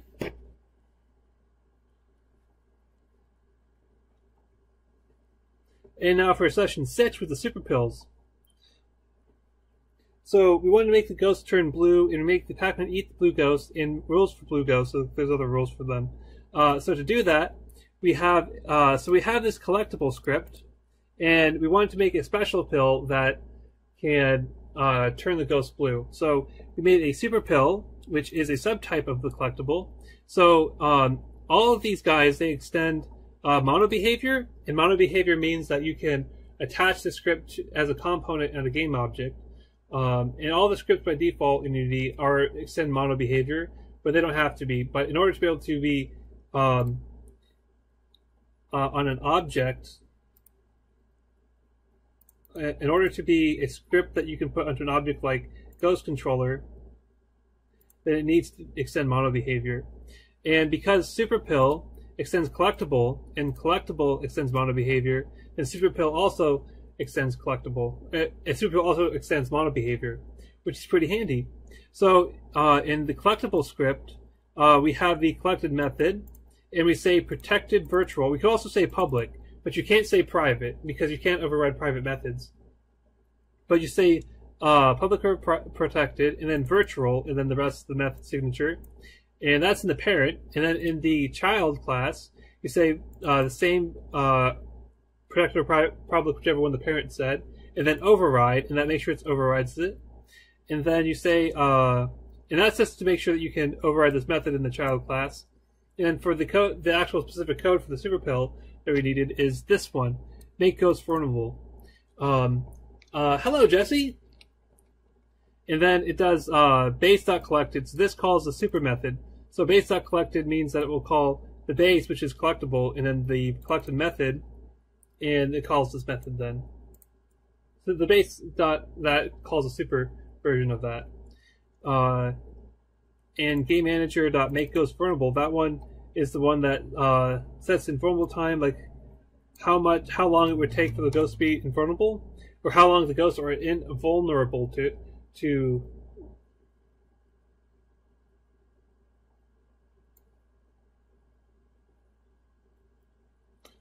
I'm confused about the wording of the variable. Never mind, but that's okay.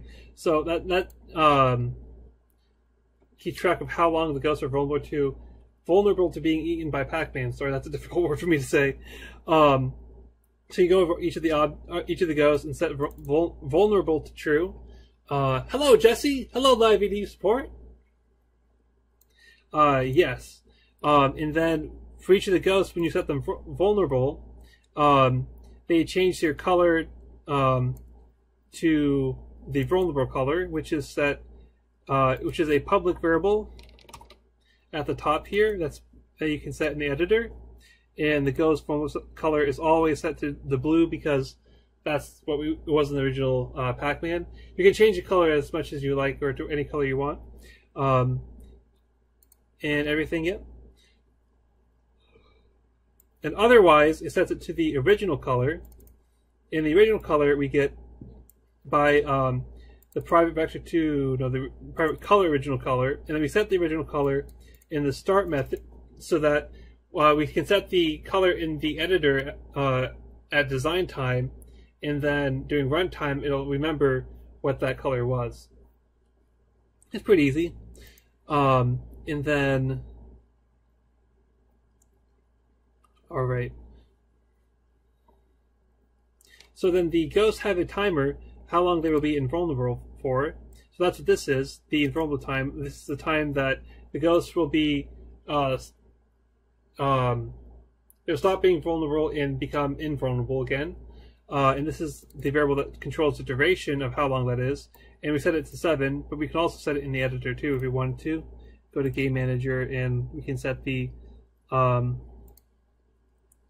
ghost vulnerable duration or the ghost vulnerable end warning duration.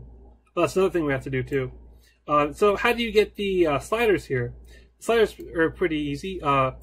If in front of a float variable, you say in brackets range, and then in parentheses, and then the number range. And that means that in the editor, you can still set it to a number outside the range. Or actually, wait, no, you can't. Yeah, so it keeps the editor from being. It keeps you from being able to set it outside the range in the editor. But in the code, I believe you can still set it outside the range.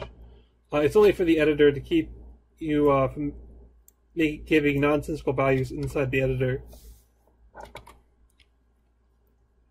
Yep, and that's pretty handy because then you can see the slider and stuff, and that's great.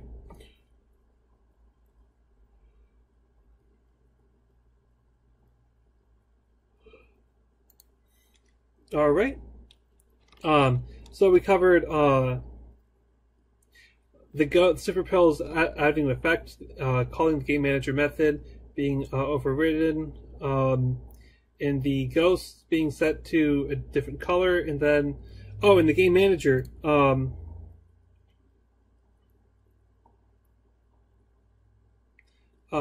active self, pill.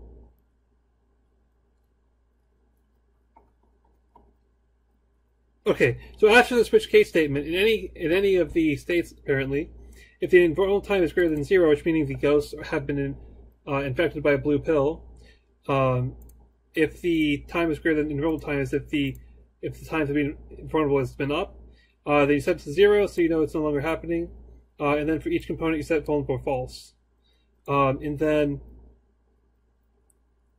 instead of vulnerable, you set the vulnerable methods, but the key part is that it sets a instance variable, and that instance variable is respected in the update method. So, no, that's the other variable. That's the frozen one. Collision, uncollision enter. So, if the ghost is vulnerable, meaning it's blue because it's player in a super pill, and it collides with the player, then you add points to the player, and you set eaten equals true. So then the ghost is eaten, and then if it's eaten, then it can't decide where to move. It has special effects in the movement up there in the update method, but also means that the color is invisible. So this makes the sprite invisible because you have 0 for the alpha value. Now the alpha value is between 0 and 1, I believe, and the zeros here, I could put anything here and still be invisible because of the alpha channel, but 0 is the easiest thing to type. And you also want to make sure it disables collision, and we want to set it into the direction to make sure it moves to original position. And we also want to play the eaten sound, but we'll get to that later. That's from session 7. But if it's not eaten, if it got to the original position, then it sets it back to original color, turns the collider back on, and sets direction to default direction. That actually is important because of how we chose to implement the direction finding system. Yes. So we can see the effect of that. Move these windows over here. So I'll eat a super pill, and then when I eat a blue ghost, you'll see that its eyes goes straight to the center. Now, the whole sprite does too, but you don't see the rest of the sprite because I'm about to die when I'm not. Oh, phew, that's close. Anyway, yeah, so the code to do the sprite renderer thing, setting the sprite render of the parent does not affect the sprite renders of the children. To affect the sprite renders of the children, you have to get each one individually and set that for yourself. But in this case, we didn't want to affect the sprite renders of the children, so we didn't. Yes. So that's the set eaten method. And then, because the ghosts were coming out of invulnerability instantly without any warning, we wanted to make sure that there was some warning that the ghosts were coming out of invincibility. So we have this end warning duration, which is set to 2. So this is like the amount of time before the ghosts are coming out of invulnerability that you want to warn the player that it's going to happen. And so time is greater than vulnerable time minus this duration here. So how many seconds before this is going to happen? And so then for each ghost we set blink. Now the blink sets it between 2 different colors, and we can very easily substitute the original color for like color.white or something. It doesn't really matter. But the key part is that if it's one color, we set it to the other color, and if it's the other color, then we set it to the first color. And that's all the blink method does. But the thing is that if you blink every frame, because the update method gets called every frame, then the user won't actually be able to see it because it'll be blinking 24 times a second, and you won't actually be able to see it blink. So to make sure that it only blinks every few frames, then we do time.time times 10, so that we get the decimal place just inside the decimal, outside the decimal. So if it's like 10.2, we turn 1002 to we turn 10.2 to 102. So we can very easily get that that one digit. I'm going to do mod 2, and then because mod 2 is going to not return an integer, because time is almost never truncated to a good spot. Like if it was 10.2 seconds, it's not going to be 10.2 seconds. It's going to be like 10.2, 5, 7, 8, 9, 5, 7, 4, 2, that kind of thing. So it's never going to be clean. So you have to do mod 2 is less than 0.1 instead of equals 0. Yes, and that's to make sure that when it blinks, I can show you, when it blinks, it will actually blink slowly enough for you to be able to see it. So they're blue, but soon they will be blinking. They're blinking, and they were blinking slowly enough for people to see the changing in sprite. And I believe that was pretty much everything about that. Yes, okay. So that was session 6, Super Pills. Super Pills turn ghost blue, PacMan blue ghost, rules for blue ghost. Yes, we did that. Okay, good. Now on to session 7, which was sound effects. This was pretty easy. So like the other things, you have a sound folder. You do create folder. I forgot to mention that earlier, but that's okay. Folder, and then you name it sounds, and then you have sounds here, and you can just click drag like the other ones. And we didn't actually change any of the sounds here, but the thing is, the key difference here that is very confusing to beginners is audio clip versus audio source. Audio clip is the object made for the sound file itself, and the audio source is the thing that plays it. So the audio clip is the VHS tape. No, it's the cassette tape.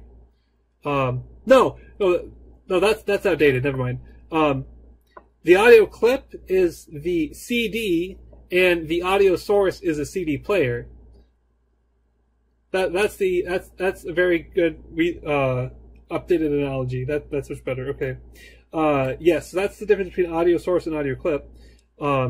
So to play a sound, you need both an audio clip and an audio source, but you can very easily attach an audio source automatically to some things by dragging a sound onto an object. Okay, so I actually have to have the project and the hierarchy open at the same time. So if you click drag from the sounds folder onto an object, it will automatically add that sound to your thing. However, if there's already an audio source there, it overwrites the previous one. So there's already an audio source. Was there an audio source here? Yeah, it was a Ghost Eaten one. But it overwrote it. So if you want to have multiple audio sources, you have to do add component audio source. Yeah. And the audio source is a rare script that you can have multiple ones. Like, you can't have multiple rigid bodies on your script, and you can't have multiple sprite renderers, but you can have multiple colliders, and you can have multiple audio sources on it. Yes. So for the ghosts, see, what did we do here? There's several different ways of doing the audio here, and I did several different ways to show you the different ways here. I don't remember which one I did which here, but we can look at them and see. So for the ghost, we have a private audio source, Ghost Eaten sound. So that means that you can't edit this in the editor. But so we did that the other ways with the rigid body collider and sprite renderer. We do Ghost Eaten sound equals get component audio source, which is pretty easy to do. And then for this, we did Ghost Eaten sound.play. When it gets eaten, we just play the sound of it getting eaten. And that's all it has to do. Pretty simple. And that works for when you only have one audio source, because the get component will give you a random one of the ones you have on your object. And if you only have one, then it automatically gives you the right one. But if you have more, then it doesn't. And such is the case in the game manager. In the game manager, we already have multiple audio sources. We have one for the game over, we have one for the PacMan get killed, and we have one for the game one right here, yeah. So we have 3 audio sources here. So we can't just do get component because we don't know which one we're going to get. So what we do in the game manager is control home, audio source. We have 3 public variables so that we can edit it in the editor. And then in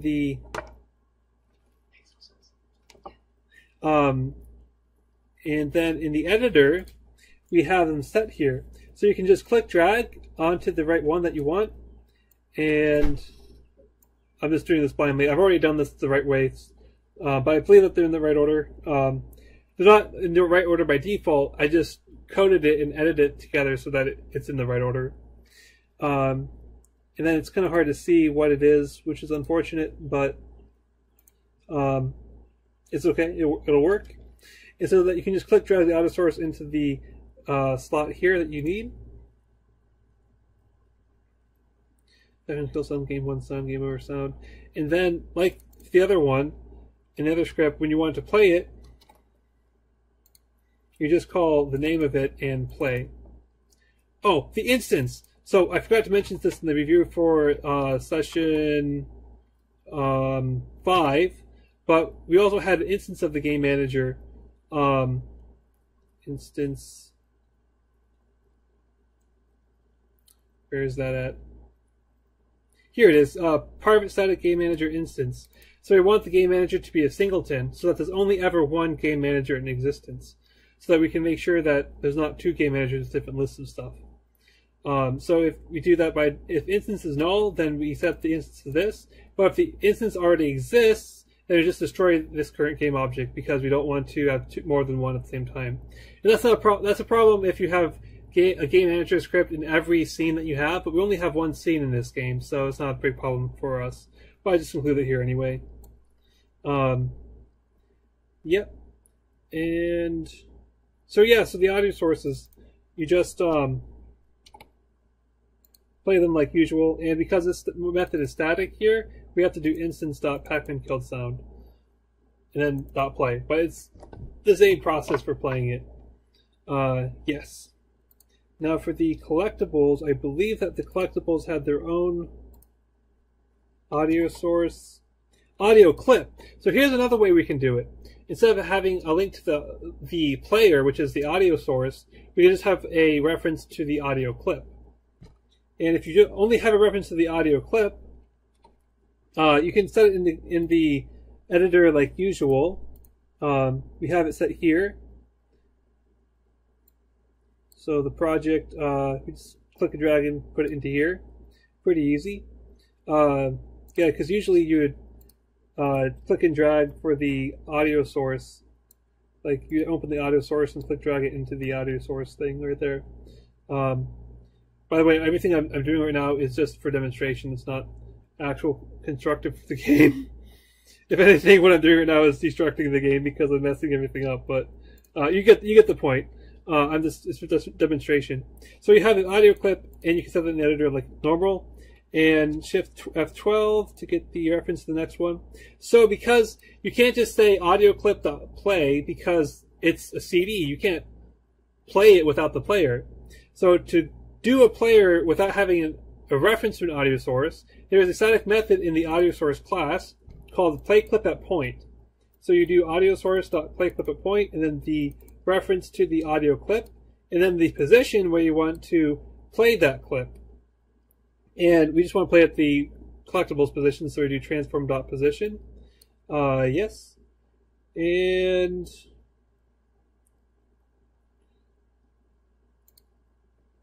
yep, and then that's if you have an audio clip. I believe the player also had a different sound.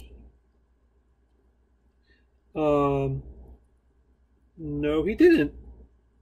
No, that's the wrong PacMan. Oh, I guess he didn't. Okay. Yeah, and then that's how you would do the sound effects. And the music is very similar. I think there's like special things for music and stuff. I don't quite remember what that is, but the key thing to note is that the main camera is the audio listener. It has this audio listener component to it. So what that means is that any sound that you play will be played relative to the audio listener. So if your audio listener is far away from the audio source, then it will sound like it's far away. But if the audio source and audio listener are really close, then that sound will sound really close up, or like close to you. So that's a key thing to remember. So if you have music in the game, you probably don't want to play it at the center of the map, because unless you're always in the center of the map, but if your camera moves around and moves all of level and stuff, you want to attach the audio source for the music to your camera. So you can also attach an audio source to the camera, and here you play the audio clip. And for the music, you probably want to say play and awake and loop. Oh, that's right, I forgot to mention the other ones, the other audio sources, because they're event sounds. You want to make sure that play on awake is not checked. You want to make sure that loop is not checked as well. Otherwise, it will play at the beginning of the game, and it will loop repeatedly. So if I check these two and play the game, you'll see what happens.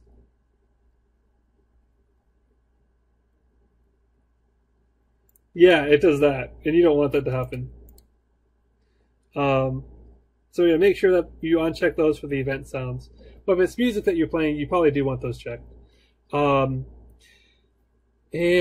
that is the pill collection sounds, ghost sounds, and end game sounds. Yes. Oh, and the game manager. Yeah, there's other things with playing the sound stuff. That's right. Yep. Pretty simple. And that brings us to Section 8, which is review. And so we talked about the Session 1, which is setting up the project and getting the first scene looking almost like it's a PacMan game. And you have the player controller making the player move and animating it. Then you have Session 3, Collectables. You add the pills into the support to collecting them and adding a score GUI. And then Session 4, you have the ghost. You make the ghost move and make the ghost interact with the player. Then you have Session 5, game states. You add the PacMan's live system and the game over game 1 screens.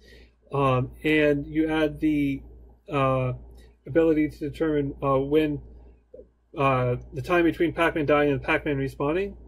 And in Session 6, we have the Super Pills. We make the Super Pills turn Ghost blue, and we make Ghosts vulnerable during that time. And then we make PacMan eat the vulnerable blue ghosts. We also have rules for making the ghost turn not blue and having a warning time and other things. I don't remember all of them. Yeah, that stuff. And then in Session 7 we have sound effects. We have audio sources.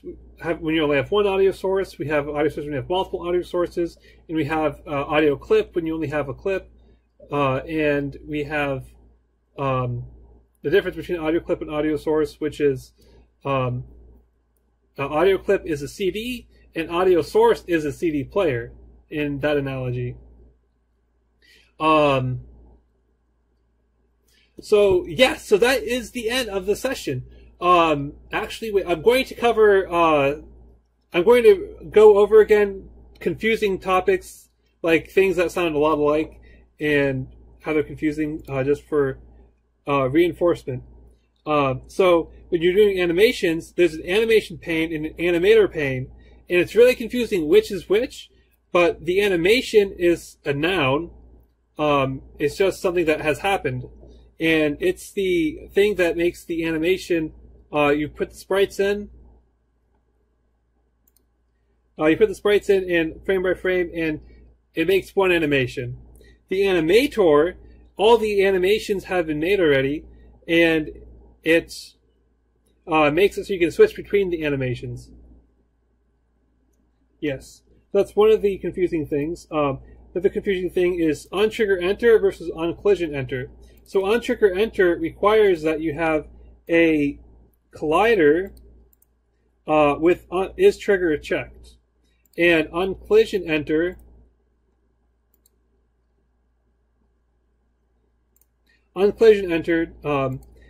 requires that you have a collider where on trigger is not checked. So collider on collision enter not trigger, on trigger enter is trigger checked.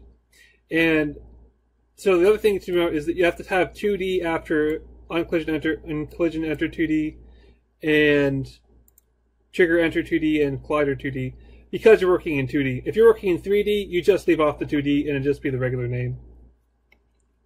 But the confusing thing about this is that on trigger enter requires collider 2D, whereas the on collision enter requires the collision 2D. And an easy way to remember that is that collision has a collision 2D object, but the trigger does not. There is no trigger 2D object, so you do the collider. Yeah, so collision, trigger, collider. Also, trigger ends with ER and collider ends with ER too, so that might be another way to help you remember that. And the other one we just talked about was the audio source versus audio clip. Audio clip is the CD, and the audio source is the CD player. And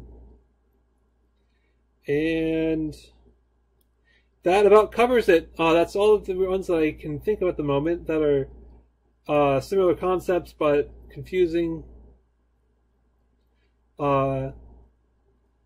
Yes. So I also talk about the other point of frustration.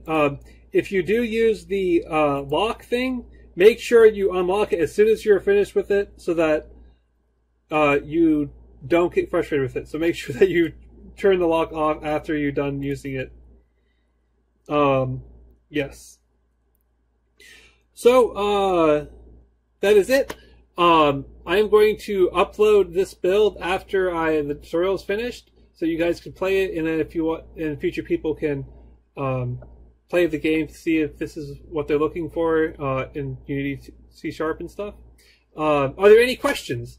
Is there anything that in my review that I forgot to cover that you'd like to hear about, or anything? I actually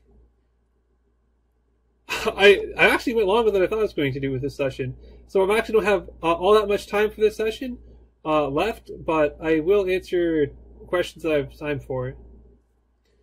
So in order to do this, I'm going to save, Control S, and then I'm going to go to Control S, and then I'm just going to go to GitHub and erase everything, or erase all these changes,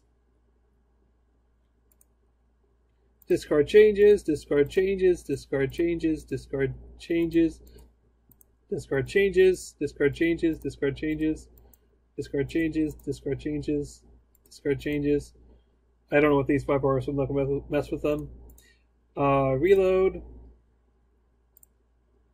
Okay, good. Now I'm going to build it. Control B. Oh, you can also do, oh, it's locked up because I'm currently making a build. But I'll show you. So, one thing that's very handy is you can do Control-Shift-B and to make the build settings. And you have to make sure that you add open scenes to make sure that there are actually scenes in here, and make sure that there's scenes that are checked in here, and otherwise it won't show up the build. And they can do build and run to run right after building it, or just build. But you also want to be sure that there's player settings here. You can change default all these settings and stuff. You can play around with these at your will. You can also switch platforms and everything. How to do all these, build all these other guys is like a whole other tutorial in itself. Out of the scope of this one. And so the shortcut for building and running is just Control B, which is really handy. So this is the default window here. And playing the game. So it does work.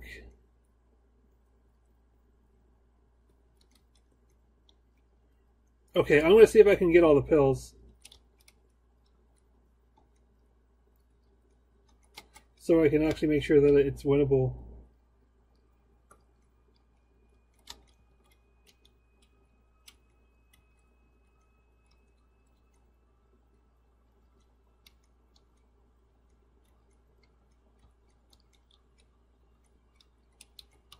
Yes, I got you right before your time expired. All right. So, I guess review again. Why did I choose PacMan? So, when I was in college, we had this AI game programming class where we were assigned to program either the Ghost or PacMan himself, and I chose to program PacMan, or I was assigned it, I forget. But either way, I programmed PacMan, and I came up with this really ingenious... No! Okay, I'm going to win this. You're not going to get in my way, Ghosts. Nope, you can't stop me now. But anyway, so I was programming PacMan, and I came up with this ingenious way to get the most points possible, and I won, and I was so happy. So, that was a really good experience for me with PacMan. Alright, it works. Now let's make sure the game over screen works.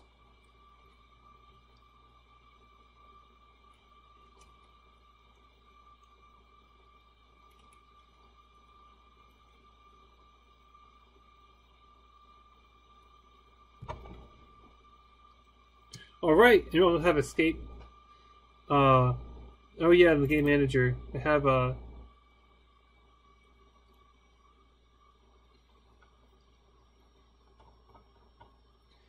script here, game manager. So I'm going to tell you this because this is very important to me that games have this ability. So when I press escape key, I want some way to get out of the game. So in this game, when you press escape key, it closes the game immediately. So input.get-key down, and then keycode.escape, and then application.quit. So this detects if the escape key has been pressed, and then this actually closes the application. Yes. Thank you all for watching, and I hope you have a great day.